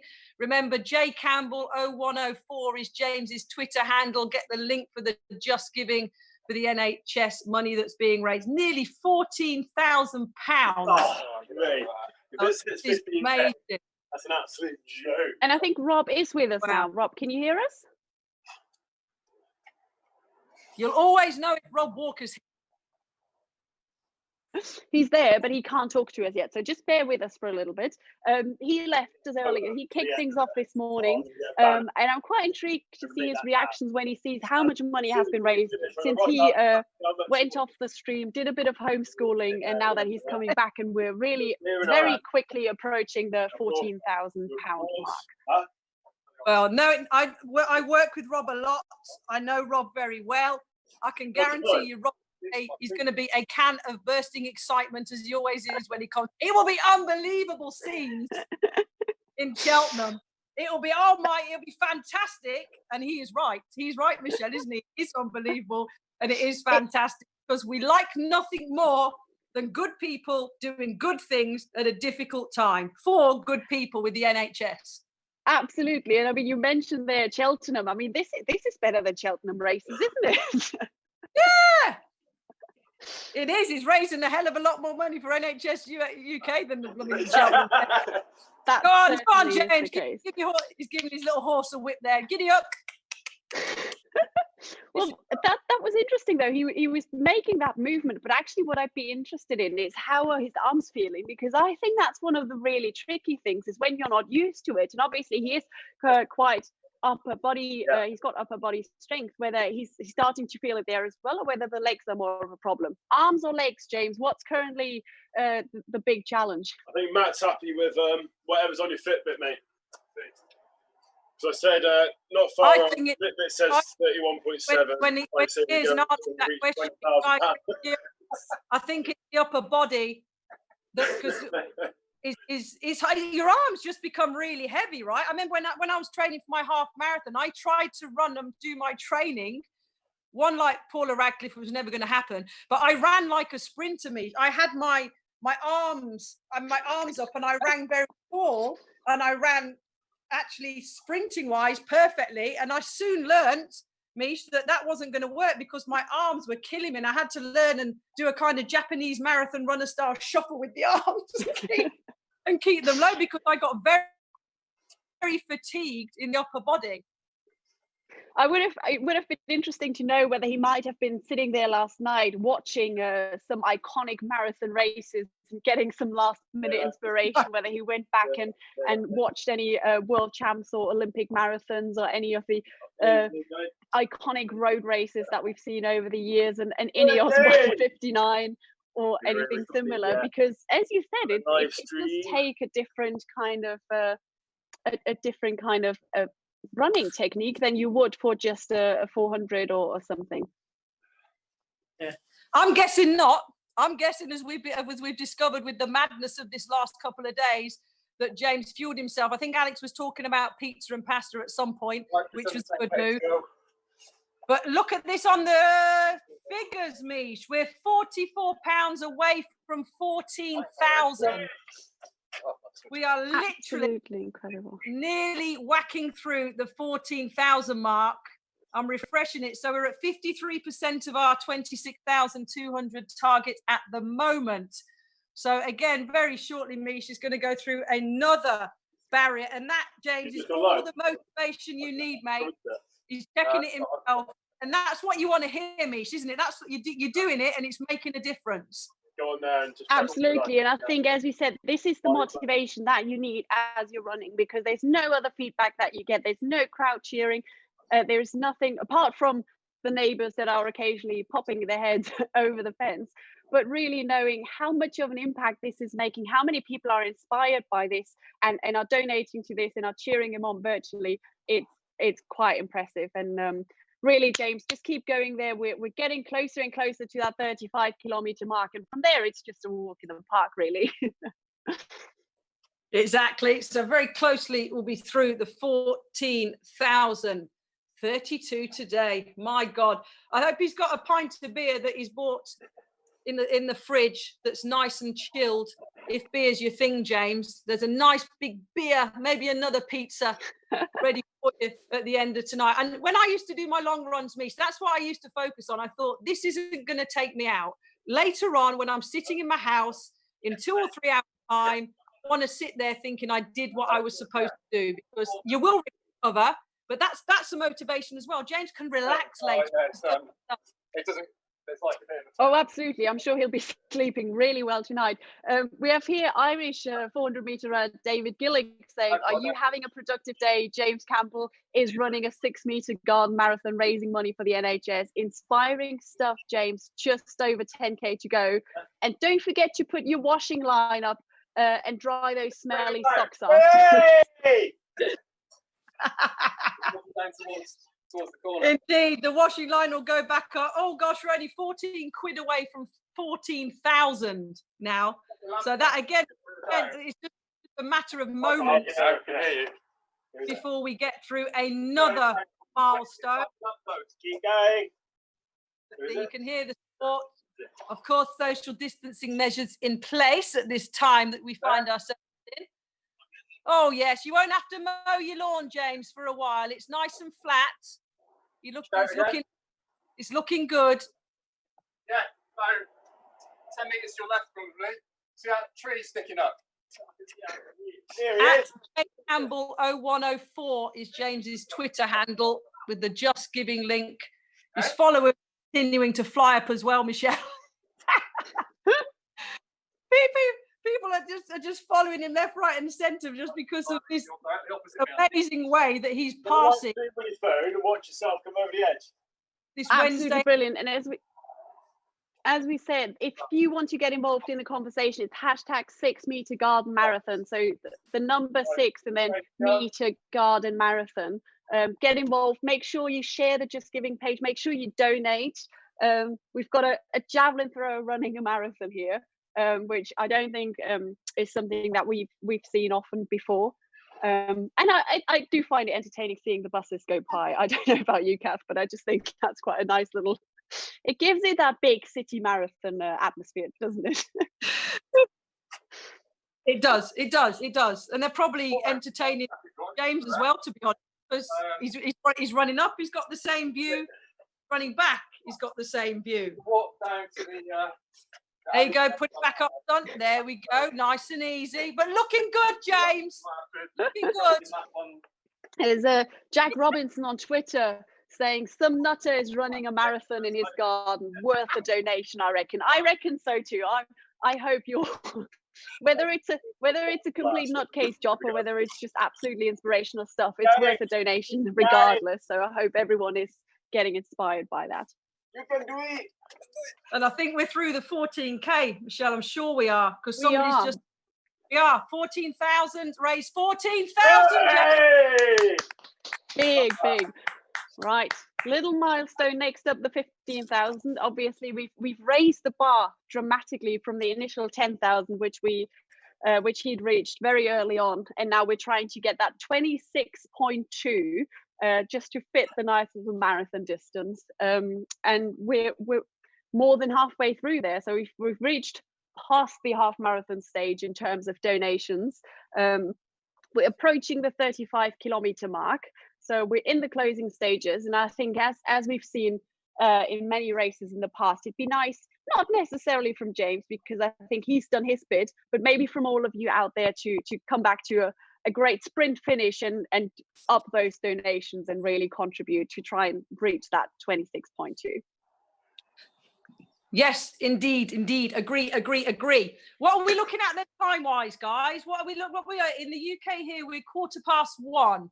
So a brilliant and completely justified shout out by Mish, because we want to get some support going, obviously, when James comes towards the end of his 26.2 miles. So let's think 1:15. So what are we looking at? Less than 10, half three-ish? Mish, what are we looking at roughly time-wise that we reckon is potentially probably.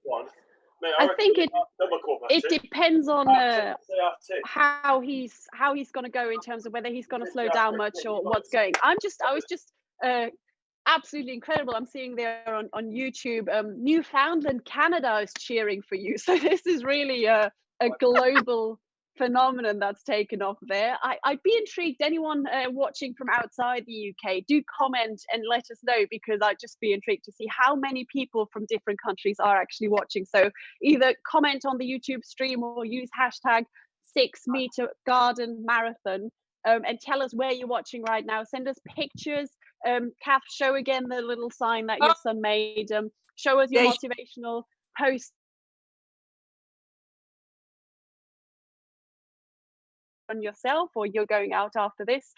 Do get involved in the conversation, and most importantly, go and donate to the link. Exactly. NHS UK is recipient of all of James's hard work. Laura Muir has sent you a message, James. Just put 3 clapping emojis, giving you a clap. And we know Laura Muir's prowess in terms of running, appreciating the work and effort, James, that you're putting in your back garden this afternoon. Absolutely brilliant. It's just non-stop. So we've got people. It is, and we've got people here from Boston, Massachusetts. We've got someone in Melbourne, Australia. As we said, we've already had someone from Newfoundland. I'm currently in Germany, Copenhagen, Denmark. But this is absolutely incredible. We've raised over £14,000 already, and it just keeps coming, isn't it? It's absolutely incredible what he has put on since that tweet went out on Monday saying, if I get 10,000 retweets, I'll run a marathon in my back garden. And there is a bit of people are asking how the distance is measured, and of course he measured the distance of how long his garden is, but I think we're going by his GPS watch, because obviously the turns are different and he's not just going point to point. So we're getting updates from his watch, and we'll try and keep you posted on that as much as possible. Hello again, guys. Yeah, I was just about to say, do I see Alex there? He's back. He's had his lunch. What did you have for lunch, Alex? I had a cheese sandwich. That's all right for you, mate. Had to keep it simple, but you know, I didn't want to go too far and be too extravagant, given that James is going hard with his bagels and bananas. Brilliant. Can I leave you then, guys? Can I leave you too? Because I've got to go and feed my children who are prowling at the door. I'll, yeah, I know. I'm top parenting there, Kat. I'm being so bad today. Honestly, there's no Mum of the Year award, but James is running in a garden, and it's just absolutely brilliant and raising loads of money. So I'm going to jump off, feed my children, and I'll be back in a couple of hours, because I can't wait to see what's going to happen in a couple of hours with James. Fantastic. Well, absolutely. Thanks, Kath. Goodbye. See you later. Oh, James, keep it going. Well, Michelle, I'm delighted to say I think we're joined also by Scott Lincoln and Sophie McInnes. So 2 other throwers have joined. Hello, Sophie. Hello. Hello, and Scott, if you can hear us as well, just press it. There we go. We've got Scott and Sophie. And just what do you make of this international javelin throw we've got here? James Campbell doing a marathon in his garden. What were your thoughts, Scott, when you heard about it? I mean, firstly, what a guy! What what a good money making effort it is to do a marathon. You can't, I mean, crazy. No other word for it, crazy. And well, you're both having to reassess your plans for this year, I suppose, hoping to go for Tokyo 2020. Sophie, we know now that those plans will be different, and I suppose that means that we're all looking for something to watch and keep our eyes on. And suddenly it seems everyone is glued to this at a time when you'd like to be training for the Olympics, but things are changing and everyone's having to adapt, aren't they? Yeah, obviously, you know, we're all planning to be watching the Olympics this summer, but now we're watching James run around his garden. So, yes, it's slightly different, but it's absolutely fantastic. I mean, to be able to raise that much money for the NHS is incredible. Guys, what do you make of the fact that James is taking his throwing skills, and people often underestimate just how much agility and balance is needed, as well as speed as well, particularly when you're moving around the circle when it comes to shot put and building up speed on the runway as a javelin thrower. What do you think of him taking that fitness that he has from throwing into a completely different ball game in the marathon, Scott? What do you think? Well, firstly, I think obviously he was a javelin thrower, so that's probably one of the hardest, along with rotational shot put. No, I think it's two totally different ball games. Obviously, well, as a shot putter, I don't do a lot of running at all, really. I'd be feeling fatigued after about 800 metres, I think. Never mind running up and down your garden 7,000 odd times. So, I mean, it's just a totally different ball game, really. Well, we nearly had a shot putter certainly called in, it seemed, at the European Team Championships to run a 400-metre relay leg. So you never know. I mean, Sophie, is there any way you think that you would be persuaded to do any kind of challenge like this? I know you have a more versatile background, certainly in your younger days. Yeah, I mean, no way would I run long distance. I don't think you could even, any motivation in the world. I absolutely hate running. That's kind of why I end up being a shot putter, I think. But it's just amazing to do that. I mean, 7,000 times is phenomenal. Honestly, it's almost mind blowing to be able to do something like that. Fantastic. Well, keep your tweets coming in and donations as well if you're feeling generous today. So many people have been glued to this. Scott and Sophie, I don't know whether you've been watching earlier and have been keeping track, but it's getting the attention of schools, celebrities, comedians. Everyone just seems to be entertained. Crazy. It's I've been watching it on and off, to be honest. I've been busy cooking and things, so yeah. What have you been cooking? Today it's been quite easy, actually. It's just a bit of chicken, a little bit of bacon, a bit of salad, and some mashed potato. So nice and easy. Hey? Have things become any different? That's nice to have the salad. Yeah.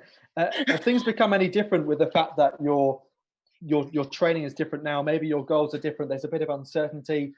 Has that affected your day-to-day schedule as an athlete? And if so, how so? Beyond the obvious, not going into the same training facility. I think the most frustrating thing is the fact that I'm supposed to actually be on a plane right now on the way to Portugal for a 4-week training camp. So obviously all the plans have changed. I'm still trying to keep it as sort of the same as I can. I'm still managing to train. I've got like a garage warehouse unit where I've got some weights and stuff. So it's a matter of just going down there and at the same times as I normally would train, I live feed it to my coach. But yeah, I mean, it's hard to get motivated because there's nothing to get motivated for.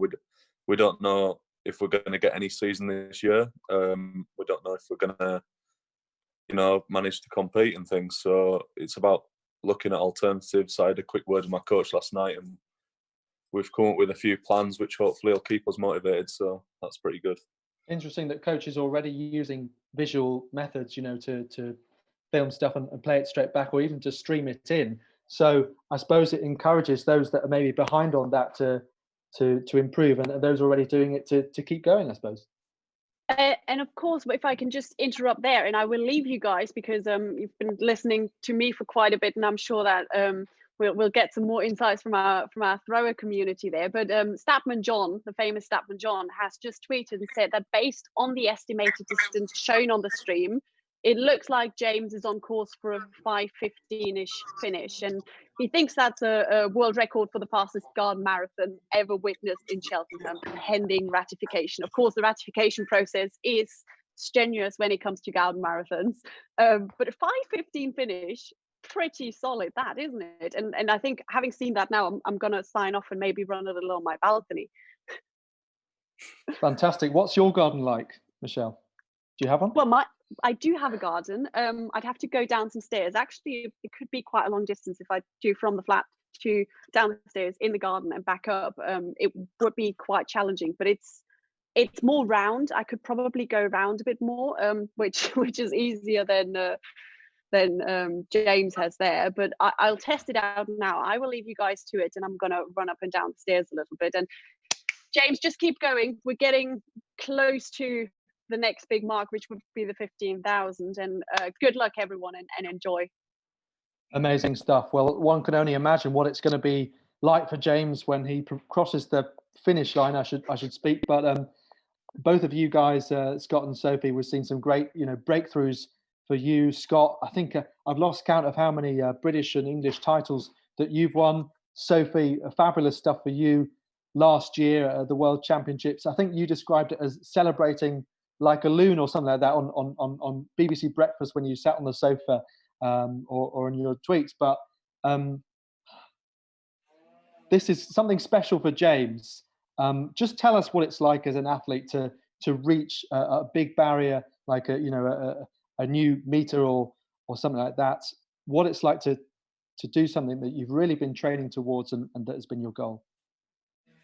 Yeah, I think when you've been working towards something for so long, the feeling of elation when you finally get there. I mean, often it takes several attempts to get anywhere close to breaking new barriers, and certainly, training for a marathon, not training for a marathon that you weren't really expecting to do, and then doing a marathon in your back garden. I mean, yeah, phenomenal, especially with he obviously has a base level of fitness, being an athlete, and then obviously now working in a gym, but to do that without really any preparation, I think is fantastic. And it seems like you guys both making breakthroughs at the same time. It kind of spurs each other on to try and qualify for major tournaments. I mean, and it seems as though you have good banter as well as a group of throwers, and we know that the camaraderie is strong, but it just seems like as a throwing community, I wonder whether someone who is a javelin thrower or a shot putter might be more of a maverick character that's going to lay down a ludicrous challenge and just stick to their word. Yeah, I think so. Yeah, I think throwers are probably the most out there people on the team, to be honest. I think Scott would probably agree. We're always the ones that probably get ourselves into mischief or trouble. So yeah, definitely, I think the throwers are definitely the people to do something a bit crazy. I heard a story at a British Athletics League meeting. A team bus had some double parked cars in the way, and they wanted to go back, to base, long trip home, and so they actually got a group of throwers to lift the car out the way, so the bus could get on its way home. Don't try that at home. I've had similar experience. That involved a little bit of alcohol and a few throwers, so we won't go too much into that. No, that's okay. I mean, James was saying there, and respect to him, that no alcohol, maybe a surprise to some, was involved in his decision to put out the tweet and then to go ahead with running the marathon, even though it was after midnight when he committed to it. So fair play. I can see that the guy that's cheering him on has a beer there, so entitled to a beverage while cheering him on. This is quite some entertainment, and if you do have popcorn and other such things, do go ahead. But he certainly is a brave man. I think that's fair to say, isn't he? To actually stick to his word. I'm not sure if it's brave or just crazy. to be honest. What a guy. I think James said that everyone loves a stupid idea. Yes, for sure. Until you have to go through with it. Well, there you go. I mean, what's the longest you think either of you has ever run on occasion? I'd probably manage about, I don't know, 20 lengths of his garden, probably. Yeah, I probably wouldn't manage much more. I mean, maybe 800 meters, I think. Maybe no more than that is the furthest I've run. I don't enjoy it. It's not something I enjoy doing. And obviously, you know, throwers tend to be a bit heavy, especially shot putters. It's not good for our joints either. No, it just hurts. Yeah. Well, talking of joints, we know that right from the off, James Campbell was experimenting with his technique, sort of doing a figure of 8 now, bit of a semicircle. That can mean that you end up running longer, of course, and that's why we're going by his GPS data rather than counting the 6.4 meter gap between the 2 bits of duct tape that he put down at the start of the day. But guys, he loaded up with pizza and lasagna, I think it was, the night before, and you can just imagine it must have been a strange night's sleep that he had last night, and thinking, oh my goodness, what have I set myself in for? Yeah, definitely. But also it probably gives him something to look forward to. I mean, everyone's in the same boat where we're waking up and there's no real drive to the day. There's nothing apart from obviously the lucky ones that can get training and go out and do your exercise and things. There's not a lot you wake up for at the moment, which is a strange feeling for me anyway. Well, Sophie, I think that in your case, am I right in saying that you have achieved the Olympic standard, and therefore that carries through? Yeah, I mean, downhill. we had a email. I think it was either last night or the night before, just confirming the fact that Olympic standards that you've already achieved will carry over, because you know I think it'd have been a tough call to put all those athletes sort of out of the games when it's something they can't control. You know, this whole thing is something that we all can't control. So yeah, the standards are being carried over, and then obviously we're still going to have to come top 2 at the British Championships, I believe. But the whole selection policy is obviously going to have to be revised. I think it's wrong. I think you should have to qualify again. He means that just for me, nobody else. Yeah, just for Sophie. Brilliant. Well, guys, you're watching James here, as are people around the country and around the world. He can hear us. He's been giving thumbs up throughout. What's your message, Sophie? What are you going to say to James just to cheer him on the last few kilometres of this marathon? Yeah, it's a fantastic effort, and the NHS is something that's you know, very personal to me. My sister works in the local hospital, and you know, if this money can go towards, you know, either the ventilators that are so needed at the moment, or the protective equipment for the staff, I mean, yeah, it's so important, and hopefully it can go a long way to, you know, saving people, and also, you know, giving the people who work there a boost to watch someone doing something that's raising so much money for them. Well, thanks, Sophie and Scott, and great to have you with us. It just seems that as we're talking, James is continuing to strive through. He must be running on fumes now, certainly real determination. I wonder whether he might be feeling a little bit dizzy as well. How are you feeling, James? Everyone I know is watching this shit. So it's got attention from all corners of the globe. Keep going, James. So got a few more snacks here as well. Rob Walker going to be joining us now. I think you're back with us, Rob. And well, it seems like a long time ago we started on this stream, 9 o'clock this morning, and James is looking pretty fit at this stage. Yes, I'm hoping you can hear me, Alex, and that I am back. We've had about an hour of technical gremlins trying to get me back in. Well, I've gone off and gone for a 6-mile run alongside my son and my wife, because obviously everybody's homeschooling at the moment. And I'm feeling fairly fresh, but I would imagine that that James is starting to feel this.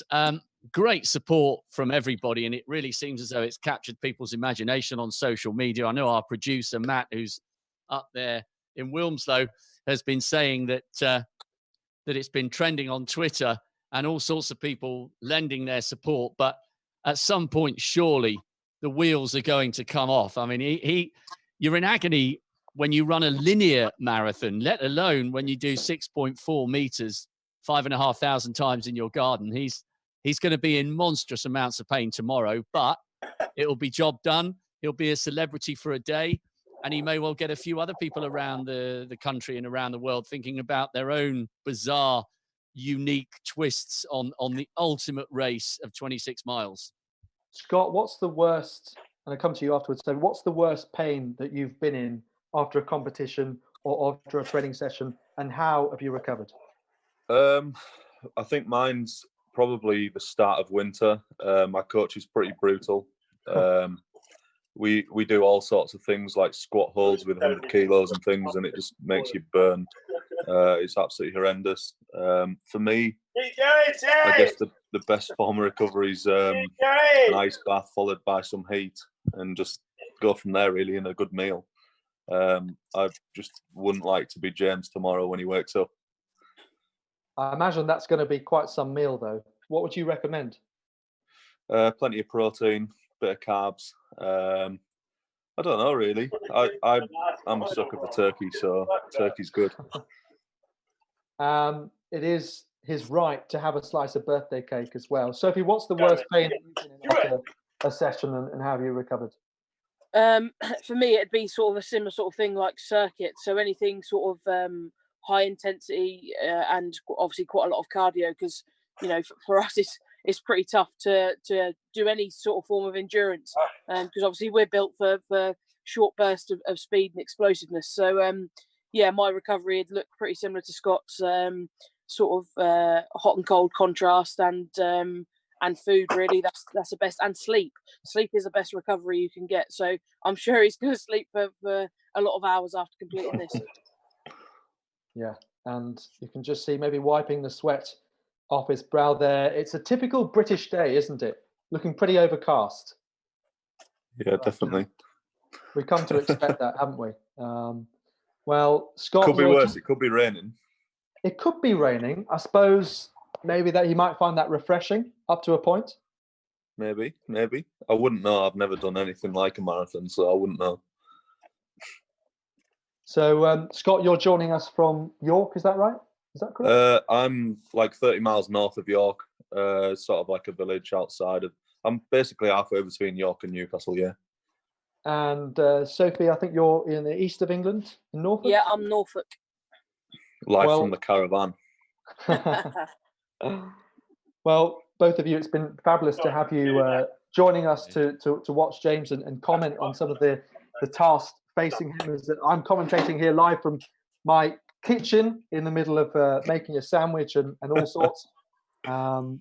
Life goes on. We're all adapting, and wish you both the best of luck in thank you very much. Your plans, certainly for what we now know is Tokyo 2020, but in 2021. And we'll just give one cheer to James. James, it's Sophie McKenna and Scott Lincoln, and they're cheering you on. Come on, final stages here, mate. Keep it going. Well, thanks both, and we'll speak to you soon. I don't actually think he knows the impact of what he's probably having on the NHS. I mean, I spoke to a few people, and they were getting quite upset just by the clapping the other day, never mind like that he's raised now. So brilliant. Yeah. Well, thanks for taking some time out of your day to join us, and best of luck. Cheers. No problem. Thank you. See ya. Well, Rob, we are now, let's have a look and see where we are. So an estimated 6K remaining. It's a wonderful achievement. I really thought, and this is not to doubt him whatsoever, I thought we'd see a bit more hurting, and I wondered whether there might be a couple of maybe short rests fitted in every now and again, because the ankles were starting to roll at the beginning, and that's where we expect the pain to be. Oh, listen, this is a unique twist on an absolute killer of an event. You've got to respect a marathon. She can be a cruel mistress if you don't give her the respect that she deserves in the lead up. And as I've said before, that's if you're running a traditional, linear marathon. This is brutal. You know, he is now into survival mode, and there'll be many people out there who've run a marathon, but there might be a few kind of just tuning in out of a macabre sense of voyeurism and respect for what he's doing for the NHS. But one of the golden rules with a marathon, and it's really funny, especially when you run your first one, how easy you can forget that this is the case. It's very important to remember that in terms of how your body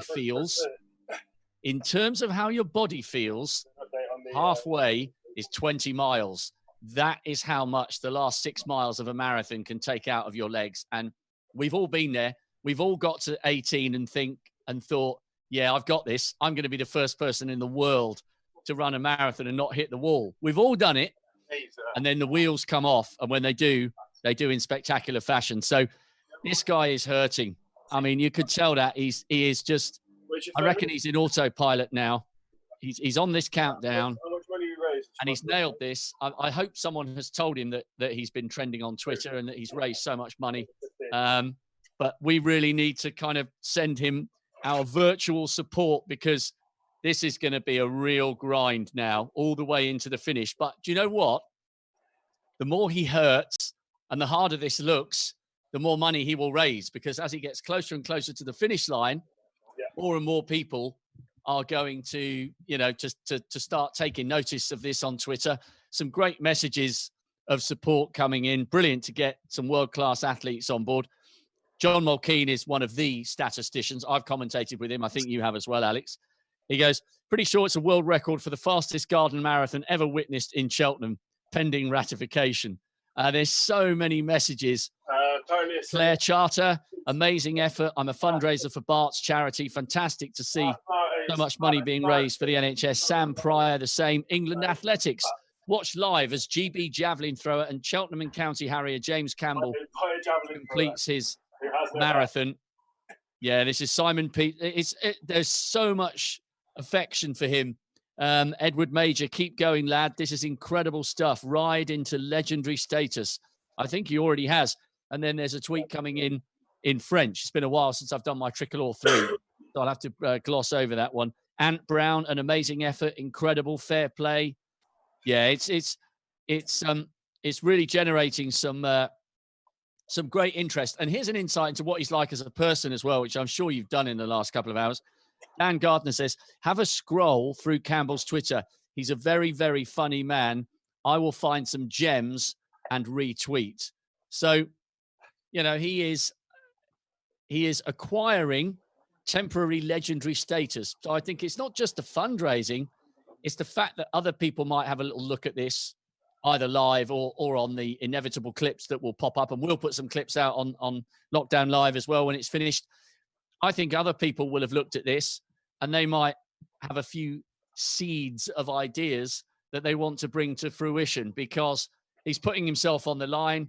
The 10,000 retweets happened, and here he is closing in on the finish line, which is also the start line and also the whole point of the course. So, yeah, this is it's great to see. Typical British eccentricity and stoicism.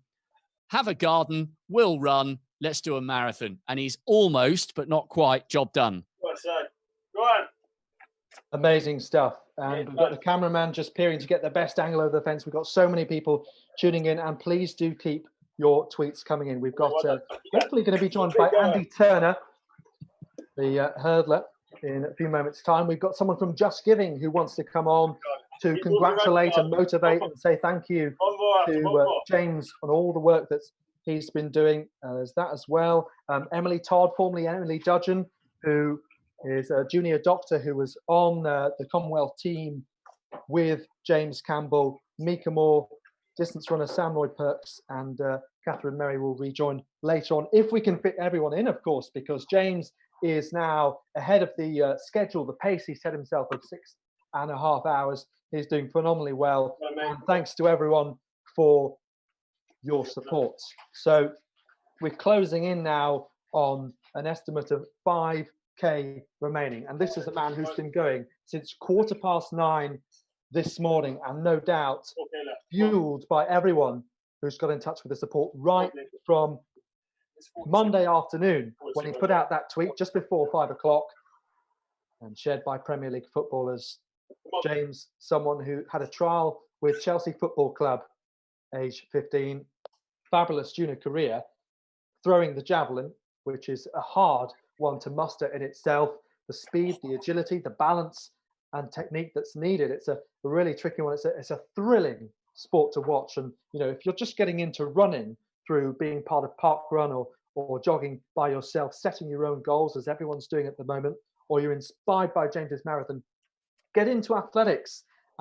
Join a club like James did when he showed that he was good at school. He joined Cheltenham and County and was coached by Carolyn Franks, and also coached by another great British javelin thrower, Mick Hill, at one point. And James got into track and field, you know, lots of opportunities to get involved in sport. And I fancied that joining a track and field club also cheaper than a gym as well. Well, and you know, you saying that, Alex, running and cycling could thrive in the current circumstances because, of course, we know we're allowed out for one session, if you like, of exercise a day, and it's as cheap as chips. You turn right or left outside your front door. Doesn't matter whether you live in a city or whether you're lucky enough to live in the countryside. I've just done my 6 miler, as I said, with my wife and son, and we were down the country lanes and there's barely a car on the road. Even in London, I guess there's far less traffic around. So, you know, this is a really good example of how running can really capture people's imagination. It is the simplest, cheapest, most accessible sport for those able to stand. And I think there'll be many people desperate to make the most of that one spell outside the house. You know, we're only allowed out. You know, if that's your hour, it doesn't matter how slowly you're running. You might see some birds. You might get to a park, even if you live in a city. I think running could really be cemented as the superb sport and exercise tool that it is. I think it will thrive under these circumstances. Yes. And moments and days like this from Big Jimbo here will certainly help.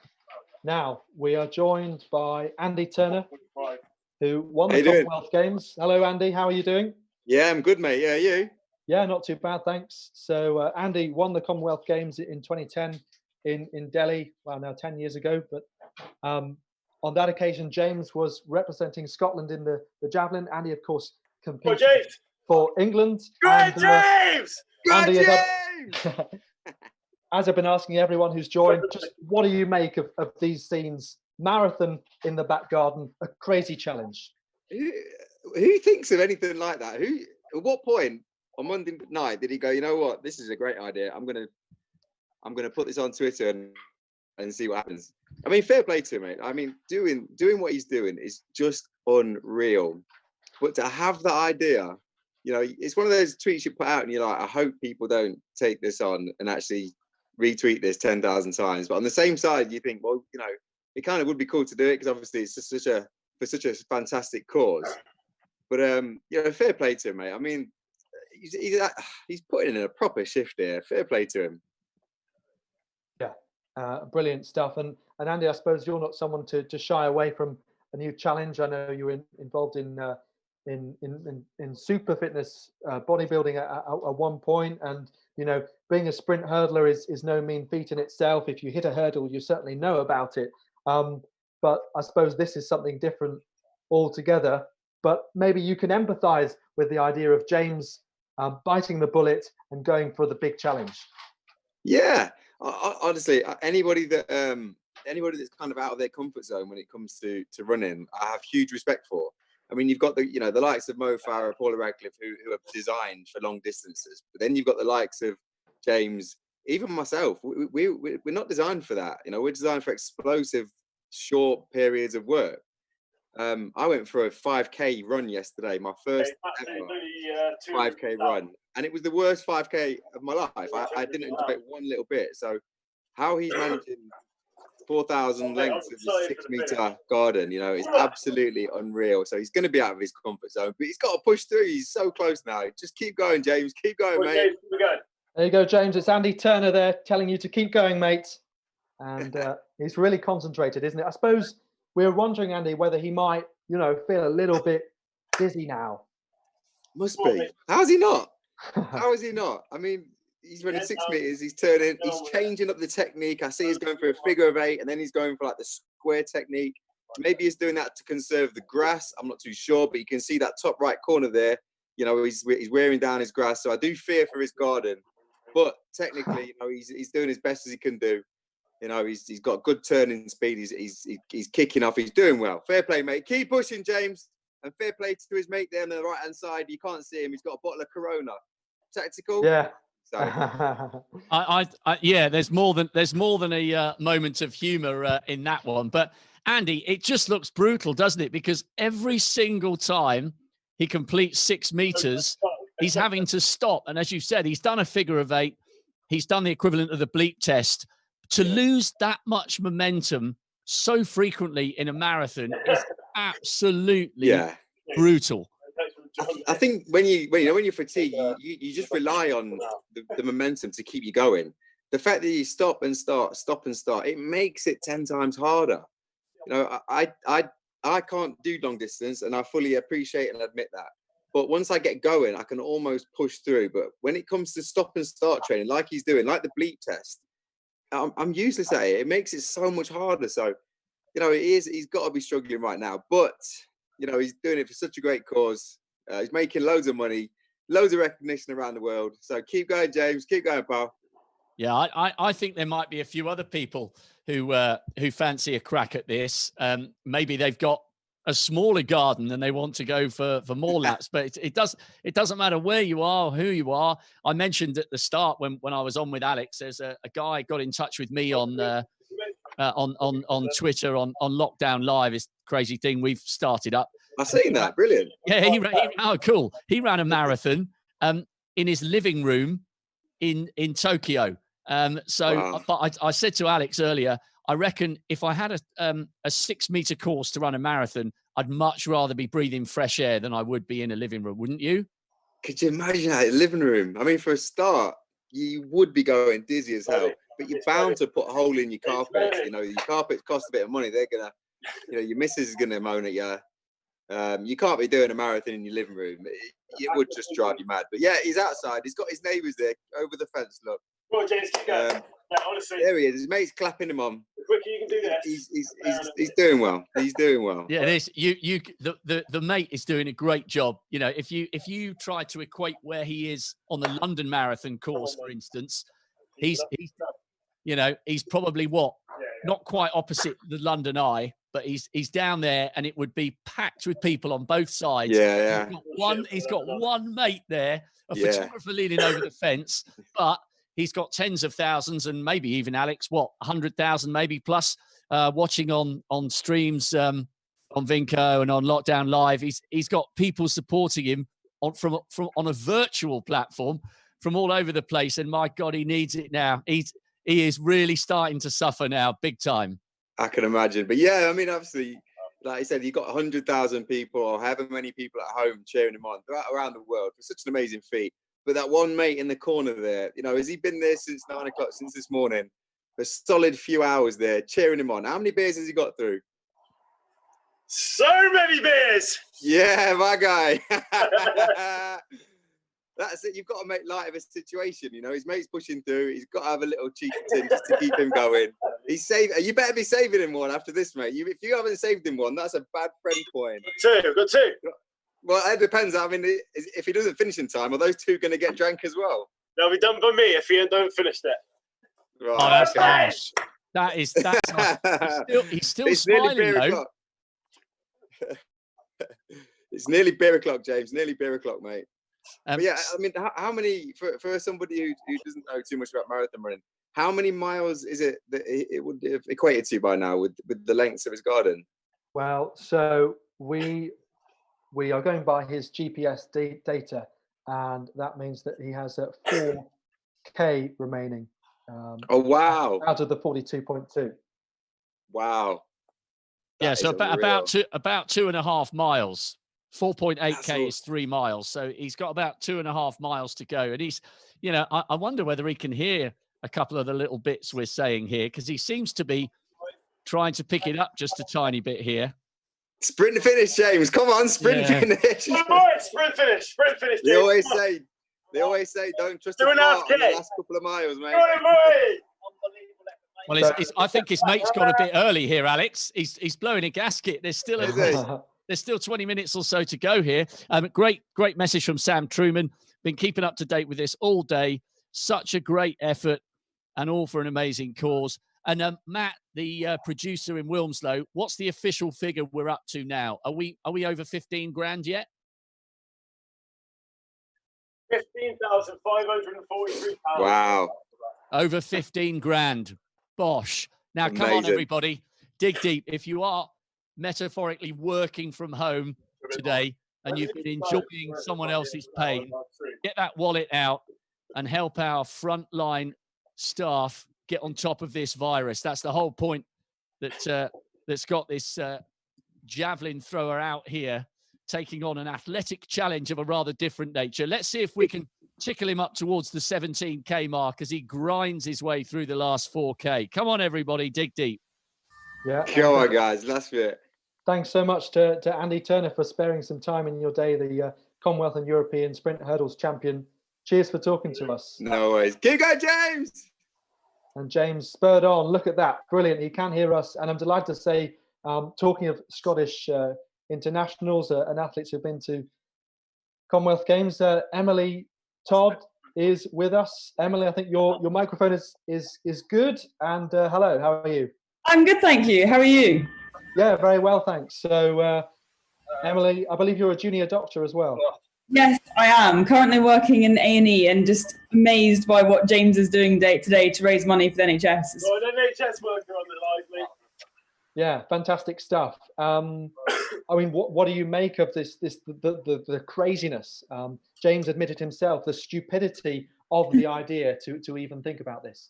I think it's brilliant. I think I was watching earlier when someone said it's just so British, and I think that sums it up. It's absolutely brilliant. I mean, you've got 6 meters of space. Why not use it? 26 miles. Not sure that I would manage 26 miles, 6 meters at a time, but what an amazing challenge. And it's so great to see how much it's grown. So yeah, good for James. And we're supporting him all the way through these last few K.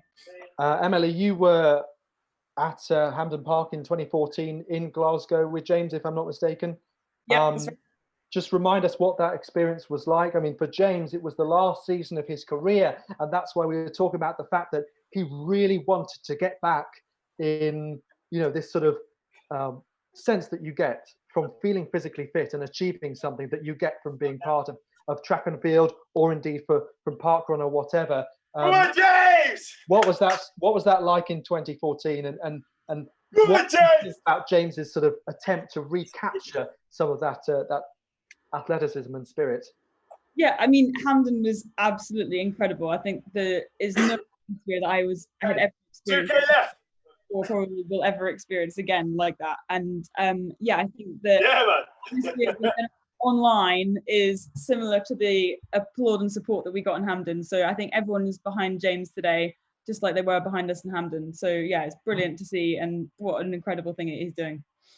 And by the way, the messages that are coming through now, I hope James's mate can relay this to him. None other than Sir Geoff Hurst. Fabulous challenge for the NHS. Brilliant, James. Keep going, from a World Cup winner. How about that? Yeah, and we had the comedian Dom Jolly as well. We tried to reach out, Rob, to as many people as possible, but it's sensational stuff, particularly as, if you're watching earlier on or you just tuned in, James's rhythm seems more or less the same. And that's the most remarkable thing, the unbreakable spirit that we've seen, right from the fact that he stuck with his word and agreed to go ahead with this marathon just past midnight on Monday night. I mean, Emily, can you begin to imagine what it would have felt like for him to get up this morning and think about what was ahead of him? Well, I was saying earlier, I went on a 10-mile run yesterday, which was the furthest I've ever run in one go. And I woke up this morning feeling pretty sore. So the thought of doing 26 miles, having to turn around every 6 meters actually makes me feel agony just thinking about it. So yeah, a very daunting challenge, but amazing commitment to this. So yeah, just seeing him now, you can feel the pain, but he's so close. And one final word from you on just what it means for James to have chosen to choose NHS Charities as a cause and to be raising so much money. Yeah, I think it's a similar feeling to how we felt with the clap last week, and I think it's just been totally overwhelming, all of us that work in the NHS, the support that we've received from people, the messages, the clap, the food that's been delivered to the hospital by various people, hand creams being sent in. It's just absolutely incredible to know that people are behind us and supporting us in what we're doing. Thanks for joining us, Commonwealth international athlete Emily Todd, formerly Emily Dudgeon, and great stuff. We will have distance runner Sam Lloyd-Perks joining us in a moment as well. So myself, Alex Seftel, and Rob Walker. Rob, we started this morning. We thought maybe that the physical pain might take its toll. Certainly, there have been signs of that. There have been variations in technique. But largely speaking, James has continued to impress more and more. He's taken on plenty of hydration. He's had bagels. He's had bananas. He's had other snacks, and he's just kept himself going. Yeah, listen, we were talking about the fact that he was a decent athlete. He was a great swimmer when he was younger, a brilliant junior athlete. You don't get to go to the World Junior Championships unless you've got a serious amount of talent and application at a young age. He is beginning to limp a little bit now. If you watch the way that right leg is going down, he's clearly beginning to feel this. Top marks to his mate for keeping him going. This has been absolutely brutal. He's got, what is he now? He's just around about 3K to go. So it's just less than 7 laps of a track. He's close, Alex. He's getting closer. And wherever you're watching this, if you can spare a couple of quid, as we just heard there, the impassioned plea from another great athlete, trainee doctor, there are so many people out there working to get us back to some semblance of normality. And that's why James decided to put himself on the line, metaphorically online, but literally on the line in his garden here, 6.4 meters. He's going to do this. You could hit him with a moment and he'd still manage to get up because he's invested so much time and energy. Come on, you bold man! People, and he knows he's inspired people, but there's not a doubt in this guy's mind that he is going to make it to the finish line. And I wonder what weird and wonderful challenges other people will sign up to once they finish watching this. That's right. He's giving a moment of inspiration here. Rob, we're going to get a few shouts in as we close in the final stages of this marathon. First of all, we have Jamie from Just Giving and Sam Lloyd-Perks, the distance runner, will be joining us in a moment. Hi, guys. Jamie, hello. How are you? Well, you've seen this unfold. Jamie! Yeah. Wonderful stuff. Yeah, it's amazing. We are totally in awe. I mean, I can tell you that the whole Just Giving team around wherever we're located are watching on this and getting really excited by this. And 15,000. When I spoke to James a couple of days ago, I think he was thinking a couple of thousand might be nice. To hit what we're just past 16,000. I mean, you're up to 16 grand. Keep going, James. Great, son. Delight that the Just Giving team have connected with James Campbell on this. And Jamie, I suppose it shows at times like this that people need something to invest their energy and their mind in and to uplift them. And this is what a lot of people have chosen to stick with today, perhaps more than they expected to be focused on a man running around his garden. And that's brilliant to see at a time when people need stuff like this. Yeah, I mean, you're absolutely right. This would normally be our peak fundraising. We know that charities are really struggling. They're gonna see a fall in donations. And then you've got individuals like James who are just going, do you know what? I'm at home. What can I do? How can I make a difference in my own way? And we're just blown away by the imagination and the dexterity of our community who are doing, dare I say, weird and wonderful different things. And James is like the embodiment of that. I mean, it's just is phenomenal. We can't wait to see him, cross that finish line and hopefully raise a significant amount for the NHS. Well, he's got, what is he now? He's less than a mile to go, Alex. So if people are on their phones, if they're online, if they're ready to donate, try and whack a few quid in. Let's see if we can get him up to 17,000 before he crosses the finish line. He's so close now, Alex. He's almost there. It's brilliant. I'm just going to bring in Sam Lloyd-Perks, briefly, the distance runner. Sam, effectively, this is a distance that people are much more used to running now. The last couple of K. What are you thinking going through right now? Oh, wow. He's going to be hurting at this point, but he looks fantastic. For a man who's just ran 25 miles in his back garden, he looks absolutely fantastic. So, it's absolutely brilliant to see someone raising money for such an excellent service. At NHS, and it really is amazing to see. And so many people have got in touch. That's the brilliant thing. And James, I know he can hear us in the background. He's continuing. Obviously, the fact that you're changing direction, you can't build up momentum on a course like this is one of the biggest challenges, Sam, isn't it? As opposed to being free in the outdoors and on the road, he is outside, but so much concentration required. Oh, no, definitely. And I'm hoping that he had a career in sports hall athletics before that turning. But he's nearly there now. He should break 5 hours, which really is fantastic. And the money they've raised as well. I mean, it's incredible to watch. The interest has been phenomenal from celebrities, famous athletes, and as a distance runner, to watch a guy running a marathon in his back garden, it's the best thing that could have came out of this coronavirus. All right, Matthew. And we often talk about how sprinting is the sexiest part of athletics. It's often the big show, but here, Sam, I suppose it's a shout out for the longer distances. We are now, I make it, and the producer will tell me if wrong, 1,300 meters to go, roughly, according to the GPS data that we're going with. Of course, as we speculated he might, there is a bit of an extra bit as opposed to directly going in between the two bits of duct tape that he's put down on his garden floor. Of course, you can't see that because of the camera angle, but that's why we're going with what James has. He borrowed a Fitbit for this, but he is just someone with a great background, both in terms of his ability to take on challenges and come on, mate, come on, career. Yes, son! And I hope you're cheering on loudly at home, because whether you've tuned in recently or you've been watching throughout the day, James Campbell from Cheltenham is going for the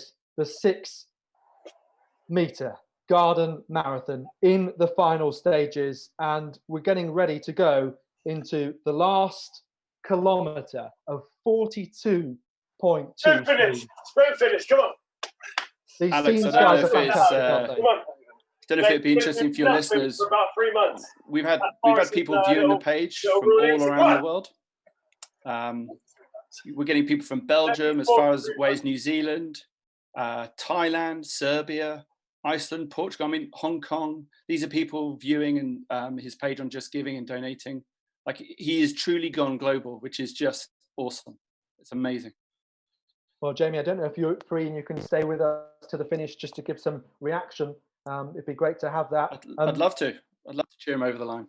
Sam, just one final thought for you on getting through the last stages of a race like this and what it means to cross the line. Oh, it's going to be an amazing feeling. It's going to be amazing. I mean, he needs to keep pushing now. He's nearly there. He's over the hardest part. He's over the hump. Most athletes tend to hit that wall at around 20 miles, but the boy's flying. He's looking fantastic. So, it's going to be an amazing feeling when he crosses that line, knowing he's done so much to help such an amazing cause and, raise money for what we really need right now in this crisis. So, hats off to the lad. He's done fantastic.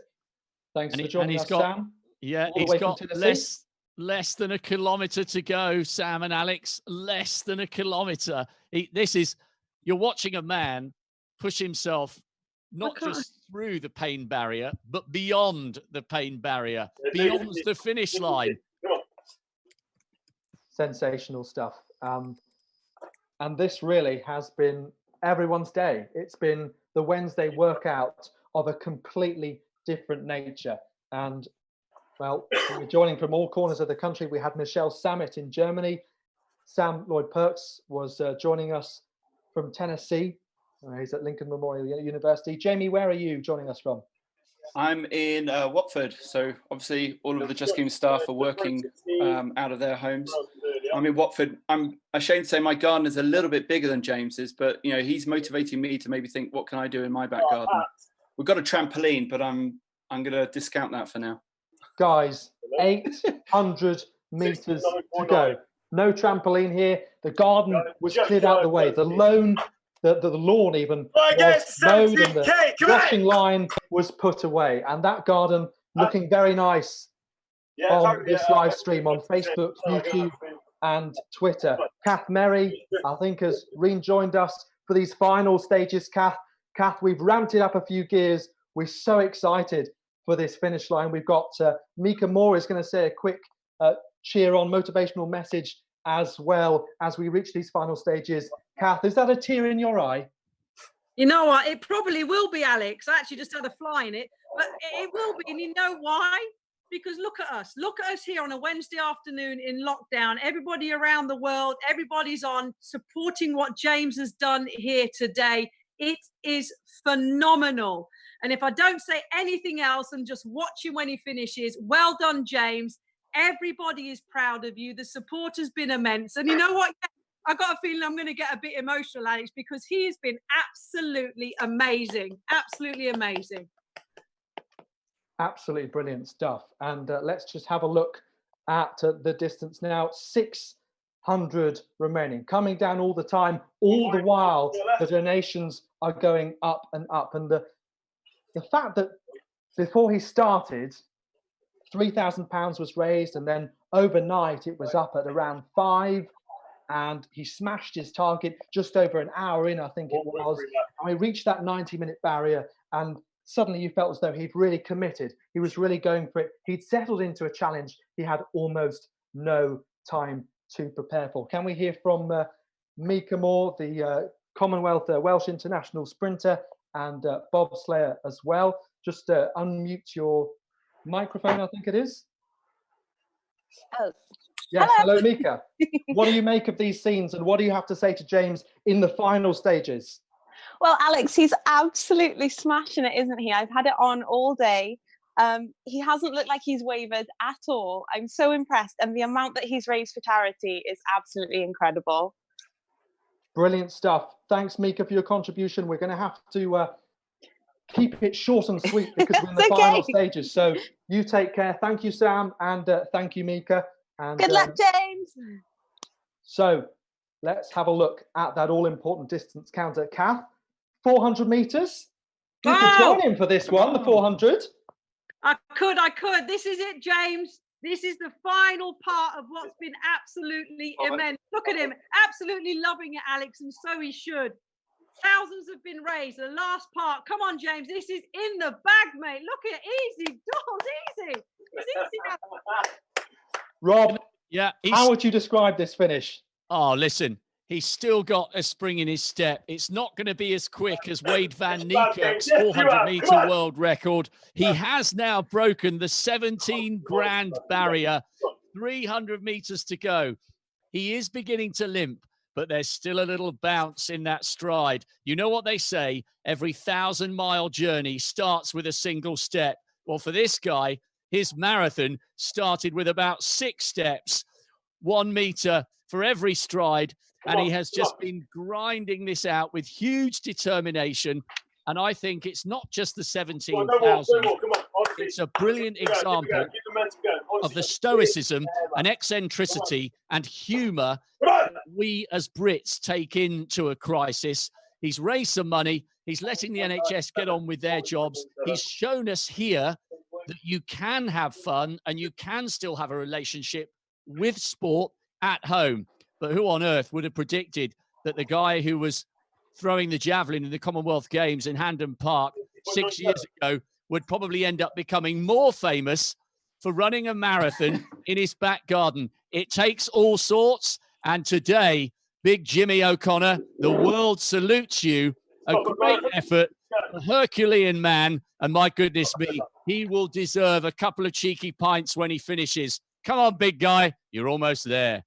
Well, edging towards 100 meters to go. What a sensational performance to start nice and early, just after 9 o'clock. All the attention, Sky Sports News, BBC Sport, BBC Radio Gloucestershire, Virgin Radio, everything, all the eyes have been on James Campbell, the Scottish javelin record holder, turning his attention to something very different and no doubt entertaining, inspiring, motivating people. Well, we understand from his Fitbit, James is feeding us in that he has got 1 kilometre in fact to go. And there is a bit of distance uncertainty as we're trying to work out James's Fitbit, the best one to go by. So certainly that only adds to the on-edge sense that we have at the moment, working out, wanting to make sure he completes that all-important marathon distance. Well, I think, and it means we can isn't it, raise more time? More time, yes. More time to celebrate him, more time to donate. And Take your time, James. And I'm sure that James will say, listen, when I collapse on my garden grass and take a few days to recover from this, please still donate. He's going to finish running very shortly, but of course the charity and the NHS funds that we're raising today will still be vital. And please, as over the next however long. 1 kilometre left. Go on, James. There we go. Yeah, it's probably worth stressing as well that the page, James's fundraising page, will stay open for many days and weeks. It will stay open for days and weeks, Alex. I'm sure we can confirm that for people to donate to such a great effort that James has made, right? Yeah, so the page will stay open and people will be able to donate as and when they want. Absolutely, this is not going away, and we know that traditionally when people actually finish their fundraising events, 20 to 25% of donations actually come in afterwards because people are inspired by seeing what that individual has done, the fact that they crossed that finish line of whatever type it is. So we can't wait to, this is on our homepage, it's not going anywhere. We continue to hopefully see the donations come in. If we can hit 26,000, what a milestone that will be. That would be amazing. That target being updated. It was originally 10,000, gone up to 26,000, and at one stage it was going up by £100 every couple of minutes, and hopefully it will go from strength to strength. And James has just been amazed, blown away by the support. I know that he secretly was hoping that it would gain the world's attention, and well, you never know. You never know whether something's going to go viral. That's the beauty of the digital age. And sometimes there is danger and peril lurking within that. But no matter for James Campbell, someone who the first time he picked up a javelin on his Year 7 school sports day, he broke the Year 7 record. And before you know it, a couple of years later, he's winning the Commonwealth Youth Games for Scotland over in Australia and going from strength to strength. And Kath, you were saying this is going to rank way above his other achievements. This is going to be something absolutely marvelous that he's going to tell his friends and family, and hopefully in the Campbell folklore down in Cheltenham. Oh my God, yeah. I'm sure anybody watching us here on whatever platform it is, and guys who have had the pleasure, and it genuinely has been a pleasure to follow this all through the morning and things that they've done in their life that will rank in a certain system. This for James is going to be talked about for a long, long, long time, and not just in James and James's family and friends, but around the world. You remember 2020 in lockdown when that guy ran up and down his 6-meter garden and did a marathon? For him, it's amazing. I'm sure he'll say the same. It's a massive achievement and it's fully deserved. Every single accolade that he gets. Please keep donating, as we're saying, over 17,500 now. That barrier's just broken. So no, it's one of the best things he's ever done. He should be so proud of himself as everybody is of him for the money. Right. He has 600 meters left. 600 meters to go. Go on, 600 meters, Alex. We're almost running it with him. Rob Sims, who can just about hear us. Rob, keep calling out every 100 meters that ticks down so that we know, because you're probably in a better position to judge than any of us. When he gets down to the last 300 meters, let us know. And if you're watching, wherever you are in the world, if you can spare a couple of quid, let's get this guy up to £18,000. My goodness me, one of the most glorious runs under the most bizarre circumstances. Alex, I'm looking forward to seeing what his celebration moment will be. Perhaps he's just going to lie down on the grass. £17,634. Come on, let's get him up to 18 grand before the end of the race. He's got to have thought about it, hasn't he? We were on with Sophie McKenna, the British shot putter earlier, at the World Championship. She said in her own words, she celebrated like a loon, I think it was, went absolutely ballistic. No doubt that James has had a think about a celebration. I mean, for a start, we don't know exactly where the finish line is going to be. It all depends on where the distance aggregates and ends up. So, James, you can see he's shaking his feet off, and those ankles were rolling right from the early stages of this, and those calves pulsating, and James really fighting now. It's that final push. No hitting the wall, it's hitting the fence that he's going through, and that garden shed tucked in the background. The multiple terrain. And so Alex, monotonous. we're up to now almost 18,000. The average donation over £13 per person. So this isn't just a £2 text message donation. This is a proper declaration of intent that he has inspired hundreds and hundreds of people around the country. Come on, James. Come on, Jimbo. There'll also be, please say, there's going to be gift aid on top of this as well. And at the moment, gift aid is another £1,000 already. So we're talking £18,500. Well, if Rob Sims can hear us cheering him on, where are we up to, Rob? We'll wait for Rob to give the latest update, but so close now. And James is remarkable. There is barely a break in this stride pattern that he's now getting used to. Just a minor warm-up, wasn't it, Rob, this morning? Barely a little touch that we saw. He was up at 6:30 in the morning. I don't know whether there was anything that we didn't see. Well, yeah, he'd done about 2 hours worth of interviews before he started. I don't really think he needed to do a warm-up. He was certainly more than familiar with the course and this three-terrain marathon of paving stones, grass and shingle. Rob, can you hear us? Rob, if you're there, how close is he to the finish line? How close? 200 yards. 200 meters. Alex, he's got this. He's got this. It's not going to be a Usain Bolt world record, but he is going to cement his status as one of the figures who has stepped up to the mark thousands of times in his own back garden to show everybody what's possible at home under lockdown. Sport is alive and well, and he is living, breathing proof of that. And Alex, we're up to 17,882. Come on, somebody get us up to 18 grand over the last 100 meters. Come on, dig deep. James Campbell is in javelin folklore. He's building himself into Marilyn folklore. Perfect age, 32, on his birthday today, April Fool's Day, to get into the marathon. He's fighting tooth and nail. Now this is so etched in his memory, this garden journey, just like that figure of 8, and his footprints are etched on that lawn that he's been trouncing along since 9 a.m. this morning. So over the 5-hour mark, but he is going to be over an hour ahead of what he thought his pace might be, 110 meters a minute and around 6 miles. It's what he hoped. And we've done it. Come on. James Campbell from Cheltenham completes the 6-meter Garden Marathon Challenge. The Scottish javelin record holder has taken to it like a duck to water. He's got a beer in his hands. He's got the nation and beyond cheering him on. Neighbours across the fence. The cameraman has a great shot. And you know what? I think he could have carried on running. He still hasn't laid down. He's taken a swig of beer. And that was how you do it in your own back garden.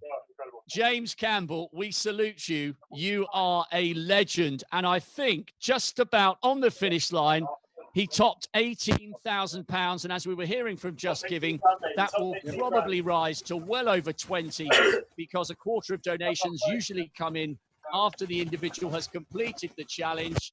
Wow. What a fantastic declaration of intent. He's laid down the marker. Who's next? Is it a garden? Is it a living room? Is it a kitchen? James Campbell has shown anything is possible in any setting. So who's next to raise money for the NHS, and how on earth will they do it? Top that if you dare. And just over 5 hours indeed in the process, hand on hips there, you know, as he even broken sweat, he was only wiping his brow once or twice. I don't think that towel on the chair has left its original position. Plenty of water's been taken on, but so swimmingly he's come through this challenge. Let's get a word from Jamie from Just Giving once again. Now this challenge is completed. Now the donations have come through like a watershed moment. Yeah. Jamie, your thoughts? Well, we're 18,500. I think 26,000 is possible. I think the community will be inspired by this. I think he's laid down the gauntlet. What do other people who are at home in these extraordinary circumstances, how can they make their difference? And the NHS and all those amazing causes are just waiting for people around the world, people around the UK to see what they can do. James, you're a legend. You've inspired us.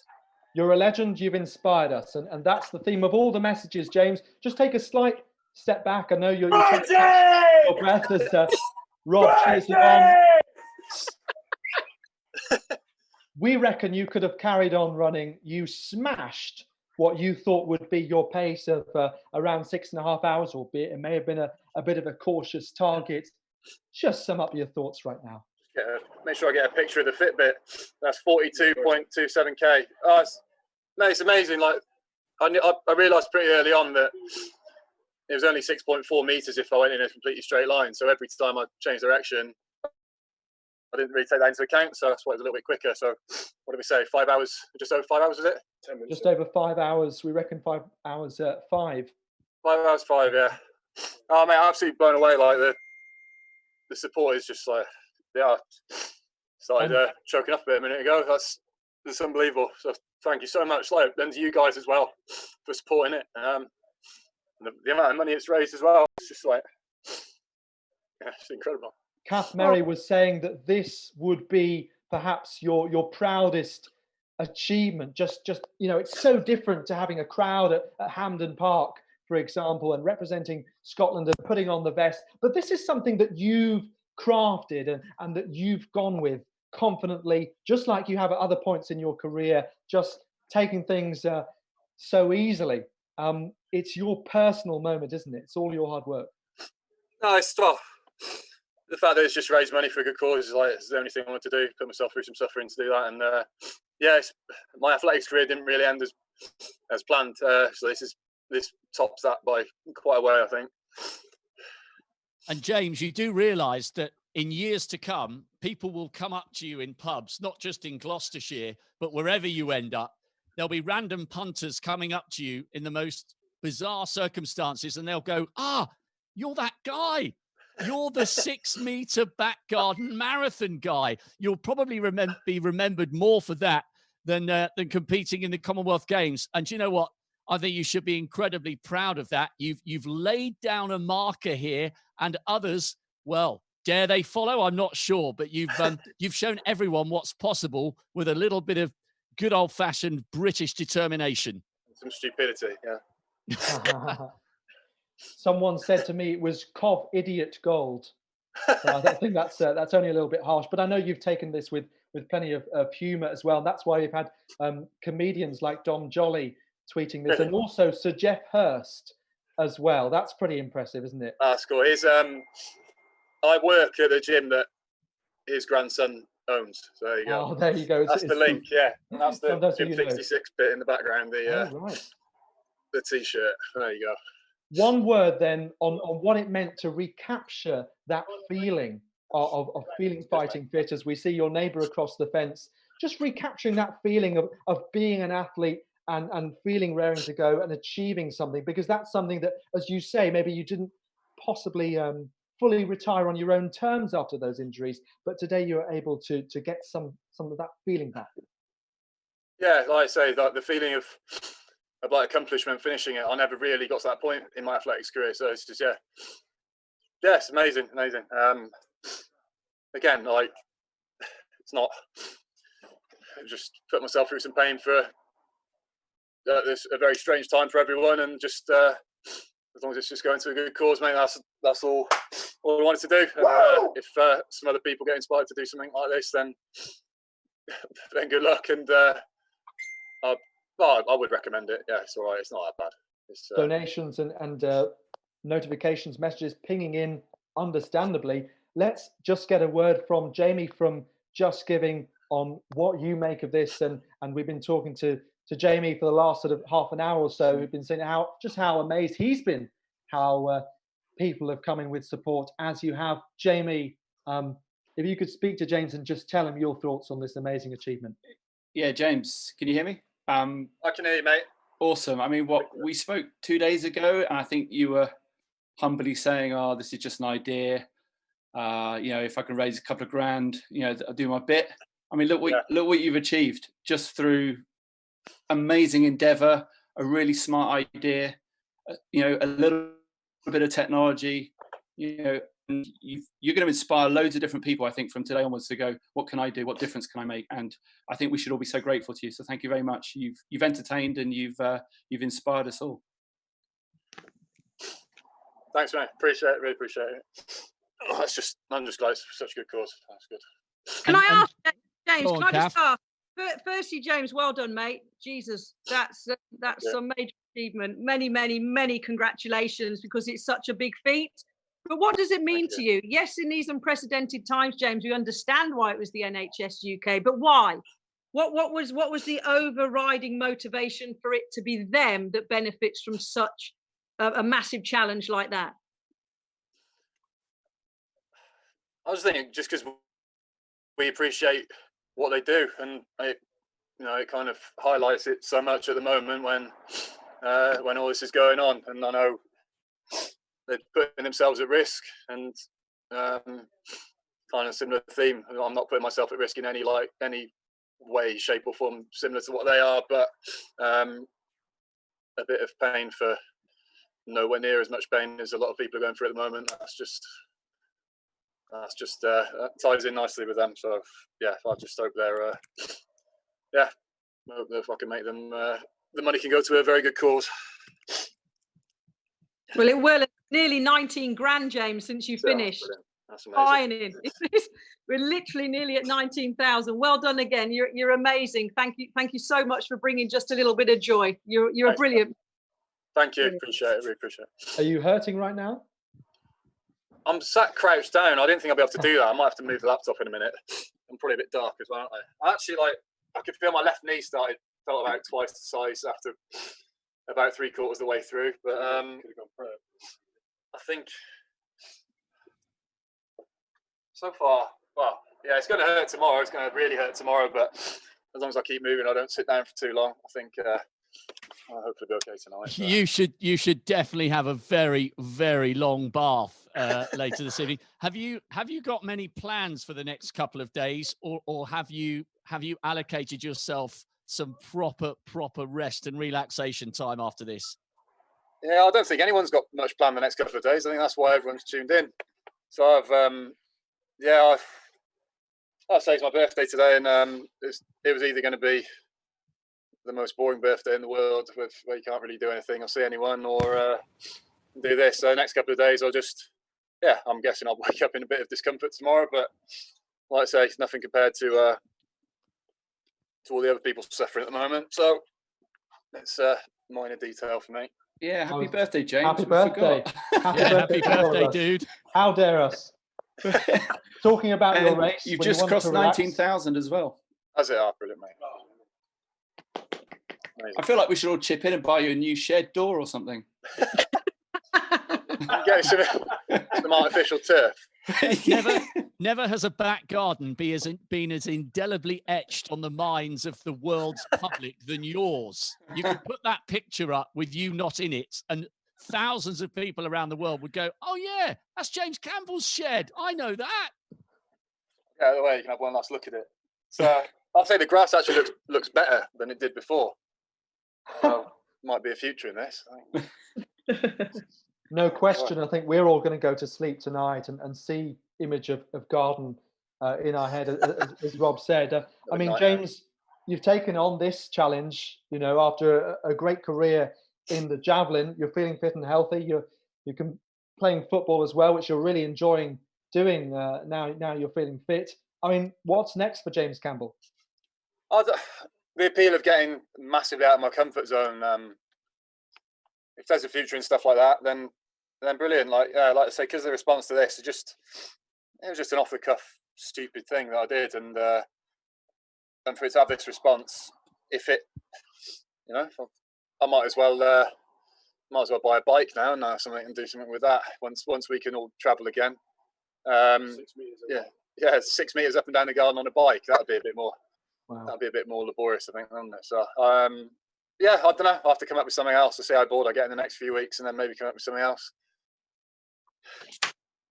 Well, the time comes, I suppose, where we salute you, we congratulated you, and we hope the donations keep coming and continue to pour in as they have done since 9 a.m. this morning, and since you put it up, raising £4,000 in 24 hours, James. And I suppose just a final message from you on, you hope people will, I suppose, watch this back as they wake up around the world and see it. Not the whole thing. You never know. It depends how much time they've got, of course. But a message, final message for you on thanking people, and that you hope donations will still continue to come in. Yeah, I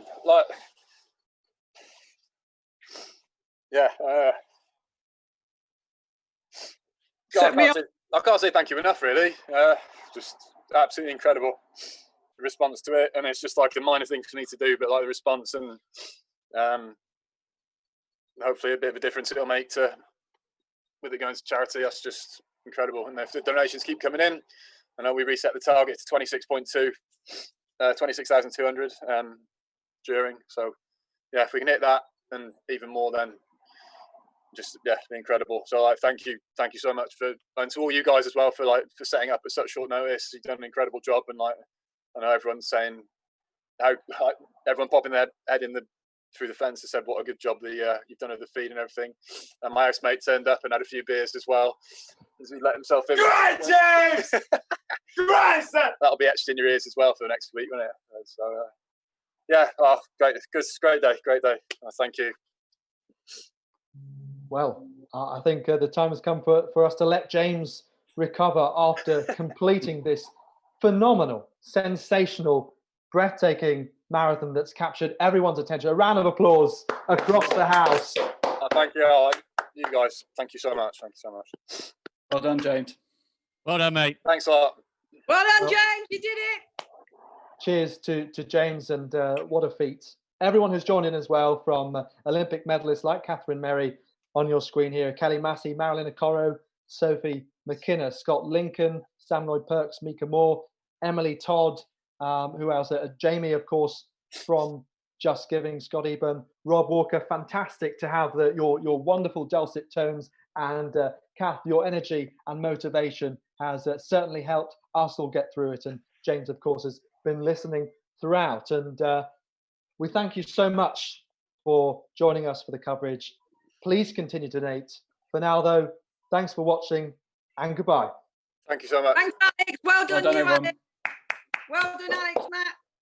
Thank you.